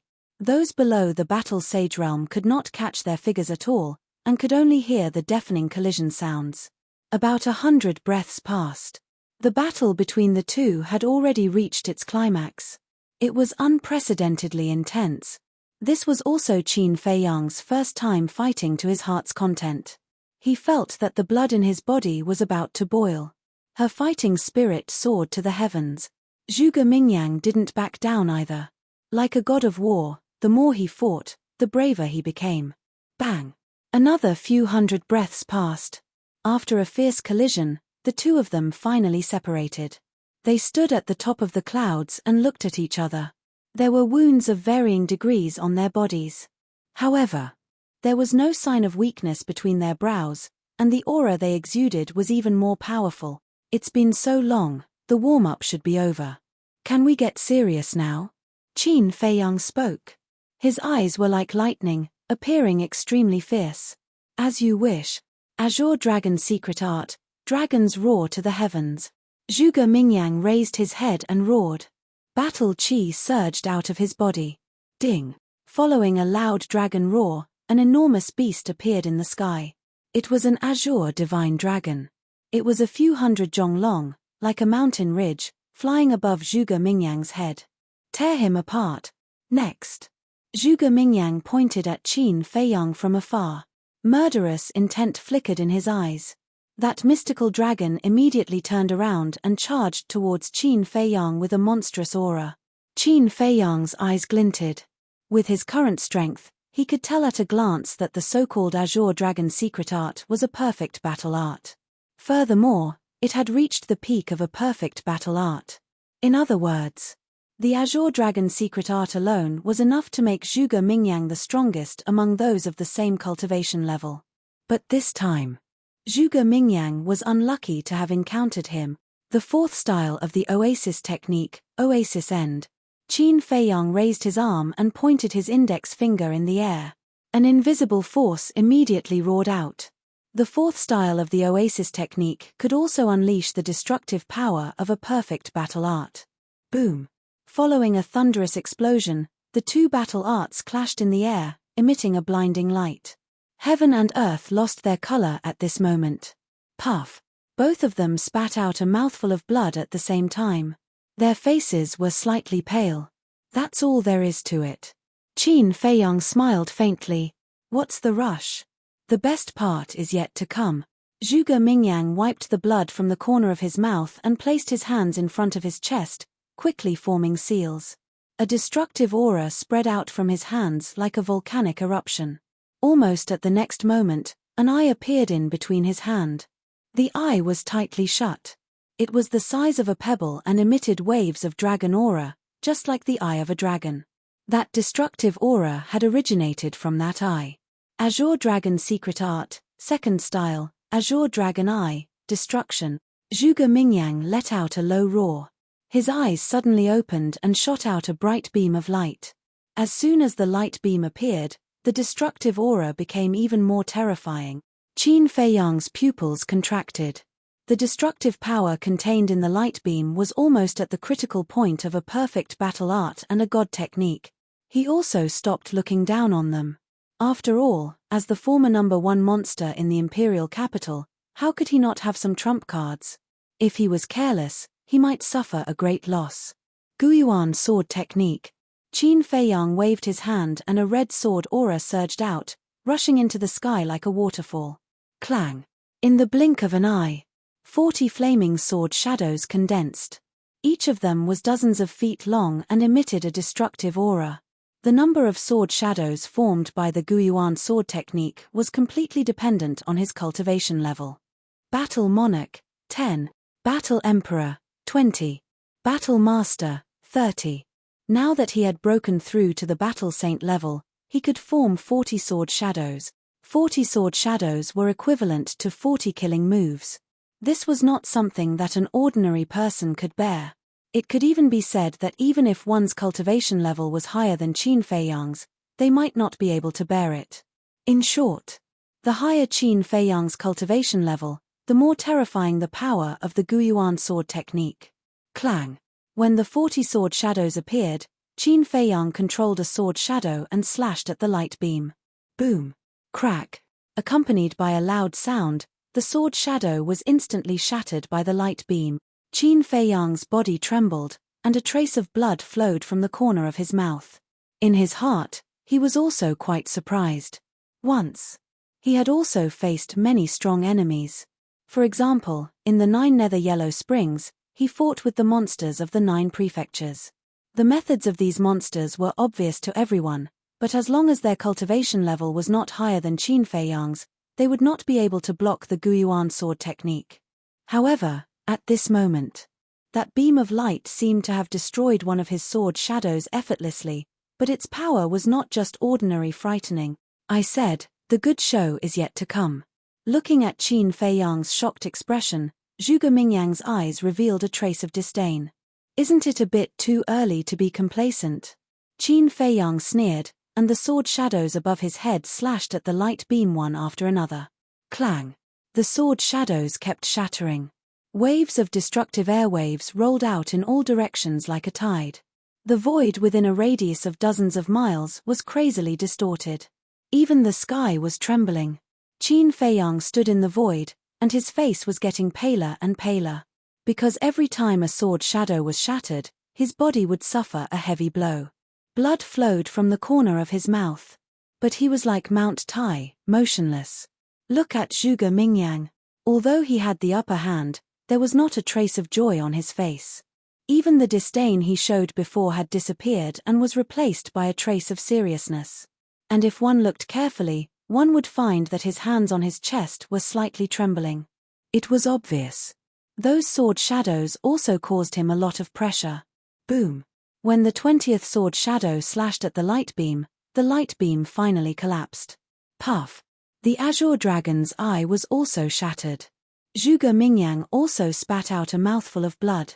I'd like to see how you're going to take the remaining 20 sword shadows. Qin Feiyang sneered. The 20 sword shadows all moved in an instant and slashed at Zhuge Mingyang. Looking at this scene, the emperor's heart sank. Zhuge Mingyang's performance was not bad, but anyone with a discerning eye could see that he was not as good as Qin Feiyang. You shouldn't have bet on Zhuge Mingyang. Mu Qing looked at the emperor, without the slightest respect, and full of sarcasm. The emperor glanced at him coldly, but said nothing. He looked at Zhuge Mingyang again. And the hands hidden in the sleeves were already clenched. Clang! In the blink of an eye, the 20 sword shadows had already appeared above Zhuge Mingyang. The terrifying sharpness tore his skin. In an instant, he became a bloody man. However, Zhuge Mingyang's expression did not show the slightest panic or fear. He stared at the 20 sword shadows, his eyes flashing fiercely.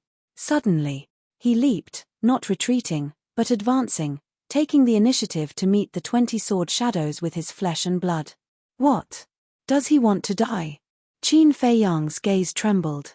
Mu Qing and the others below were also stunned. One must know. Each of these sword shadows was comparable to a perfect battle art. In other words, with Qin Feiyang's current cultivation, the power of each sword shadow was comparable to a full blow from a 5-star battle saint. And Zhuge Mingyang was only a 1-star battle saint, yet he wanted to meet it with his flesh and blood. If this was not courting death, what was? Zhuge Mingyang, don't be rash. Old Qin could not help but shout. But Zhuge Mingyang turned a deaf ear to him, the fierceness in his eyes becoming more intense. Qin Feiyang, now I'll show you my true strength. The third move, Green Dragon Celestial Phenomenon. With a roar, he raised his fist and punched the 20 sword shadows. Qin Feiyang stared at Zhuge Mingyang. Although he did not know much about Zhuge Mingyang's character, he would definitely not bluff. Perhaps this person really had something to rely on. Suddenly, Qin Feiyang's eyes showed a trace of surprise. Just before Zhuge Mingyang's fist met the 20 sword shadows, Zhuge Mingyang's fist suddenly rushed out a gust of battle qi.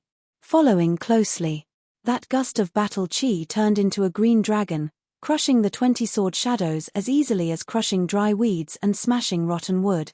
The whole process took less than half a breath, and all the sword shadows turned into ashes. How is this possible? Qin Feiyang spat out blood, his eyes full of disbelief. Mu Qing and the others below were also shocked. In an instant, 20 sword shadows were crushed. What level of battle art was this green dragon secret art? Divine art. Chapter 932. At this moment, the bright sky palace fell into a dead silence. Everyone raised their heads and looked at Zhuge Mingyang in disbelief, including Yiglao, Old Qin, and the other false gods. The strength that Zhuge Mingyang displayed was far beyond their expectations. They thought that Zhuge Mingyang wouldn't have much power to fight back against the monstrous Qin Feiyang. However, they didn't expect that Qin Feiyang would be suppressed by Zhuge Mingyang instead. The shock in Qin Feiyang's heart couldn't dissipate for a long time. Without a doubt, this Azure Dragon secret art must be a divine art. Zhuge Mingyang actually mastered a divine art. This was too unbelievable. Roar. At the same time, after crushing the 20-sword shadows, the Azure Dragon didn't disappear and turned to roar at Qin Feiyang. Its momentum was earth-shattering and terrifying, and its speed was extremely fast. In the blink of an eye, it swept in front of Qin Feiyang and crashed into Qin Feiyang's chest. Poof! Qin Feiyang spat out a mouthful of blood and was sent flying on the spot. And his chest was badly mutilated, with purple gold blood flowing out. His internal organs were also seriously injured. If you had used all your strength from the beginning, you wouldn't have fallen to this point. So, don't underestimate anyone, especially me, Zhuge Mingyang. Zhuge Mingyang stood proudly in the air and looked at Qin Feiyang contemptuously. He shouted, "Destroy him for me." Roar.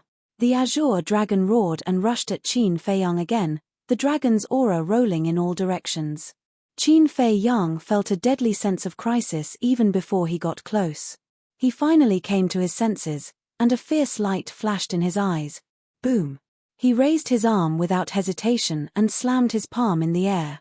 Return formula. A golden light emerged from his palm and turned into a huge wave that rushed at the Azure Dragon. Rumble. With a loud bang, the golden light and the Azure Dragon were locked in a stalemate in the void. The destructive aura shook the heavens. Looking at this scene, Qin Feiyang's eyes trembled. It could actually contend with the return formula. If this Azure Dragon secret art was not a divine secret art, then what was it? A divine art. Where did Zhuge Mingyang get it? Self-created? That was impossible. It wasn't that he looked down on Zhuge Mingyang, but that the divine art was too profound. In this world, it was likely that only deities would understand the profound meaning of deity arts. Only by knowing the profound would one have the chance to create a divine art. Like him. Although he had mastered the 6-word divine formula and the divine dragon formula, he was not very clear about the profoundness of these two divine formulas. Therefore, this Azure Dragon secret art must have been obtained by Zhuge Mingyang by chance. But where was it? The Great Qin Empire had a divine art? Or was the Azure Dragon secret art given to Zhuge Mingyang by someone? Given. At this point, he suddenly thought of Elder Qin, the state preceptor, and the other 4 false gods. Because these 5 were all false gods, they might really have some divine arts. However, when he looked at the 5 of them, he found that Elder Qin and the state preceptor were both shocked. Obviously, they only just found out. As for the other 3, although they were shrouded in black mist and their expressions could not be seen, it was definitely not them. Because, if the Azure Dragon secret art was really taught to Zhuge Mingyang by them, then the state preceptor and Elder Qin would definitely know. After all, they were all false gods of the Great Qin Empire, so they must be very familiar with each other. The most important point was, although they were all false gods, in the Great Qin Empire, the emperor was the one with the real power. Therefore, no matter what they wanted to do, they had to ask the emperor first. This was the system. No matter how strong you were, no matter how long you lived, you had to maintain a certain level of respect for the emperor. But now, the emperor was also surprised. Therefore, he could basically conclude that the Azure Dragon secret art had nothing to do with these people. Awoo. Just as Qin Feiyang was puzzled, the stalemate was finally broken. The Azure Dragon suddenly howled and turned around, crashing into Zhuge Mingyang's body like lightning. Zhuge Mingyang let out a blood-curdling scream as his entire body flew out like a meteorite. The skin on his body instantly cracked and blood splattered into the sky. It seems that the divine art that I have mastered is still stronger. Qin Feiyang's spirit was greatly boosted as he immediately rushed towards Zhuge Mingyang with monstrous killing intent. Seeing how powerful Zhuge Mingyang was, he did not dare to drag it on any longer. Because he was worried that this person might still have some tricks up his sleeve, so he had to end this battle as soon as possible. And now, Zhuge Mingyang was severely injured by his divine art, which was undoubtedly a good opportunity. You lost just like that, the emperor muttered. Zhuge Mingyang's performance did not disappoint him. After all, his opponent was Qin Feiyang. It was already very good for him to be able to fight like this. But he was not satisfied that he could not get an answer from Qin Feiyang. Shui, the person who killed you will soon get his retribution. You can rest in peace. Mu Qing was also muttering to herself with a trace of relief on her face. All these years, because of Mu Shui's death, he had been living in self-blame and guilt, unable to find peace at all. Although he did not kill Zhuge Mingyang with his own hands, he still had a part of the credit. It could be considered as revenge for this blood feud. Not only the emperor and Mu Qing, but at this moment, everyone present thought that Zhuge Mingyang had reached the end of his road. Your Majesty, Zhuge Mingyang is a talent. We can't let him die in the hands of Qin Feiyang. Let him admit defeat quickly. Yes, if he is trained well, he will definitely do something in the future. In the future, he may even be the only one who can stop Qin Feiyang. Elder Qin and the other fake gods were secretly transmitting voice messages to the emperor, looking extremely anxious. The emperor was in a dilemma. But in the end, he listened to Elder Qin and the others and shouted, Zhuge Mingyang, I order you to admit defeat immediately. Admit defeat. Hearing this, Qin Feiyang raised his eyebrows. Instead of stopping, he used the phantom steps to maximize his speed. No matter what, he had to kill this person today. However, Zhuge Mingyang did not show any signs of admitting defeat at all. His eyes were sharper than before. Boom. Suddenly, he stepped into the void, stabilized his body, looked down at the emperor, and said, Your Majesty, I'm sorry, I can't obey. How dare you? The emperor was angry.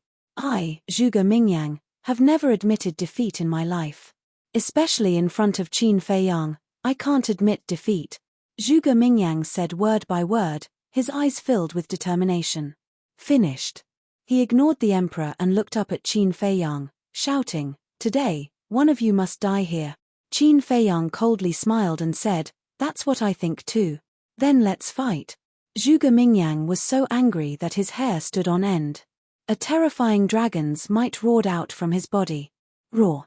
Immediately after, a behemoth rushed out from behind him.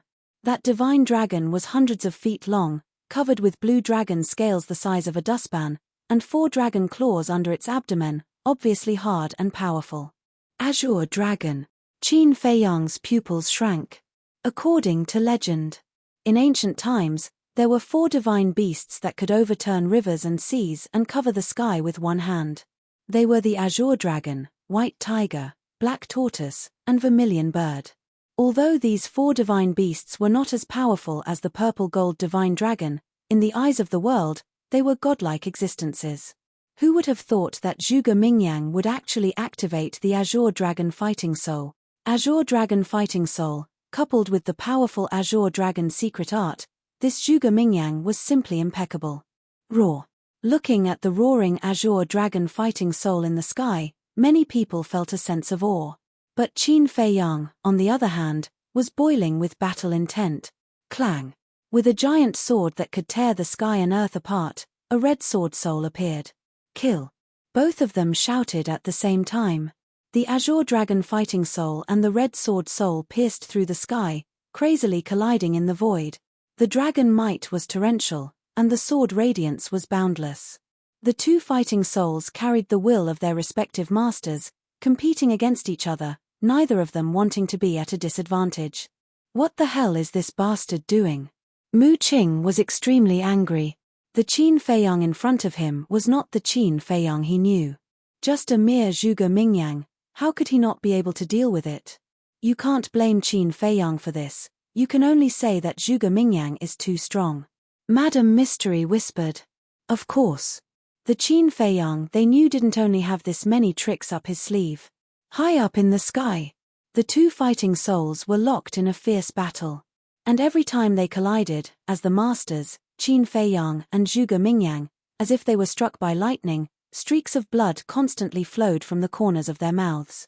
Roar. Suddenly, a loud beast roar resounded, shaking the sky. Next, the flaming beast shadow roared out from the red sword soul, exuding a terrifying, ferocious aura. Every time I see this flaming beast shadow, I feel that it's unbelievable. Yeah.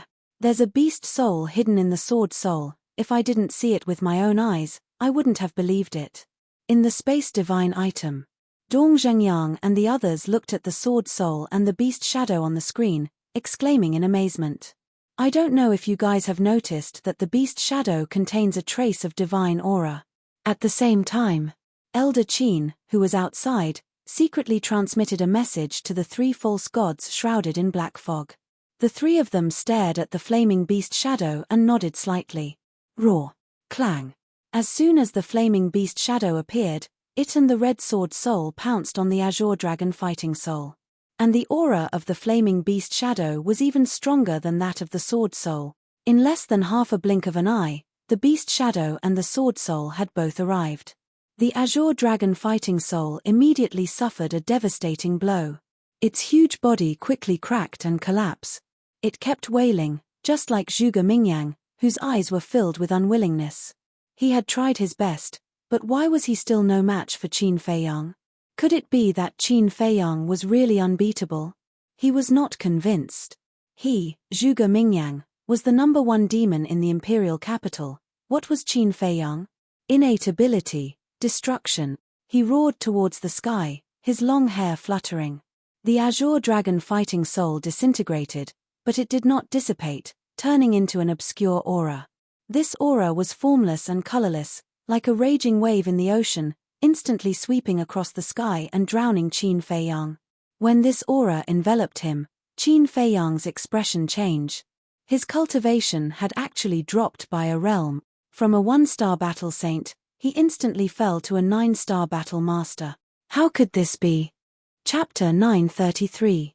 How could Qin Feiyang's cultivation suddenly fall to the 9-star war sect? Could it be because of Zhuge Mingyang's azure dragon fighting spirit's innate ability? You must be surprised. This is the innate ability of the azure dragon fighting spirit. Whether it's a human or a beast, as long as they enter this domain formed by the azure dragon fighting spirit, their cultivation will drop by a small realm. Although it's only a temporary drop, it's enough to kill you. Now, in the face of the difference in cultivation, what else can you use to fight me? Zhuge Mingyang laughed out loud and rushed forward like lightning. With a single punch, he shattered the scarlet sword spirit. His battle strength was unparalleled. The strength of the war soul was determined by the master's cultivation. The stronger the master's cultivation, the stronger the war soul. Now, Qin Feiyang's cultivation had been weakened by a realm, so the power of the scarlet sword spirit had naturally dropped by a level. After the scarlet sword spirit shattered, the flaming beast shadow also dissipated. However, Zhuge Mingyang did not stop at all and continued to attack Qin Feiyang. He stepped on the perfect battle technique and his speed was as fast as lightning. In the blink of an eye, he landed in front of Qin Feiyang. Without any mercy, he punched towards Qin Feiyang's chest. Whoa! Qin Feiyang spat out a mouthful of blood and flew out like a meteorite. His chest was also spurting blood. His heart was even more shattered. The intense pain caused his face to contort. I, Zhuge Mingyang, am the true prodigy, Zhuge Mingyang said. And you, Qin Feiyang, are just lucky to be born in a good family. You've been the center of attention since you were young. Compared to me, you're still far from it. Zhuge Mingyang roared and caught up to Qin Feiyang in a few steps. Then, he stomped on Qin Feiyang's chest. Boom. Kacha. Qin Feiyang howled in pain and crashed into a palace below. The palace was instantly shattered. He smashed into the ground, causing dust to fly everywhere. The ground cracked, and a huge crater that was dozens of feet wide appeared on the ground. As for his heart, it had already shattered into pieces. Defeated, Mu Qing looked at the scene in disbelief. In his eyes, Qin Feiyang had always been an invincible existence in the same realm. But now, he was defeated by Zhuge Mingyang. Was this a dream? When did Qin Feiyang, who had always been invincible, become so weak and unbearable? Innate ability, destruction. In the face of such a terrifying innate ability, there is no one in the younger generation who can compete with him. Not even Qin Feiyang. The Mu clan's ancestor whispered. His old eyes were filled with disbelief. Mu Qing's all-seeing eye and Qin Feiyang's 3 fighting souls were already powerful enough. However, Zhuge Mingyang's azure dragon fighting soul was even more terrifying than theirs. At this moment, no one dared to look down on Zhuge Mingyang anymore. Even the fake gods had a solemn look on their faces. Although this innate ability could only weaken one's realm, it was enough to kill anyone. The scene fell into a dead silence once again. Huff! Zhuge Mingyang let out a long breath. His body slowly sank and landed on top of the huge crater. Then, he waved his hand and a gust of wind whistled in this place. The dust that filled the sky was quickly blown away. Qin Feiyang was seen lying at the bottom of the huge crater. He was barely breathing and dripping with blood. His entire chest was deeply sunken, and his flesh was badly mutilated. Did you see that? This is my strength. No matter how you struggle, you can't escape the fate of death. And from this moment onwards, the title of the #1 monster in the Great Qin Empire no longer belongs to you. Zhuge Mingyang said. His expression was full of arrogance and contempt. The title of the #1 monster, hehe, Qin Feiyang muttered to himself and suddenly laughed. There was a touch of ridicule on his blood-stained face. Seeing that Qin Feiyang could still laugh, Zhuge Mingyang's eyebrows twitched. But then, he shook his head, smiled, and said, "No matter if it was in the past or now, you are only a stepping stone under my feet. And now, your mission has been completed. You can leave this world." Stepping stone, Qin Feiyang looked at the sky, and a touch of ferocity gradually appeared in his eyes. In this world, there was actually someone who dared to use him, Qin Feiyang, as a stepping stone? Don't take yourself too seriously. In fact, in the eyes of others, you are nothing. No, I shouldn't say that. After all, you have the bloodline power of His Majesty. However, you are just an insignificant, pitiful worm. No one loves you, no one protects you, and no one cares about you. Zhuge Mingyang smiled disdainfully, raised his arm, and the battle qi surged on his fingertips. Wait. But at this time, the emperor opened his mouth and coldly shouted, looking at Qin Feiyang, "Now that you have lost, you can tell me." Defeated. Qin Feiyang slowly got up, grinned at the emperor, and said, "Are you sure I have lost?" The emperor frowned and said in a deep voice, "Don't fight like a cornered beast." Ha ha. Qin Feiyang looked up to the sky and laughed wildly. At this time, they used the words cornered beast to describe him. Weren't these people too naive? The purple-gold dragon blood in his body burned. On the surface of his body, there were wisps of purple-gold flames rising. The broken heart and the injuries all over his body were healing at a speed visible to the naked eye. Is this another advantage of the purple-gold dragon blood? Qin Feiyang whispered. The purple-gold dragon blood flowing in his body was like a spring of life, providing an endless stream of vitality. Moreover, although the power of his bloodline was crippled, the merged fire of life was still there. Now, even if he did not open the battle character secret, he could still have a true immortal body. You don't have the ability to kill me, Qin Feiyang shouted angrily, and his aura surged wildly. The domain formed by the Azure Dragon War Soul showed signs of being unable to suppress him. Zhuge Mingyang's eyes widened. Why was this fellow's vitality so tenacious? Boom. Accompanied by a wave of fire, the 9-leaf fire lotus charged toward Qin Feiyang from behind. The sky above the imperial palace instantly turned into a sea of fire. Raging flames surged, and waves of fire surged, illuminating the heavens and the earth. Explode! Qin Feiyang shouted. The 9 fire lotus leaves fell off in an instant and shot toward Zhuge Mingyang. It's useless. Zhuge Mingyang shook his head, looking extremely arrogant. He pressed his hand down in the air, and the Azure Dragon War Qi turned into a waterfall that fell from the sky and collided with the 9 fire lotus leaves. The 9 fire lotus leaves exploded at the same time. Boom. Crack. A world-destroying aura suddenly spread out in this place. The ground shattered, and the palace collapsed. If the emperor and the others did not make a move in time, half of the imperial palace would have been destroyed in an instant. Spurt. At the same time, Zhuge Mingyang spat out a mouthful of blood, and his face turned paler. It's still so destructive. His heart was filled with shock. You should know who you're being arrogant in front of now. Qin Feiyang shot into the sky. His skin, long hair, and eyes instantly turned blood red. At this moment, he was like a god of war who had returned, and his body exuded a shocking battle intent. That was right.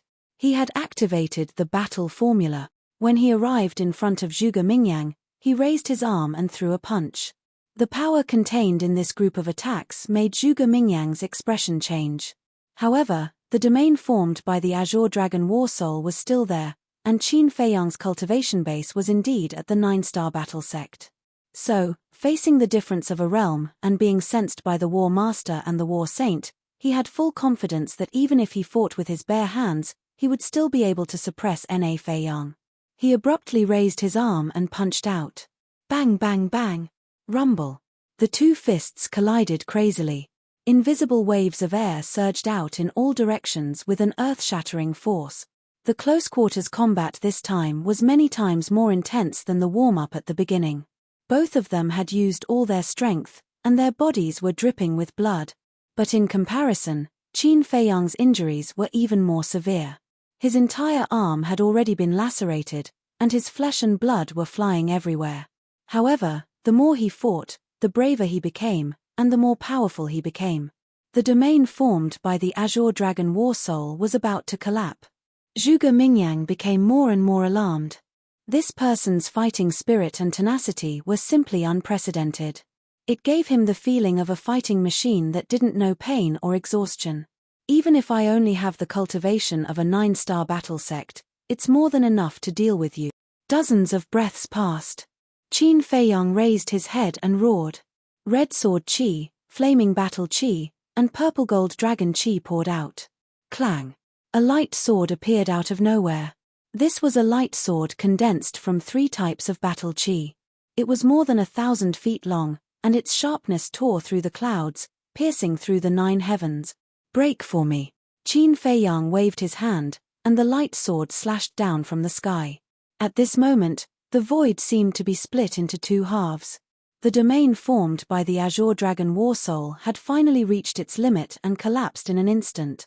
Qin Feiyang's cultivation also instantly recovered to that of a 1-star battle saint. I won't lose. I can't lose here either. Qin Feiyang, I will definitely destroy you. The domain was forcibly disintegrated, and Zhuge Mingyang also suffered a fatal injury. But his appearance was getting crazier. He rushed towards the light sword and punched the light sword. The third style of the Azure Dragon's secret art, the Azure Dragon Celestial Phenomenon, reappeared. Clang. Against the deity art, the light sword was shattered on the spot. Qin Feiyang's body trembled. But at this moment, his eyes were even more terrifying than Zhuge Mingyang's. Destroy me. Who gave you the guts to say such words? Let me tell you, today, it's not you who will destroy me, it's me who will destroy you. And I will completely destroy you. Qin Feiyang's eyes were cold and piercing. Following a deafening dragon roar, the purple gold dragon soul roared out. Whoosh! Qin Feiyang jumped up and landed on the purple gold dragon's body. He was like a king, looking down at Zhuge Mingyang from above. Innate superpower, Emperor Divine Prison. He spat out these few words coldly. Rumble. Immediately, a mighty aura rushed out from the purple gold dragon soul like a volcanic eruption, instantly covering dozens of miles of the void. Inside it, there was an extremely powerful dragon and emperor's might. The Azure Dragon formed by the Azure Dragon Celestial Phenomenon was immediately imprisoned in the void. Zhuge Mingyang was also unable to move. Even the blood in his body stopped flowing. Not only Zhuge Mingyang, but everyone in the imperial palace below who was enveloped by this aura felt as though their bodies were frozen, unable to move. In their hearts, an uncontrollable fear emerged. Even Yiglao, Old Man Qin, and the other false gods felt a sense of oppression from the depths of their souls. Chapter 934. The prison of God sealed all directions. Everyone turned pale at this sight. Zhuge Mingyang struggled madly, but under this pressure, he was like an ant, appearing extremely small and insignificant.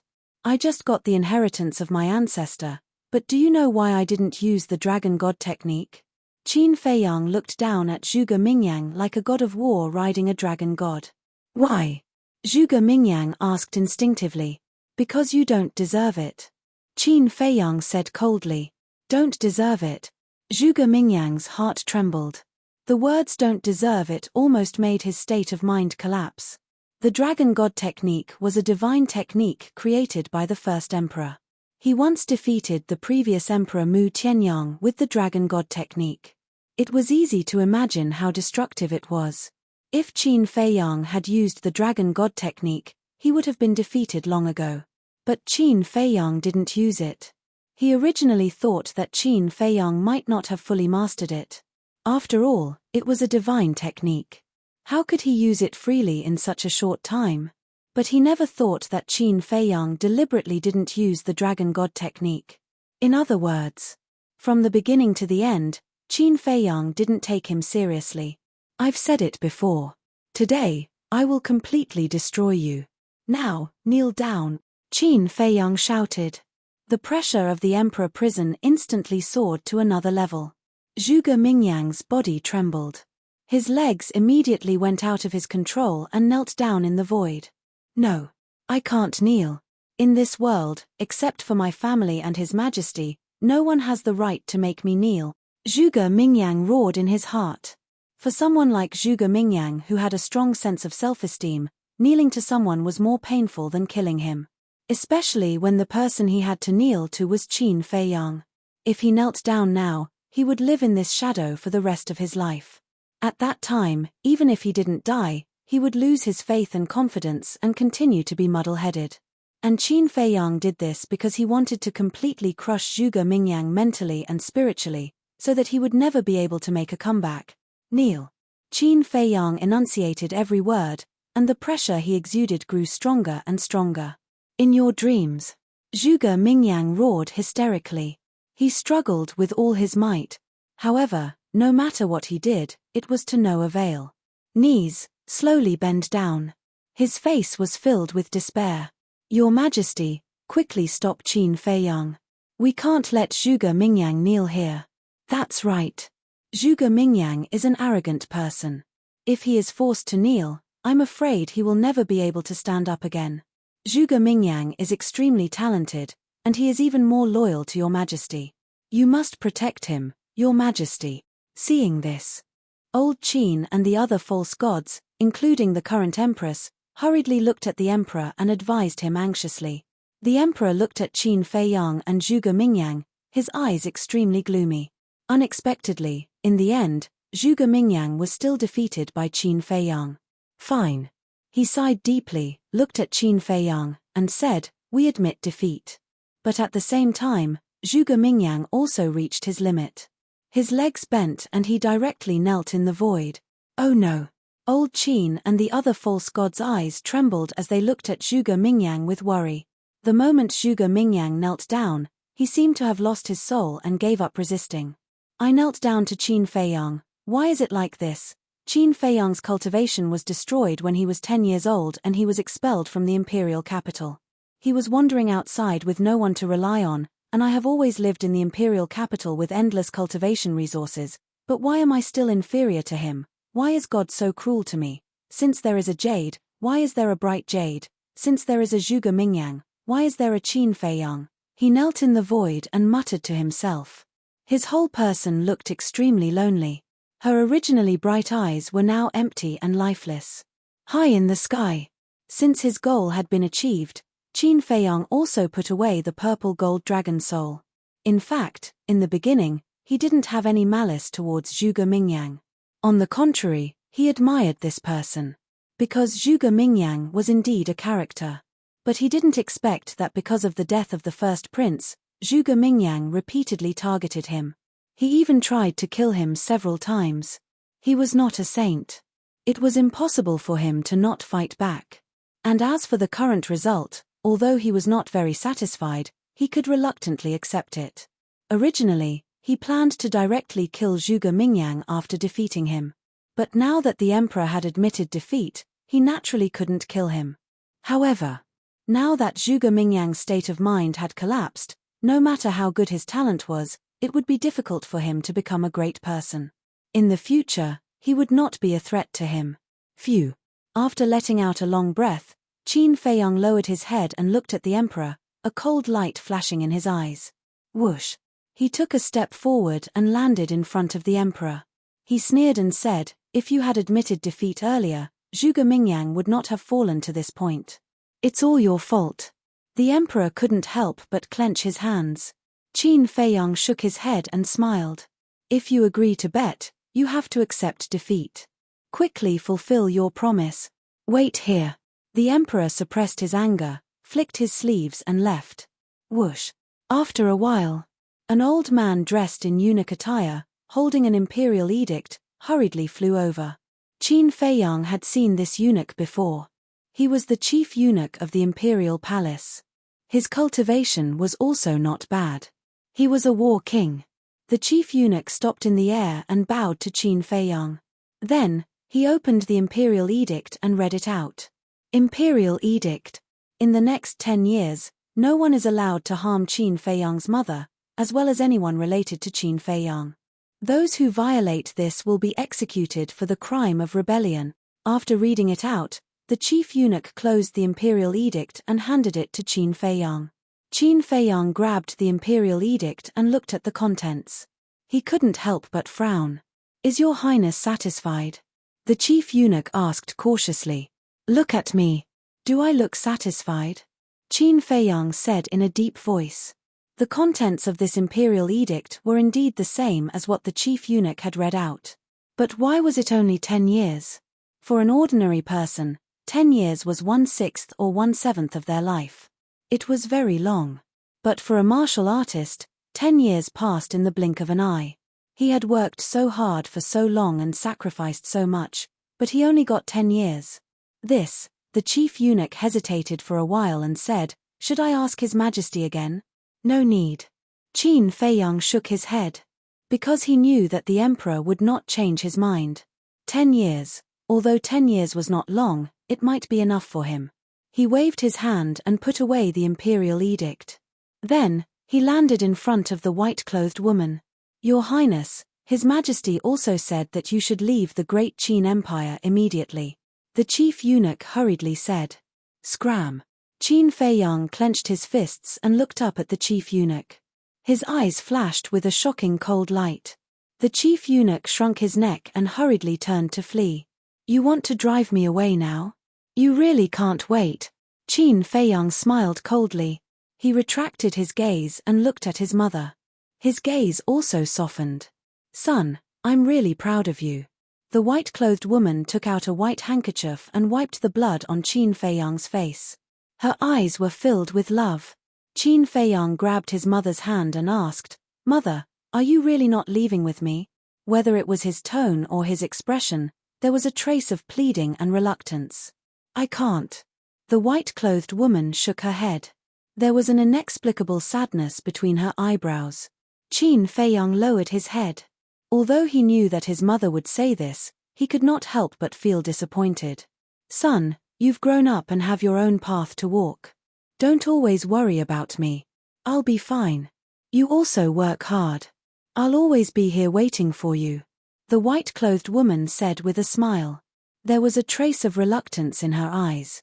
"You're the one who gave birth to me and raised me. How can I not miss you?" Qin Feiyong suppressed his voice and roared.